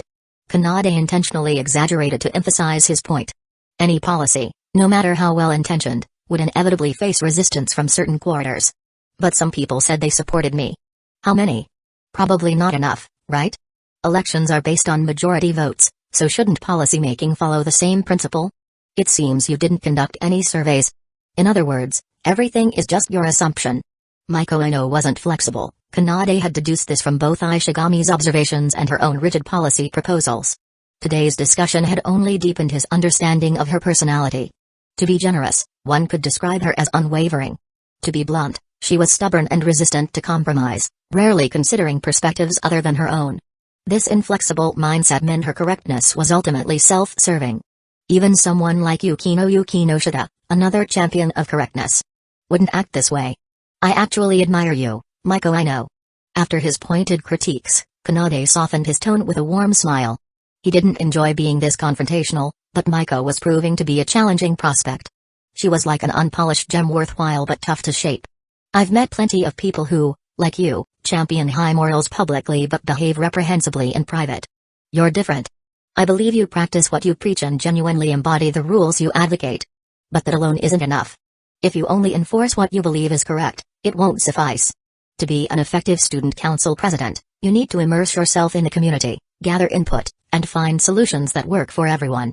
Maiko's expression wavered, his words seemed to resonate. Kanade pressed on. Your father is a judge, isn't he? Has he ever shared stories of tragic cases where someone acted with good intentions but was punished for their methods? Even in the legal system, such individuals can receive reduced sentences because their intentions are acknowledged. The world isn't purely black and white, there's a delicate gray area. Take Japan's Yakuza, for instance. They're far from righteous, yet their existence is tolerated because they serve a purpose. You can criticize them from a moral high ground, but you also need to accept their place in society. Whether you choose to coexist with them or remain untainted by their influence, that's up to you. Kanade leaned forward, his voice steady but firm. I'm not excusing wrongdoing. I just want you to understand that methods are often a necessary means to an end. If the intent is good, sometimes bending the rules isn't entirely unacceptable. Kanade never saw himself as a particularly good person. He cared deeply for those close to him but had little concern for anyone else. Good intentions should be judged by their motives, not just their actions. During my tenure, I've never betrayed the school or the trust of its students. I've worked diligently to fulfill my role as student council president. And Kaguya Shinomiya acted out of trust in my leadership. Her methods may seem inappropriate to you, but her intentions were pure. For that, I offer you a formal apology on her behalf. Kanade stood and bowed deeply, seeking Maiko's forgiveness. He didn't have to do this. He could have distanced himself from Kaguya's actions entirely. But he couldn't bring himself to do so. For one, Kaguya's actions had been motivated by her desire to support him, and he felt obligated to protect her reputation. Maiko harboring resentment toward Kaguya or spreading rumors about her would only create unnecessary friction. Even if Kaguya's family background shielded her from open criticism, whispers behind her back could still tarnish her image. Of course, you may still struggle to trust or forgive us. That's fine. Consider this an opportunity to test us. By joining the student council, you can use your principles to monitor our actions. If we ever stray, you'll see it firsthand. Maiko fell silent for a long moment before finally nodding. All right. But let me make this clear, I'm not joining because I trust you. I just think someone needs to supervise this student council. If any of you step out of line, I won't hesitate to act. Of course. Use your talents to their fullest, Maiko. Chapter 87, Join the Student Council, Maiko. Fully utilize your talents as an observer and judge for yourself whether our council is qualified and just. These were the words Kanade Natsukawa had spoken to Maiko. His intent was for her to integrate into the student council, gradually building trust and rapport with its members. What he didn't anticipate was her wildly different interpretation of his invitation. For an entire day, aside from mandatory class time, Maiko seemed to appear wherever he was. Anytime something occurred, she'd whip out a notebook and start scribbling, giving the impression of a diligent secretary. If it ended there, it wouldn't be so bad. A proper secretary was a welcome addition to the student council. But Maiko hadn't abandoned her original role. Even as she recorded notes, she scrutinized Kanade with an evaluating gaze, as if she were a private investigator. She even seemed interested in his personal life. This had gone beyond fulfilling her observer role, it was borderline stalking. Why didn't she shadow Kaguya Shinomiya or Chika Fujiwara instead? Did she think he was an easy target because he wouldn't lose his temper with a junior? He absolutely could lose his temper. She'd see it if this kept up. President, are you feeling unwell? You look tired. Would you like to rest? Maiko asked, her eyes filled with concern. Kanade turned his head silently to look at her, only to be met with her earnest expression. All right, let's take a break in the student council room. He finally relented, though his mind churned with frustration. It was clear that Maiko wasn't self-aware. She didn't seem to grasp the trouble her actions were causing him. Worse, passers-by had started whispering, unbelievable. Kaguya-sama isn't with the president today. Instead, it's a petite underclassman. I heard her name is Maiko Ino. The president helped her during the election. Could it be? She fell for him because he saved her? As a first year, that totally makes sense. If the president rescued me like that, I'd gladly have his children right now. Isn't this basically cheating? Poor Kaguya-sama, she doesn't even know. Could this be a tragic love triangle? Oh, I can't take it. Why? I was here first. Whether it's meeting the president or working with him. Silence. My Kaguya-sama would never utter such weak words. She'd fight back with dignity. That's right. The Kaguya x Kanade faction will never surrender. A mere first year can't compare to Kaguya-sama's beauty. With just one gesture from her, the president would come running like a loyal dog. Kanade couldn't believe what he was hearing. Normally, Kaguya or Solitude occupied his side. Now that Maiko had taken that spot, upperclassmen had noticed, and rumors had exploded. One student even had the audacity to ask him outright if he and Kaguya had broken up. We were never even dating. Kanade wanted to shout. Clearly, some students at such an academy had too much free time. They weren't afraid of spreading rumors, even in his presence, and they didn't seem to fear his reaction. Was his serious and stern persona not intimidating enough? Maybe his face was just naturally non-threatening. Kanade barely held it together as he walked to the student council room. Once inside, he planned to have a serious conversation with Maiko. But he hadn't expected someone else to already be there. Good afternoon, President. Sitting gracefully on the sofa, exuding her usual elegance, was Kaguya Shinomiya. Kaguya? No club activities today? Kanade asked, surprised. No, the club president decided to give everyone a rare day off. Kaguya replied with a serene smile, lying through her teeth. In reality, she'd been too preoccupied to focus on club activities. She had taken the day off to come to the student council room, hoping for a private moment with Kanade. She hadn't anticipated him bringing a shadow along. Still, the situation wasn't hopeless. Maiko had, after all, once declared in Kaguya's presence that you and the president are a perfect match. You should just get married already. Surely Maiko wouldn't interfere. Would you like some tea, President? Kaguya asked as Kanade sat down. Anything is fine. I'm not picky. Kanade shook his head, already absorbed in reviewing budget reports submitted by various clubs. I understand. Kaguya nodded before turning to Maiko. What about you, Ino-san? Oh, no need for me. Pretend I'm not even here, Shinomiya-senpai. Maiko replied, shrinking slightly into the couch. Kaguya's smile grew. What a considerate junior, she thought. By saying she's invisible, she's essentially giving me free rein. What a fortuitous opportunity. Buoyed by her good mood, Kaguya prepared a cup of pu'er tea and placed it on Kanade's desk. The president seems to prefer bitter flavors? Yes, that's about right. Kanade replied absent-mindedly, continuing his work. Casual conversations like this had become second nature to him, requiring little thought. So, compared to cloying sweetness, you prefer the refreshing touch of bitterness? Exactly. In that case, you must be the type to prefer boxer briefs over other styles of underwear? Of course, Kanade froze mid-sentence. Boxer briefs? Underwear? What in the world is this conversation? He turned sharply toward Kaguya, his expression a mix of shock and confusion. Is that something you can just say out loud? Kaguya Shinomiya, what on earth is wrong with you? Chapter 88, Kanade Natsukawa tried to remain calm, analyzing the situation. Why had Kaguya Shinomiya suddenly asked him, President, you prefer boxer briefs, right? It wasn't normal to discuss such topics with the opposite sex, even if the two were close friends. After all, there were boundaries between men and women. Wait, could it be that Kaguya had noticed he wasn't wearing any underwear? Was she testing him? But how? He had concealed it perfectly all day. Not even the boys had noticed. How could Kaguya of all people figure it out? Was it Chika Fujiwara? No, based on her behavior this morning, she didn't seem aware of it either. If not Fujiwara, then the only other possibility was Maiko Ino telling Kaguya. But Maiko was such a serious and upright person, would she really gossip about something like that? At most, it could have been an accidental slip of the tongue. Kanade glanced cautiously at Maiko, who was seated on the sofa. She was indeed listening to their conversation, her expression visibly perturbed. It must be her. Well. Kanade stammered, trying to smooth things over. These things come down to personal preference, right? Some people like briefs, others prefer boxers, and some don't wear anything at all. Oh, of course, there could be specific reasons behind it. It's not necessarily a personal choice. What was he even saying? Consumed by the shame of someone realizing he wasn't wearing underwear. Kanade's mind raced, unable to process rational thoughts. Instead of deflecting suspicion, he inadvertently painted himself as someone with a bizarre habit. This wasn't an explanation, it was a confession of a peculiar fetish. I suppose it does vary by person. Kaguya responded, momentarily stunned before determination reignited within her.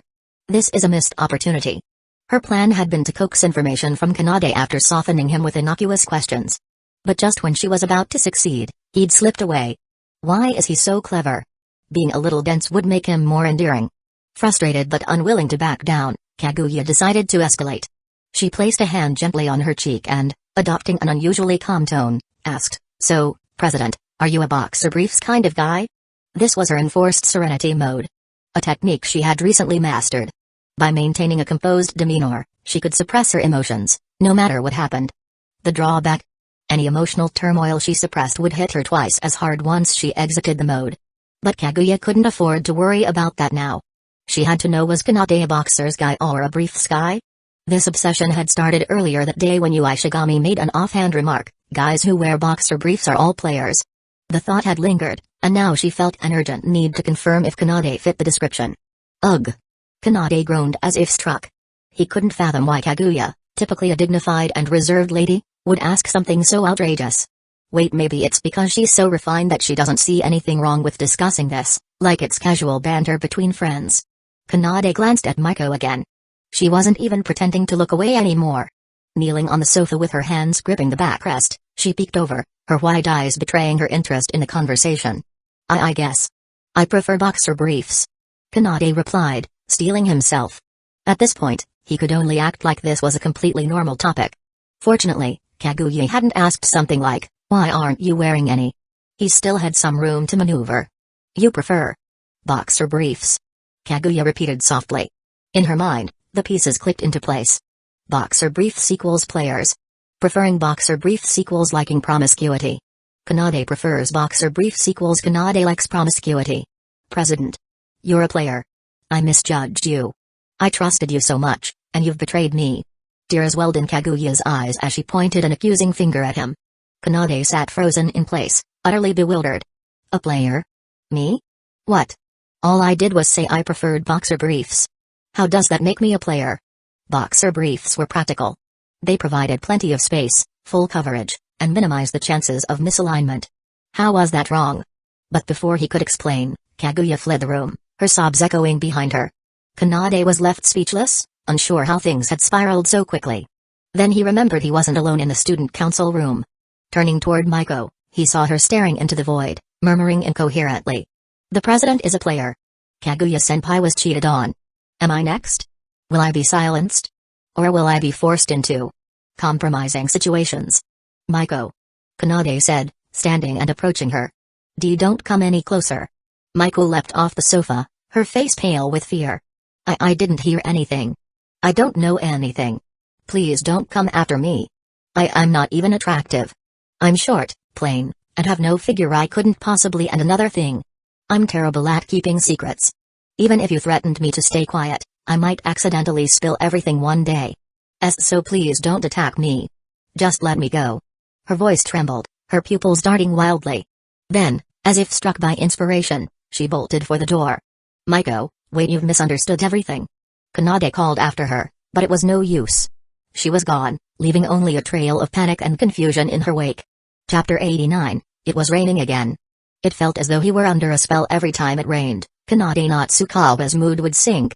But it wasn't the rain itself, it just happened to show up when he was already feeling down, as if to match the atmosphere.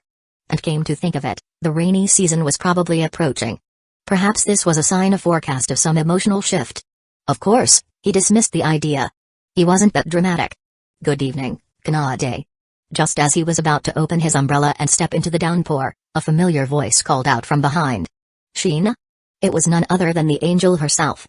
As usual, she looked as lovely as ever, carrying an air of saintly grace that made her seem untouchable. But once she entered his personal space, her demeanor softened, revealing a childlike charm. "You're so slow, Kanade. I've been waiting forever." "Waiting for me? Is something wrong?" Kanade asked, puzzled. Surely, if it were something urgent, she could have sent him a message. And if it were something trivial, it could have waited until they got home. "No, it's just that. I forgot my umbrella again," Maharushina said, glancing aside. Her gaze landed on the long umbrella in Kanade's hand, and she looked up at him expectantly. Kanade immediately understood. Her shy demeanor gave her away. "Shall we share?" he offered. Kanade opened his umbrella and tilted it to cover both of them. "Aren't you worried about people seeing us?" he teased, knowing full well how self-conscious Maharu could get about public appearances. Maharu flinched, her blush spreading across her cheeks. "It's just mutual aid, that's all." He couldn't help but chuckle. He had known her long enough to see through her little charade. "It's fine.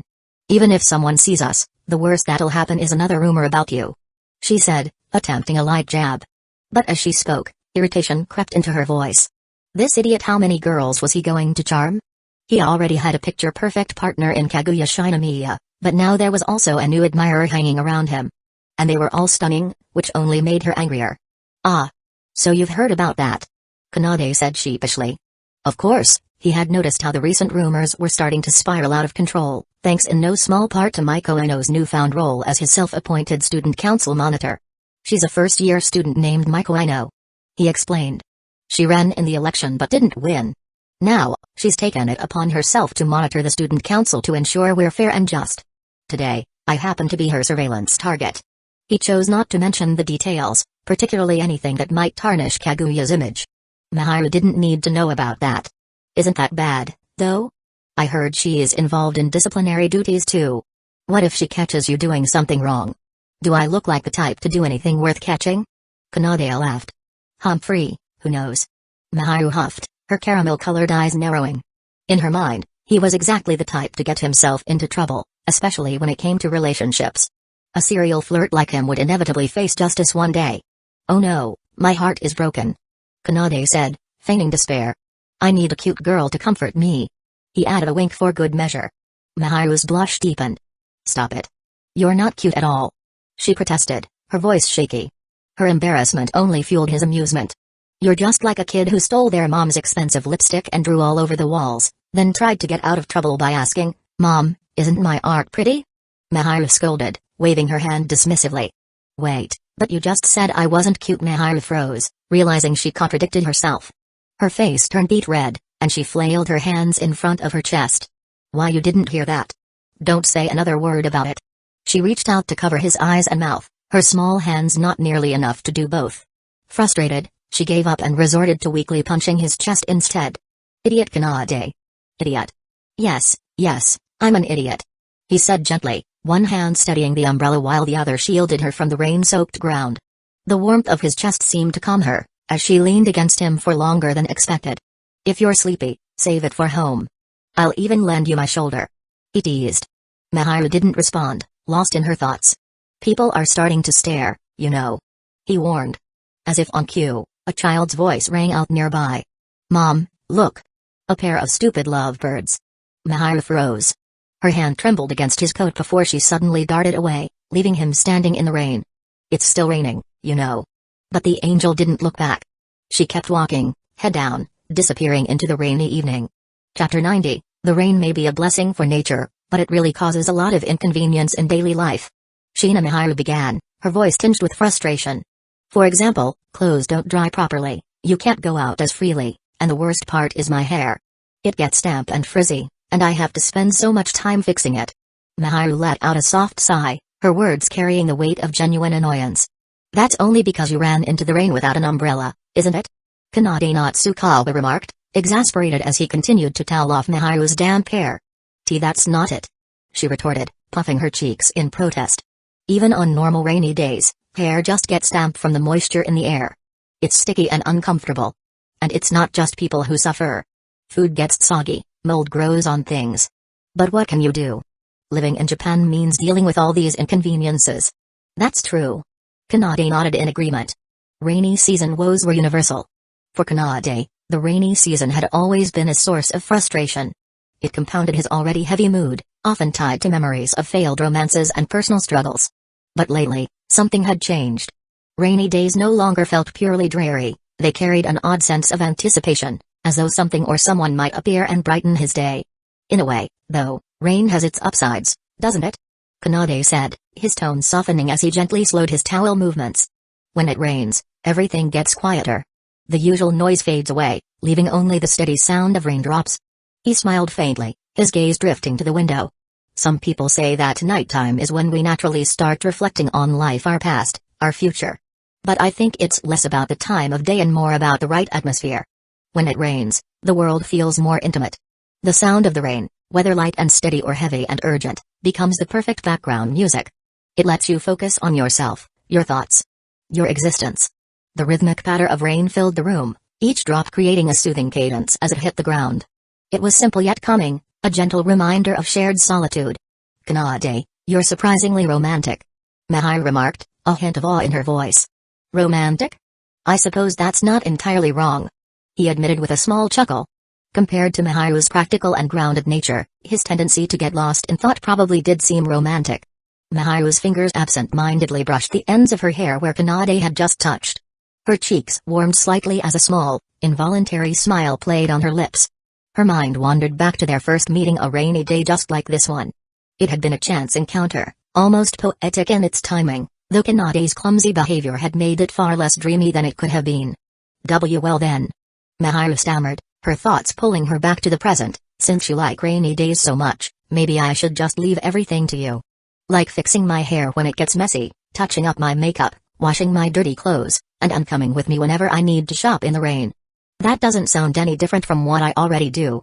Kanade teased with a laugh. Except for the makeup part, he thought. Most of her suggestions were things he had already done for her at some point. She might pretend to be bossy, but in reality, she often took charge of the chores herself, grumbling about how he'd just get in the way if he tried.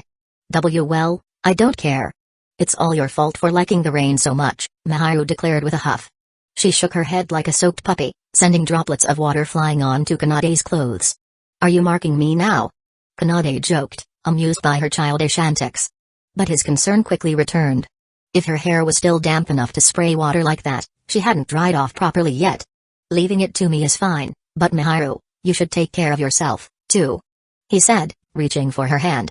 Her skin was cold to the touch, unusually so for someone indoors on a summer evening. If you keep sitting around like this, you'll catch a cold.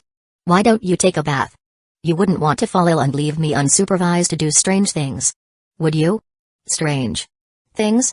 Miharu's cheeks flushed a deep red, her mind immediately leaping to embarrassing conclusions. Like washing my own clothes in the middle of the night. Kanade began, listing off potential crimes with a straight face, or secretly eating the pudding you left in the fridge, or swapping out your bunny slippers for another animal design. Are you a child? Miharu snapped, her embarrassment giving way to exasperation. She had been imagining far more scandalous scenarios, and here he was talking about such trivial things. Dealing with a childlike person requires childlike tactics. Kanade replied with a grin. I mean, isn't refusing to take a bath after getting drenched in the rain pretty childish? Miharu had no counter-argument for that. She shot him a glare, her face still burning with indignation. I'm going to take a bath. And no peeking, she declared, stomping off in a huff. Of course not. Kanade replied nonchalantly. But as he watched her head toward the bathroom, something struck him as odd. Wait. Why is she heading to my bathroom instead of her own? Was this a mistake, or what exactly was going on here, Angel? Chapter 91, An angelic girl was taking a bath in his house.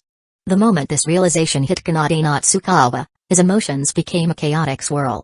Washing dishes, scrubbing floors, or doing laundry, those were all fine. But bathing? In his house? This felt entirely different. It wasn't that he didn't trust Miharu, their relationship was a peculiar mix of trust and close friendship. However, bathing at his place? That was a line she'd never crossed before. It was as though her impulsive act was daring him to do something inappropriate. No. That was his imagination running wild. Miharu wouldn't think anything strange of it, she likely just felt it wasn't a big deal to bathe at a friend's house. But Didn't this level of trust also demand a certain level of respect? If he let his mind wander, he'd be trampling on her faith in him. That was it. She was just being practical. After all, hadn't he stayed at Chika Fujiwara's house last night and used their bath without a second thought? Convinced by this argument, Kanade nodded to himself, as if affirming his own logic. Kanade, can you hear me? Miharu's sweet voice, mingled with the sound of splashing water, floated out from the bathroom. Yes, what is it? Kanade replied, walking closer to the bathroom door. Being closer made it easier to hear her, but it also came with risks. Her silhouette on the frosted glass door danced tantalizingly in the light, stirring thoughts Kanade didn't dare entertain. His gaze darted away to avoid any inappropriate imaginings, but unfortunately, it landed on the laundry basket nearby. Inside lay Miharu's neatly folded school uniform, along with other, more intimate items. Kanade crouched down and buried his face in his hands. Why did this feel so awkward? There was a wall separating them. He wasn't even seeing anything inappropriate, so why was his imagination running rampant? He suddenly remembered a piece of advice from a friend: the allure of what's hidden is far more tantalizing than what's in plain view. The unknown creates room for fantasy, while the fully revealed leaves nothing to the imagination. The thrill lies in uncovering the mystery, step by step, savoring the process. What nonsense are you thinking about, you degenerate? Kanade clenched his fists and lightly pounded the floor, using the pain to anchor himself back to reality. Kanade? Are you there? Her voice broke through his turmoil, and he quickly stood, thankful for the interruption. I'm here. What's wrong? You weren't answering. You're not doing anything strange out there, are you? Of course not. Kanade shot back, offended by the implication. I'd never do something like that. Oh? But I didn't say what kind of strange things I was talking about. Miharu's voice trailed off, her cheeks glowing red in the steamy warmth of the bath. She sunk deeper into the water until only her amber eyes peeked above the surface. Why is Kanade like this? She thought, her mind a whirl of exasperation and embarrassment. True, some of her classmates had mentioned that boys her age often had certain urges. But still, thinking about her clothes in that way was unacceptable. Unless... Miharu's thoughts stuttered to a halt. What if Kanade needed some kind of outlet? After all, repressing those instincts wasn't healthy, right? Ugh. Her face grew redder as conflicting thoughts bubbled to the surface. Really, Miharu, I'm not doing anything strange. Kanade said, breaking the awkward silence. Goo. Kanade blinked. What? He moved slightly closer to the door, straining to hear her clearly. But the closer he got, the more it felt like he was invading her space. Thankfully, her voice returned, steady but soft. Clothes. I need clothes. I'm done bathing. Oh. Kanade glanced at the laundry basket. But those are already. I'm not wearing those again. Miharu's voice rose indignantly, as if the suggestion was a personal affront. There's a fresh pair in my bag. Bring it here. And... Kanade. Yes. Get me one of your shirts to wear. A clean one. Got it. Kanade quickly turned toward her bag, rummaging until he found the item she mentioned. It was brand new, adorned with cute designs that suited her perfectly. As he held the garment in his hands, the realization hit him again. I'm holding Miharu's. Nope. Not going there. Kanade slapped his cheek slightly and prepared to deliver the requested items. But another thought crossed his mind as he headed toward the bathroom door. Why is she so comfortable using my bathroom and asking for my clothes? Miharu. He muttered, a faint smile tugging at his lips. Are you really okay with this? Chapter 92, it's said that nothing attracts people more than seeing a girl in her boyfriend's clothes. Some might argue for kapos or kimonos as the most captivating outfits, but many agree there's a unique charm to oversized shirts or hoodies borrowed from a significant other. For girls, it's often about comfort, loose, cozy, and casually intimate. For boys, the appeal is simpler, it creates a sense of possessiveness. The oversized garment exaggerates the girl's petite frame, making her seem even more delicate and adorable. This combination stirs a primal protectiveness and, let's be honest, a bit of excitement too. But enough theorizing. Feels a little big. Miharu muttered as she tugged on the sleeves of Kanade's shirt. Sitting cross-legged on the sofa, she looked adorably out of place in the oversized garment. Her usual polished demeanor had been replaced with a more casual charm, but it only made her more endearing. Well, it is my shirt. Kanade replied, holding a blow-dryer as he carefully tended to her damp hair. This is actually my smallest one, but I guess it's still pretty big on you. At nearly 180 centimeters tall, Kanade's clothes naturally dwarfed Miharu's petite frame. The shirt enveloped her like a cocoon, emphasizing her delicacy. Does it feel uncomfortable? If it does, you can go home and change. Kanade suggested, trying to sound nonchalant despite the flutter in his chest. When she'd first walked out of the bathroom wearing his shirt, he'd been taken aback. The sight was almost too much, her slender shoulders peeking through the neckline, her bare legs exposed beneath the hem. It wasn't just endearing, it was distracting. This is fine, Mahiru replied, shaking her head. Her face, already flushed from the bath, seemed to grow even redder. Truthfully, she'd been wrestling with her decision to wear his shirt. Her friend's advice, guys love this kind of thing. It's subtle but flirty, kept replaying in her mind. Yet now, sitting here wrapped in his shirt, she couldn't help but feel self-conscious. Does this make me seem desperate? Too forward? What if Kanade thinks I'm inviting him to do something? The thought made her cheeks burn. But there was something about the shirt's warmth and faint scent that made her feel safe. It was almost like being hugged by him. A sudden growl broke the silence. Ugh! Mahiru groaned, mortified. Her stomach had betrayed her, rumbling at just the wrong moment. Are you hungry? Kanade asked with a chuckle, finding her embarrassment both amusing and adorable. I'll cook dinner, Mahiru exclaimed, desperate to change the subject. She pushed herself off the couch, only to be gently stopped by Kanade. Relax, I'll handle it tonight, he said, smiling. It wasn't just about making amends for laughing at her. Seeing Mahiru in his shirt, moving around the house, was proving to be more provocative than he'd expected. Every time she stood, the shirt shifted just enough to reveal her bare thighs. It was distracting, to say the least. Cooking dinner would give him something to focus on and maybe stop him from entertaining thoughts he really shouldn't. Well, if you insist. Mahiru relented, her heart skipping at the idea of Kanade cooking for her. Curry okay? Kanade asked, glancing at the ingredients left in the fridge. Perfect? Mahiru replied with a nod. She wasn't picky about food, especially when it came to Kanade's cooking. As Kanade worked in the kitchen, Mahiru sat on the sofa, ostensibly watching TV. Her eyes, however, kept drifting to Kanade. The way he moved, his focused expression, the occasional soft hum of concentration, it was all mesmerizing. She barely noticed her thumb lazily pressing the remote, flipping through channels without paying attention to any of them. Her gaze kept snapping back to Kanade, taking in the details, the way his hair fell over his forehead, the muscles flexing in his arms as he chopped vegetables. He looked so cool. Mahiru couldn't help but think, I could watch him like this forever. All done, Kanade called, snapping her out of her reverie. Mahiru blinked, realizing she'd been staring at him for a while now. Unfortunately, Kanade had also noticed her attention and the way she hadn't been paying any to the TV. So, didn't know you were into this kind of show, Kanade teased, nodding toward the screen as he set the plates on the table. Huh? Mahiru turned to see what he meant. Her face turned crimson when she realized what was on, a sumo wrestling match.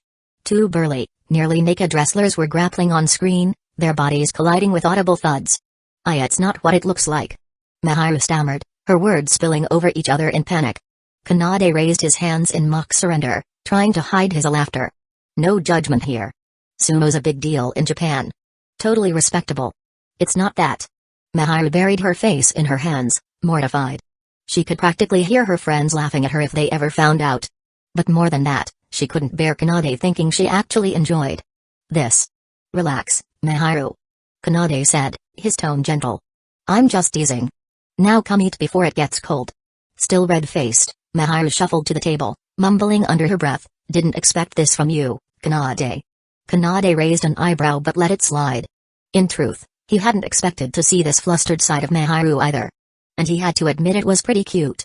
Chapter 93, Does it suit your taste? Kanade Natsukawa asked hesitantly. His cooking skills were, of course, not bad. Even Fujiwara and Kaguya would occasionally compliment him. But he wanted to hear Shina's opinion directly. It's fine, I guess, Mahiru Shina replied, her tone slightly flustered. Though she wanted to pat Kanade's head and praise him for doing a great job, she held back. If she encouraged him too much, he might get the idea, I should cook more often. And if that happened, wouldn't he think she was useless? That was something she couldn't allow. Don't get cocky, Kanade. It's just average at best. I'll handle the cooking from now on. While she enjoyed the occasional meal made by him, the kitchen was a battlefield she couldn't afford to give up. It was her pride as a girl at stake. Alright. Kanade wasn't bothered, though. Just seeing the angelic young lady enjoy his cooking in small, happy bites was enough to make him feel content. The rain outside seems to be stopping, Kanade remarked. Peering out the window, The rain that had been pouring earlier had now eased to the point where even the sound of droplets was barely audible. Want to take a walk later? After we finish eating? Kanade suggested. He didn't have any specific reason, it was just that he wanted to savor this peaceful, precious time with Miharu, enjoying the simple moments of togetherness. A walk. Miharu hesitated. It wasn't part of her plan. Ideally, she would have liked something more intimate like snuggling up together to play video games, for instance. But the thought alone made her feel shy. Let's not. Staying at home is fine. Miharu suddenly felt uneasy. This was a rare case of Kanade initiating an activity. Would he be upset if she turned him down? If she missed this opportunity, who knew when she'd muster the courage to bring it up again? Alright, then. Kanade said, assuming she probably didn't want to change clothes again after having bathed. He wouldn't want to go out either in her position. After a bit of light conversation, their pleasant dinner came to an end. Kanade, having eaten quickly, tidied up his dishes and intended to wash the rest. However, Miharu stopped him firmly and even shooed him away, insisting he go play games and stop getting in her way. And so, Kanade complied, settling on the floor cushion in front of the TV. Before long, the angelic Miharu joined him after finishing the dishes. At first, she knelt politely beside him, watching him play. But as her interest grew, she eventually settled herself onto his lap, asking him to teach her how to play. This button controls direction, and these are the action buttons. For example, this one lets you drift, and this one uses items. Kanade patiently explained. Miharu, being naturally gifted, picked up the mechanics quickly. In no time, she was comfortably navigating the racing game. Kanade set up an assist mode for her to ensure her initial experience would be pleasant. Heave-ho. Miharu seemed immersed, her body swaying along with her character's movements on screen. She leaned into the experience as if physically steering the card herself. Kanade didn't stop her. After all, this kind of immersion was part of the fun. Even he found himself doing the same at times, as though it could enhance his gameplay. I won. Miharu's character crossed the finish line in first place. She turned to Kanade, her face glowing with excitement, eager to share her joy. Nice job. Kanade praised her warmly. Though she had only been racing against opponents, achieving first place as a beginner was impressive. More than that, her radiant smile was irresistibly adorable, captivating his entire attention. With her close by, her pleasant scent and soft warmth filled every corner of his awareness. The way her delicate body rested in his lap made him crave more closeness. Kanade. Miharu tilted her head slightly, her gaze questioning, as though asking, why are you suddenly patting my head? Sorry, I couldn't help it. Kanade admitted sheepishly. It's fine. Why, you can keep going. Miharu murmured, lightly shaking her head before turning back to the TV.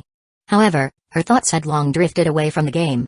Kanade's warm palm was soothing, and his embrace was so comforting that she wished this moment could last forever. Her face began to feel tingly, as if tiny ants were crawling across it. Yet, she didn't dare move, afraid he might notice her thoughts. Oh no, I lost. Miharu eventually muttered as her character finished last in the next race. But she didn't seem disappointed. Instead, she handed the controller back to Kanade, softly saying, I'll leave it to you now. Alright. Kanade agreed, reaching for the controller. That's when he realized the predicament. Miharu was still sitting on his lap. He could play by leaning around her, but that would inadvertently result in a posture resembling an embrace. Not that it was a bad thing, right? After all, Miharu showed no intention of moving. In the end, Kanade found it impossible to focus fully on the game. Miharu's close presence, her faint fragrance, and the soft sensation of her body distracted him at every moment. It was a delightful torture, each second teasing his self-control. Miharu, would you mind getting up for a moment? Kanade whispered, hoping she hadn't noticed anything unusual. Miharu? When she didn't respond, Kanade turned slightly to check on her. To his surprise, her head was drooping slightly, her breathing steady. She had fallen asleep. You're really something else. Kanade muttered. He had meant to say something like I can't believe you. But when the words reached his lips, they softened into a gentle goodnight. Carefully, Kanade adjusted his position and scooped her into his arms. Miharu's light frame barely weighed anything, though her soft feminine curves were undeniable. While not as pronounced as a certain senior student's, they were leagues ahead of Irei or Kaguya. Keeping his eyes fixed straight ahead, Kanade made his way toward the bedroom. He ignored the way her shirt had slipped slightly off her shoulder, focusing on the task at hand. Yet, a part of him wished the journey to the bedroom could last just a little longer. Because in this fleeting moment, he couldn't imagine wanting to let go. Chapter 094, Impure Relationships Must Be Prohibited. The next morning, when Kanade Natsukawa groggily woke up, The angelic Miharu was already in her school uniform, busily preparing breakfast in the kitchen. "You're up." She greeted him casually as he sat up on the sofa. "Go brush your teeth and wash your face. Breakfast is ready." "All right." Still a bit groggy, Kanade nodded and shuffled off to freshen up. After washing up, the two sat together at the dining table, eating breakfast and chatting lightly. "How was your sleep last night?" Kanade asked out of curiosity. Although Miharu had fallen asleep in his bed, he felt obligated to ask out of politeness, like a host checking on a guest's stay.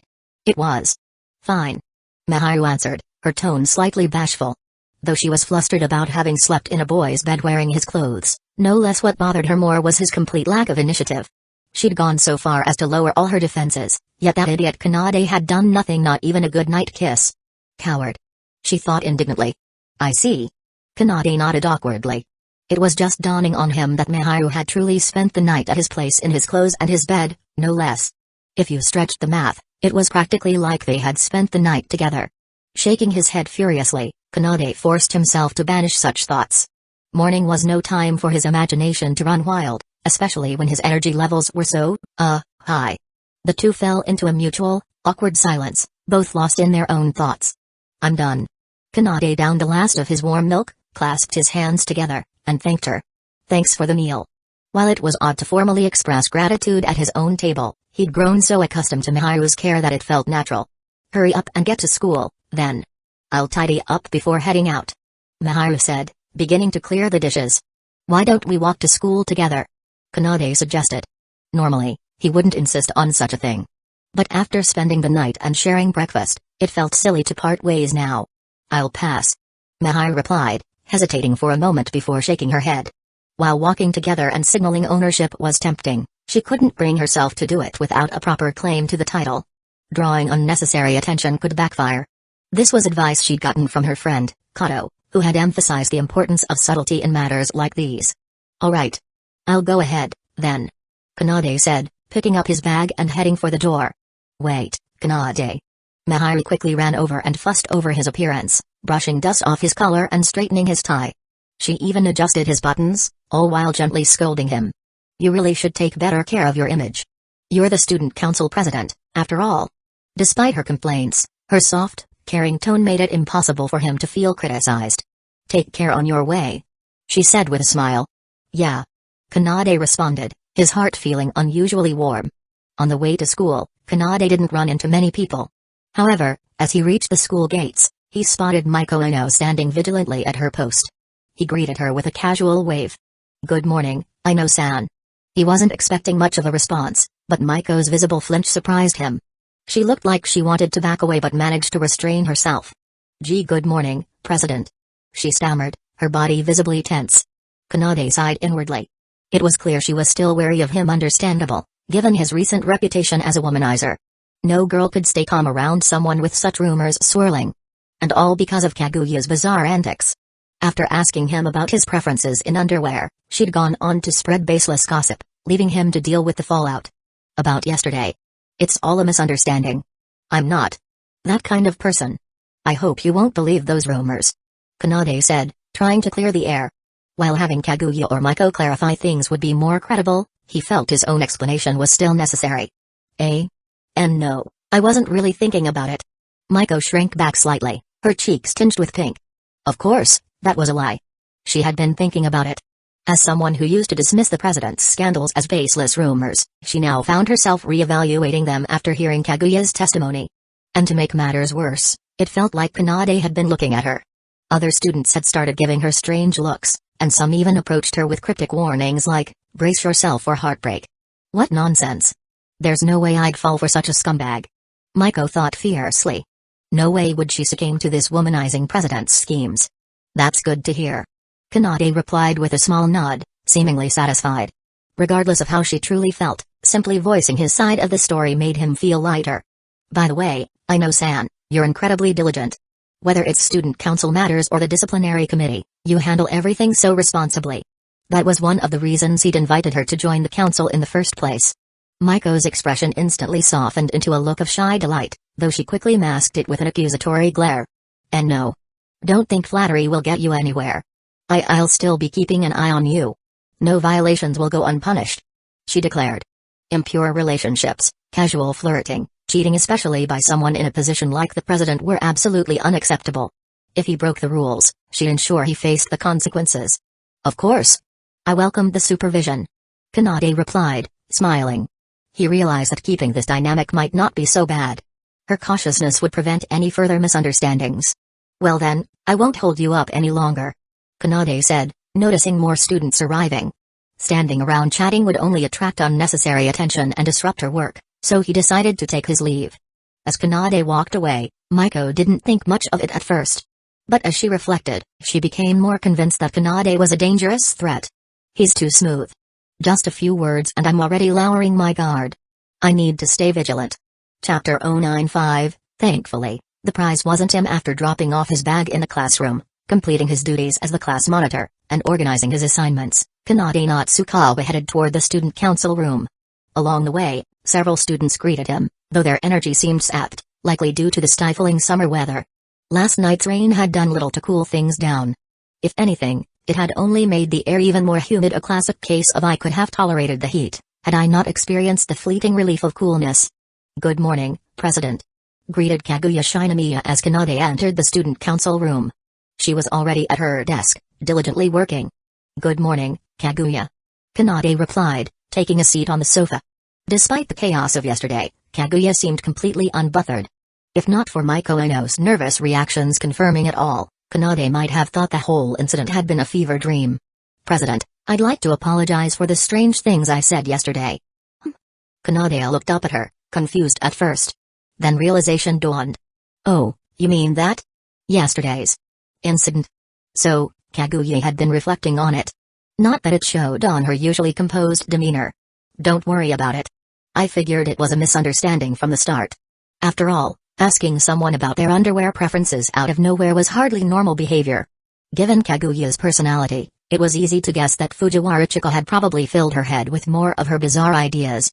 Poor Kaguya, Kanade thought sympathetically. She had been friends with Chika since elementary school. There was no telling how many times she had been dragged into absurd situations because of her. It didn't cause me any trouble, so there's no need to dwell on it, Kanade said with a dismissive wave, rotating his shoulders to relieve some tension. Sleeping on the sofa last night had taken its toll on his body. Though he hadn't woken up with a stiff neck, the soreness in his back and shoulders was hard to ignore. Coupled with his usual sedentary habits, the discomfort was particularly pronounced today. Even so, I feel guilty, Kaguya said, her expression softening into an uncharacteristically warm smile. If you don't mind, I could give you a massage? You look very tired, President. Since that day, Kaguya had been smiling more often in his presence. The icy, impassive demeanor she used to carry was slowly giving way to moments of gentle warmth. If you're offering, I'd appreciate it, Kanade said, turning his back to her and relaxing. President, what are you doing? Kaguya asked, startled. Aren't you giving me a massage? It's easier to access my shoulders this way, Kanade replied matter-of-factly. I was thinking of starting with a hand massage, Kaguya murmured, hesitating. While massaging his shoulders would suffice, holding his hands felt far more intimate and it provided a chance to see his face up close. She even considered extending the massage to his back and waist. Stop it, Kaguya, she admonished herself, shaking the inappropriate thoughts away. My hands don't feel sore, though, Kanade said, wiggling his fingers. You might not know this, but hand massages can target specific pressure points that benefit the whole body, Kaguya explained confidently. If you say so, Kanade said, extending his hand.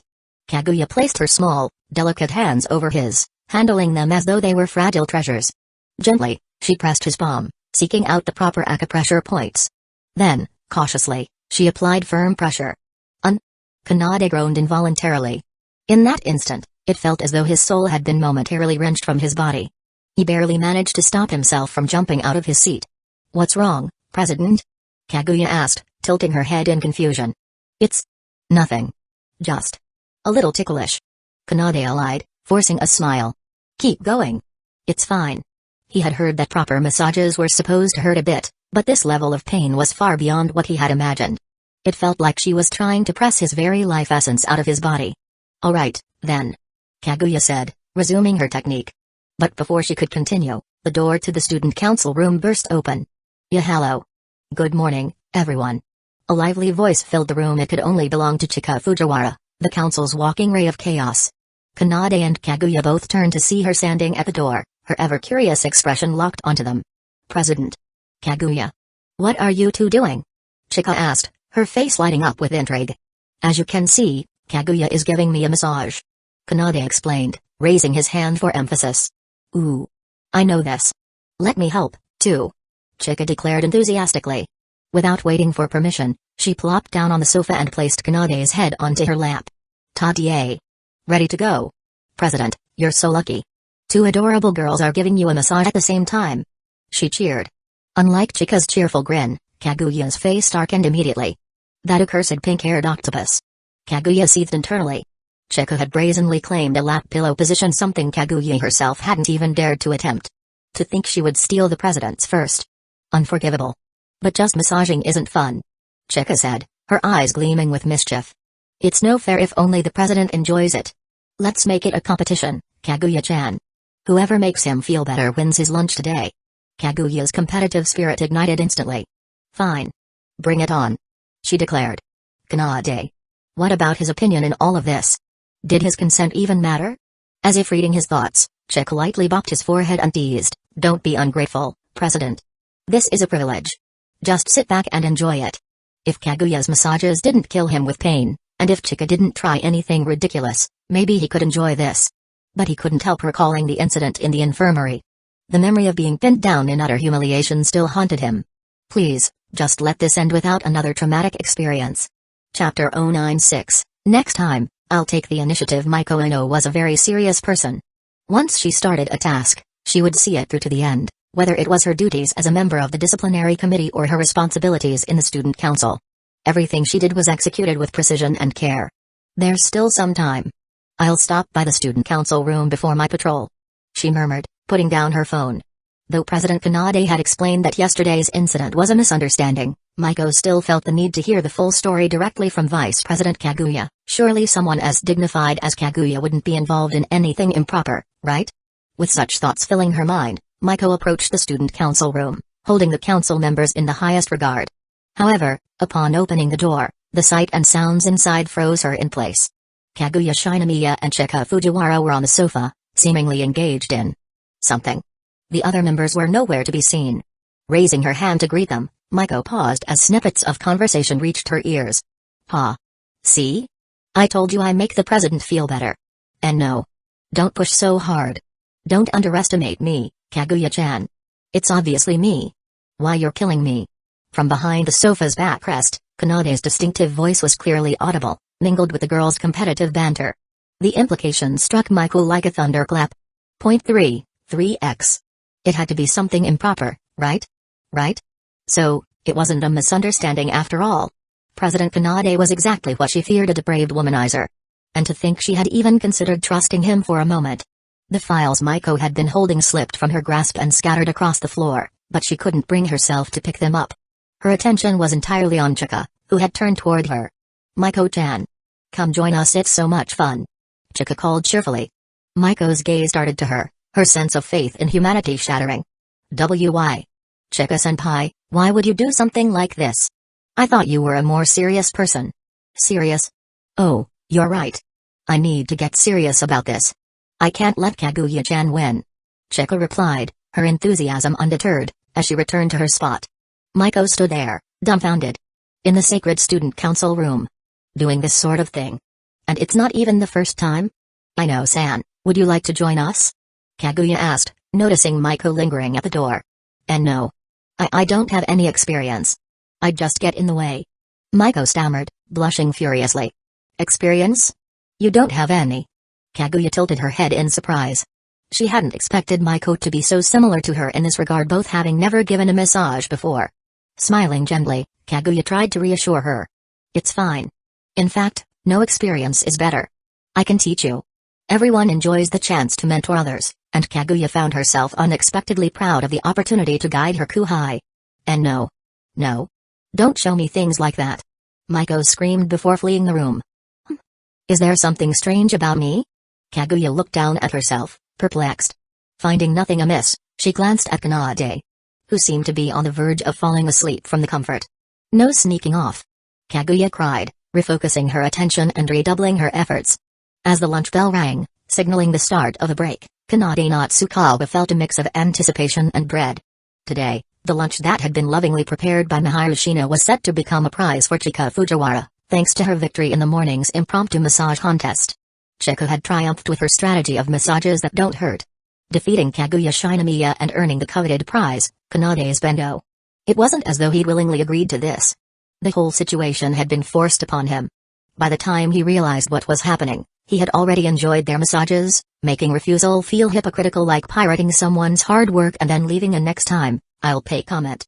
Opening his phone, Kanade considered apologizing to Miharu, but no words felt appropriate. The thought of lying to Chika crossed his mind too. He could claim he'd forgotten his bento today. But Miharu made his lunches regularly, and on the rare occasions she didn't, it was only because she had prepared something. What a mess. Just then, a message appeared on his phone. Want to eat lunch together?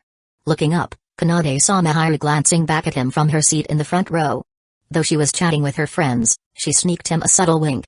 It was an unexpected invitation. Miharu rarely initiated plans herself. But today, he couldn't accept. While he didn't mind introducing Miharu to Kaguya and Chika, the thought of her seeing another girl eat the bento she'd made for him was horrifying. She'd probably give him a thorough scolding or worse. Carefully considering his words, Kanade replied, Sorry, I've got some student council matters to handle. Let's do it another time. He added, Next time, I'll invite you. When Kanade glanced at Miharu again, he saw a mix of disappointment and satisfaction in her expression. Though she seemed a bit let down, her smile showed she was happy with his promise. Girls' emotions sure are complicated, Kanade thought with a sigh. Arriving at the student council room, Kanade found only Kaguya and Chika present. Recently, Ishigami and Sharingan had been spending their breaks together, and whatever they were up to, it didn't involve him. When Kanade tried to ask them about it, they simply brushed him off, leaving him feeling like an outsider. Forming a little group without me? And not inviting me? Kanade fumed silently. I'll remember this betrayal. Chapter 097, I'm not a pervert, okay. Good afternoon, President. Good afternoon, President. Good afternoon. Kanade Natsukawa nodded, greeting Kaguya Shinomiya and Chika Fujiwara in return. Come on, President, hurry and sit down. I can't wait. Chika said eagerly, practically bouncing in anticipation. But today, her enthusiasm was destined for disappointment. Sorry to dampen your mood, but I need to make something clear. Kanade opened his bento box and showed it to the two girls. This bento wasn't made by me. It's from a friend. Though I can promise her cooking skills far surpass mine, so I'm sure you won't be disappointed. She? Both girls echoed in unison. Is there a problem? Kanade asked nervously. Surely it wasn't strange for him to have a friend or two who occasionally brought him lunch. President, you really? Chika trailed off, glancing briefly at Kaguya before turning back to him with a teasing smile. Don't understand anything at all. Understand what, exactly? Kanade thought, baffled. Chika had suddenly transformed into a riddle master. While he admitted he didn't fully grasp the intricacies of girls' emotions, being called out so blatantly was a first. Sorry, I forgot to mention this morning. Kanade added, hoping to clear up any misunderstanding. It's just a coincidence today. If you want to taste my cooking, we'll need to wait for next time. I'll make sure to cook something that leaves you satisfied. The friend who made this bento. Is she a girl? Kaguya asked suddenly, her tone measured but probing. Yes. Kanade confirmed, puzzled. Why was this relevant? Oh, so the president is popular enough to have a girl send him a love lunch. Huh? Chika teased, nudging his arm repeatedly. Don't tell me she likes you? Likes? Kanade murmured, a brief flash of a certain rainy night crossing his mind. No, it's not like that. It's more of a feeling of responsibility, I think. Kanade explained, she's a kind person who just couldn't stand my hopeless lifestyle when we first met. That's how we became friends. To be honest, if it hadn't rained that day, we probably wouldn't have crossed paths at all. He chuckled lightly. We've known each other for about a year now. Back then, I wasn't very good at taking care of myself. Thanks to her help, I've slowly adopted healthier habits. Though much of his self-improvement stemmed from his own desire to change, that drive had been fueled by wanting to become someone worthy of an angel like Miharu. Now, however, he no longer held such lofty goals. His friends accepted him as he was. To me, she's like a great friend, almost like an older sister. Someone who listens, supports me, and even tolerates me being lazy sometimes. I guess you could say she's an angelic big sister. Kanade's description was filled with a warmth that caught Kaguya's attention. She frowned slightly. And do you have feelings for her? Kaguya asked before stopping herself. Never mind. She was conflicted. On one hand, she wanted to know if Kanade harbored romantic feelings for this girl. On the other, she feared planting the very idea in his mind. It was the classic dilemma of a tragic love triangle, the meddling third party inadvertently pushing the male lead towards someone else. No way am I letting that happen. Kaguya resolved. To her, love was a battlefield, and victory justified any means. Rivals? No problem so long as she emerged as the victor, the rest could eat dust. President, may I try some of this bendo? Kaguya asked. She wanted to assess the competition and see just how skilled this girl was. Chika, ever eager, chimed in. Me too. Of course. Kanade said with a nod. Letting them taste the food wasn't a big deal. It wasn't like he was handing the whole bendo over. Besides, he'd always wanted to introduce his friends to one another. As he handed over the box, Kanade idly recalled that Miharu and Kato were already acquainted. How had that happened? He faintly remembered that Miharu and Kato had gone out together last weekend. When had they become such close friends? President? Sorry, I zoned out. Kanade quickly snapped back to reality and handed them the bendo. But Chika, dissatisfied with just being handed food, opened her mouth wide and leaned forward expectantly. President, feed me. Put it in my mouth. Suddenly, Kanade felt the room's temperature drop several degrees. A shiver ran down his spine. Can't you feed yourself? Don't be so lazy. Kanade retorted. This is your punishment for bringing a bendo made by another girl. Chika declared smugly. I already said I'll make you one next time. Kanade sighed, though he couldn't deny he felt a bit flattered by her enthusiasm. Resigned, he picked up a piece of hamburger steak and placed it in Chika's open mouth. With an exaggerated awe. She bit down so fiercely Kanade half worried she'd snap the chopsticks in half. This is unexpectedly delicious. Chika exclaimed. I told you, her cooking is better than mine. Kanade shrugged. After all, Miharu was technically his mentor in the kitchen. He still hadn't surpassed her skills. Don't get cocky, it's not even your cooking. Chika teased, hands on her hips. Then she added, don't forget to feed Kaguya-chan too, President. Stop being such a pig. Why am I getting called names? Kanade muttered, though he complied, picking up a piece of squid sausage and offering it to Kaguya. If he'd already fed one, what harm was there in feeding another? Still, he was curious how Kaguya, usually composed, would react to such a close gesture. To his surprise, Kaguya didn't hesitate. She tucked her hair behind her ear, leaned in gracefully, and delicately took the bite. Unlike Chika's ravenous display, Kaguya's movements were reserved and elegant. After a few chews, she swallowed and licked her lips lightly. It's quite good. Thank you for the treat, President. Sure. Kanade said, exhaling in relief. Yet, as he reflected, he realized he'd been intently staring at Kaguya the entire time. It struck him that his behavior must have seemed off. Wait. Does this make me look like a pervert? You're such a creep, President. Staring at Kaguya-chan like that. Chika teased, poking his increasingly red face. Don't say weird stuff. I was just waiting for her opinion. Kanade protested, turning to Kaguya for support, only to find her blushing as well. Was that it? Kaguya mumbled, looking away bashfully. I'm doomed. She definitely misunderstood. Chapter 098, Kaguya's Little Schemes. By the way, the school's summer retreat is coming up soon. I'm so excited.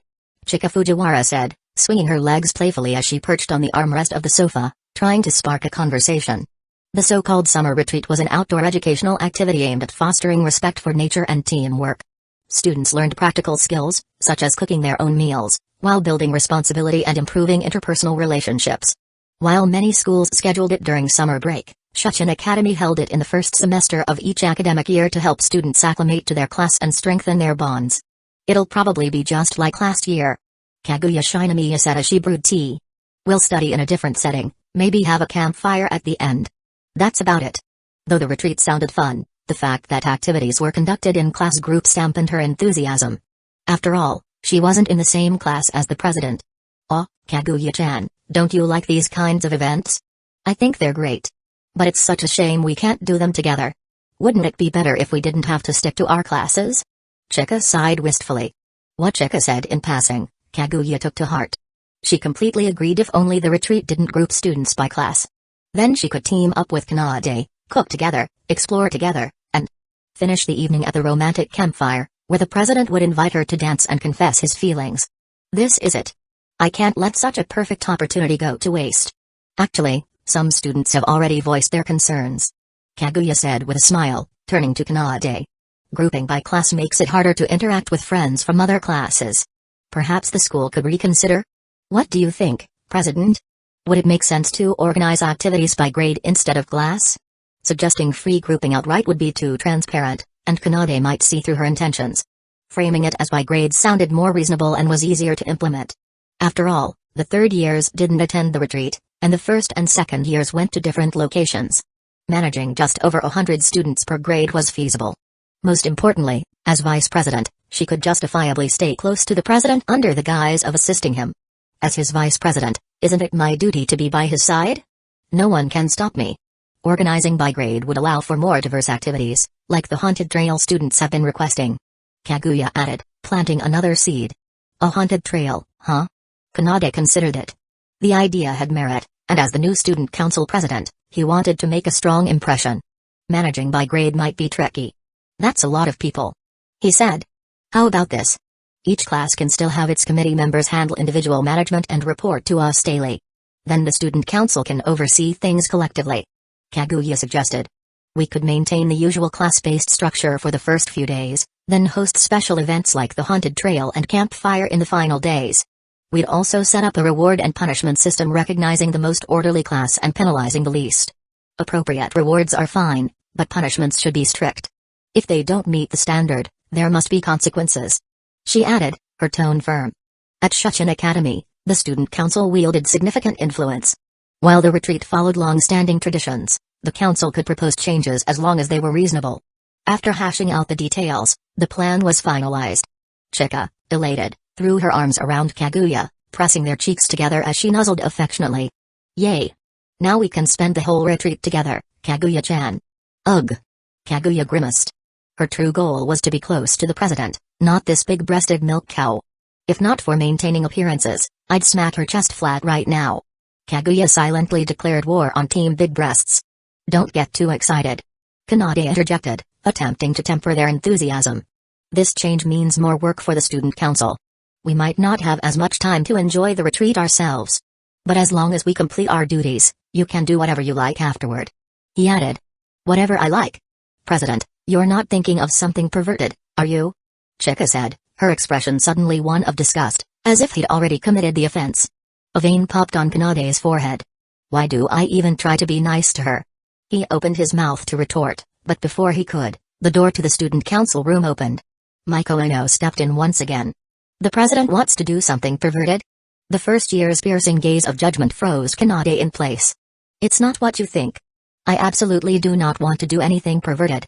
He blurted out, half in panic, half exasperation. Feeling cornered by the situation, Kanade adopted a more commanding tone to reclaim control.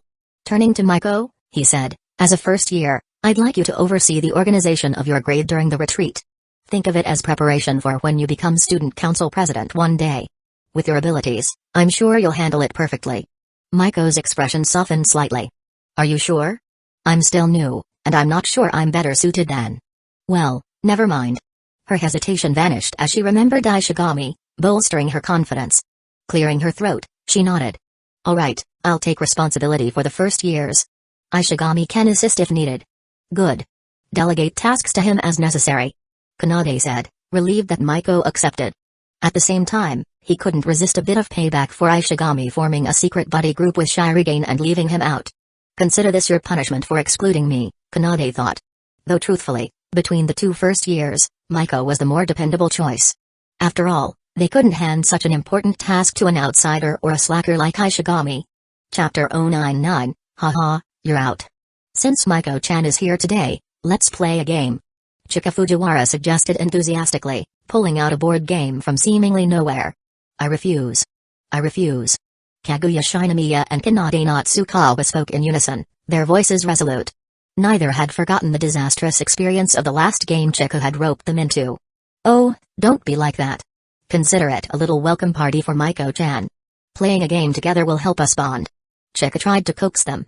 You just want an excuse to play, don't you? Kanade shot back, immediately seeing through her ploy. Unfazed, Chika grabbed Maiko and hugged her tightly, pouting as she pleaded. Of course not. Maiko-chan definitely wants to play, right? She hasn't had a chance to properly blend in yet. Maiko. Blend in? Maiko stared blankly at the group. There was no way she could fit into such a chaotic and, frankly, questionable student council. Though rationally she understood that the president and the others couldn't possibly be doing anything improper in the sacred council room, the compromising scenes she had witnessed before were hard to ignore. Still, if it's just a game and not something weird, fine. If it's for a welcome party, I guess I have no choice. Maiko relented, her voice tinged with shyness. Her hesitant response was painfully transparent. Kanade and Kaguya exchanged knowing glances, silently communicating their shared sentiment. This girl is way too easy to read. In that case, why don't you explain the rules first, Fujiwara? Kanade suggested, wary of what kind of chaotic game she might have in mind. If it was anything like the last one, he would veto it without hesitation, and he was sure Kaguya would back him up. Oh, it's simple. Chika said, flipping open the game box and pulling out a card. She held it up with the text facing away from Kanade. For example, let's say the president picks a card like this. He'll show it to everyone, and after that, he's not allowed to do whatever is written on the card. If he does, he loses. That's it. Sounds easy enough. Boom. You're out. Chika pointed at the card. Kanade flipped it over and saw the word "Say Easy" written on it. Great. He fully understood the rules now. Alright, let's start the game. Chika cheered, shuffling a few cards and laying them face down on the table. The winner gets to make the president do one thing. Wait, why am I always the wager? Kanade protested. Well, if you win, we'll all agree to one of your requests. Chika offered. That's fair. Kanade nodded. At least I'll have some motivation this time. Then I'll join too. A familiar voice said from behind. You? Kanade turned to see Ueshigami standing behind him. Somehow, he had appeared out of nowhere. Why are you here? Don't misunderstand, President. I'm just interested in the game itself. I've played similar games with friends before. Yu replied nonchalantly. With friends? Friends? No way. I know what you're thinking. You mean imaginary friends, right? Like those lonely people who... Chika raised her hand eagerly, about to launch into an unnecessary explanation. They're real people, you idiot. Yu snapped, cutting her off. It's okay, Yu. I get it. Kanade patted his shoulder, sympathy etched across his face. I've been there. Even you, President? Yu's voice cracked, clearly hurt, though he stubbornly continued. For your information, I've made a few like-minded friends online. Ah, so they're online friends. Kanade nodded in understanding, the rest of the group following suit with expressions of dawning realization. What's an online friend? Kaguya asked, tilting her head. Kanade launched into an explanation. It's someone you meet on the internet, someone you chat with, share your thoughts and daily life with. You may never meet in person, but you connect through digital platforms. That sounds empty, Kaguya remarked. Talking to strangers online carries risks, doesn't it? Isn't it better to find a tree hollow to confide in? Well, it's not as bad as it sounds. Kanade tried to defend the concept. But explaining the joys of online friendships to Kaguya, who had likely never touched social media, was a daunting task. Meanwhile, Yu was spiraling. Words like empty and tree hollow echoed in his mind as his spirit seemed to crumble. Alright, enough of that. Let's start the game. Kanade said, steering the conversation back on track before Yu could completely disintegrate. Yu perked up. Fine. I'll beat all of you and prove my skills. That's not exactly something you train for. Kanade thought, though he kept his comment to himself. The participants drew their cards. Kanade, speak English. Kaguya, say like. Maiko, stay silent for 20 seconds. Chika, talk about time. Yu, breathe. X for what? Why are you all staring at me? Is there something on my face? Yu asked nervously, noticing the others' focused gazes. He assumed they were strategizing to target him, but he couldn't figure out why. Yu, are you sure you don't want to pick a new card? Kanade asked gently, unable to watch the impending train wreck. President, you. Yu's eyes filled with emotion, clearly touched by Kanade's concern. However, he shook his head firmly. But I refuse. I won't change my card. Why not? Because I bet my card says something like switch your card. And I won't fall for your tricks. Yu declared triumphantly. Kanade sighed. Chika seized the moment, pointing at Yu with glee. Haha, you're out. Yu froze. Slowly, he flipped his card over, revealing 2 large characters. Breathe. Chapter 100, after all, she's just a kuhai. This stupid game. This trash game made by a trash company. Absolute garbage. With these angry parting words, Ueshigami stormed out of the game as a player and instead assumed the role of a disgruntled spectator. He shot a long, resentful glare at Chika Fujiwara, as though hoping to torment her with sheer indignation. Since his elimination, the atmosphere had grown tense. None of the remaining players dared to speak, fearing they might unwittingly trigger their own defeat by doing something prohibited by their cards. Kanade Natsukawa sighed and tried to restart the conversation. A game like this needs interaction to move forward. Don't you think so, Ino-san? Yes. Maiko Aino instinctively nodded but immediately realized her mistake. This is still a game. What if the sly president was trying to trick her into violating her card's condition? She clammed up, refusing to respond further. Kanade shrugged, unfazed. He wasn't trying to eliminate her, at least not yet. He just thought it wouldn't be fun for a newcomer like Maiko to sit silently without much engagement. See? The president's got a knack for this. Chika chimed in, her voice full of playful admiration. Honestly, I don't hate it. It's kind of heartwarming. Almost like a love level up moment. Kanade narrowed his eyes, pondering her words. Chika's comments were rarely random, and considering that Kaguya's card was to say like.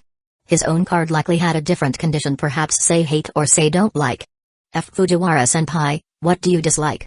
Maiko suddenly asked, clutching her card nervously. Kanade blinked, surprised. This seemingly timid Kuhai made the first move? Though unexpected, her question played perfectly into his strategy. He joined in, casually adding, good point, I'd like to know too. Since agreeing with others wasn't against his card's rules, there was no risk for him.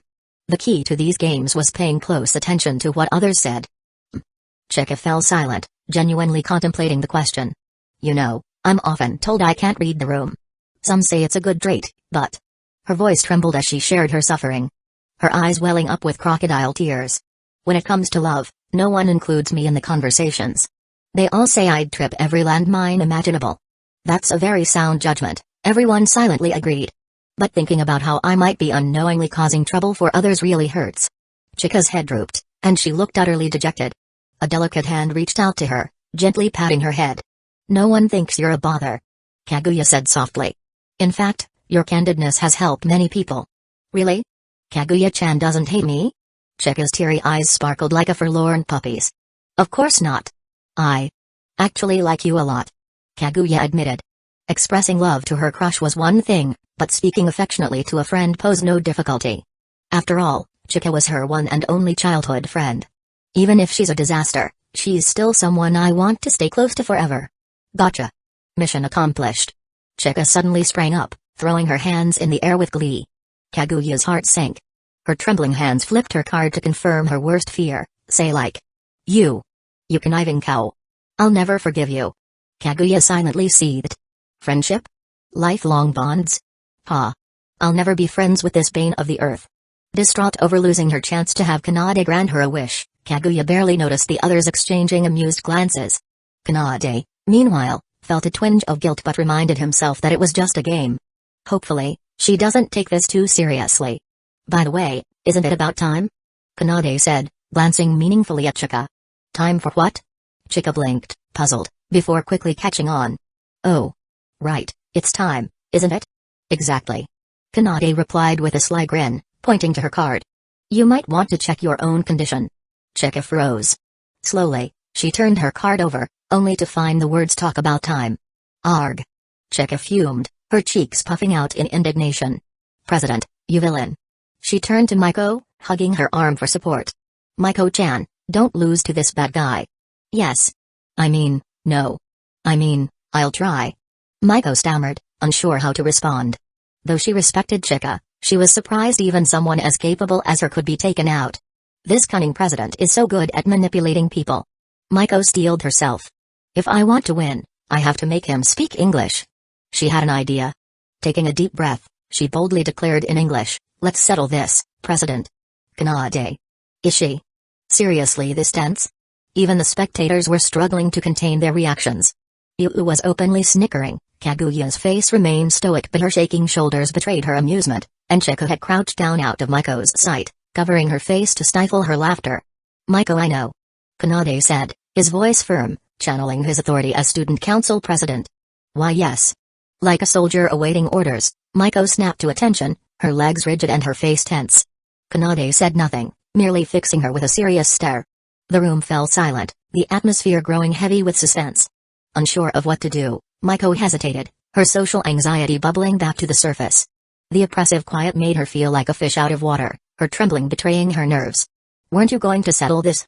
Kanade finally broke the silence, speaking in perfect English. "Yes. Wait, what?" Maiko's eyes widened in realization. I win. Why is everyone looking at me like that? They're probably just surprised you won." Kanade replied, flipping his card to reveal the word "Speak English." "Victory and defeat are part of the game, after all," he said with a theatrical sigh, before signaling Chika to help defuse the situation. Chika took the cue, embracing Maiko warmly. "Congrats, Maiko-chan. You won on your first try. Your prize is that the president has to grant you one wish. I'm not some kind of magic lamp, you know," Kanade quipped. "But within reason, sure. I haven't thought of anything yet. Can I save it for later?" Maiko asked hesitantly, glancing at Kanade for approval. "Of course. Anytime," he said, offering a reassuring smile. Maiko finally relaxed, hugging Chika back with a shy grin. "I did it, Fujiwara-senpai." "Yes, you did. Great job." Kanade watched the lively group with a contented smile. "This is exactly what I wanted, a fun, light-hearted atmosphere among friends.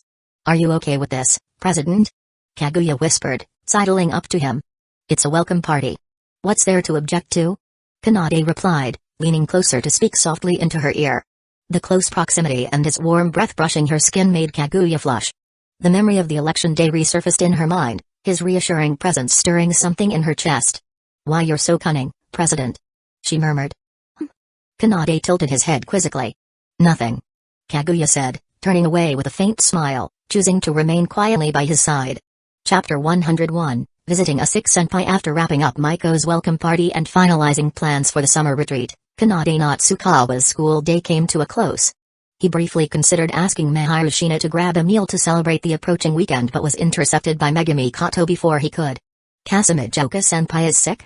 Kanade repeated, startled by the news. "Apparently so. I heard it's quite serious. She's bedridden," Megumi replied softly, sipping her tea. "For her, any little ailment probably qualifies as bedridden," Kanade muttered.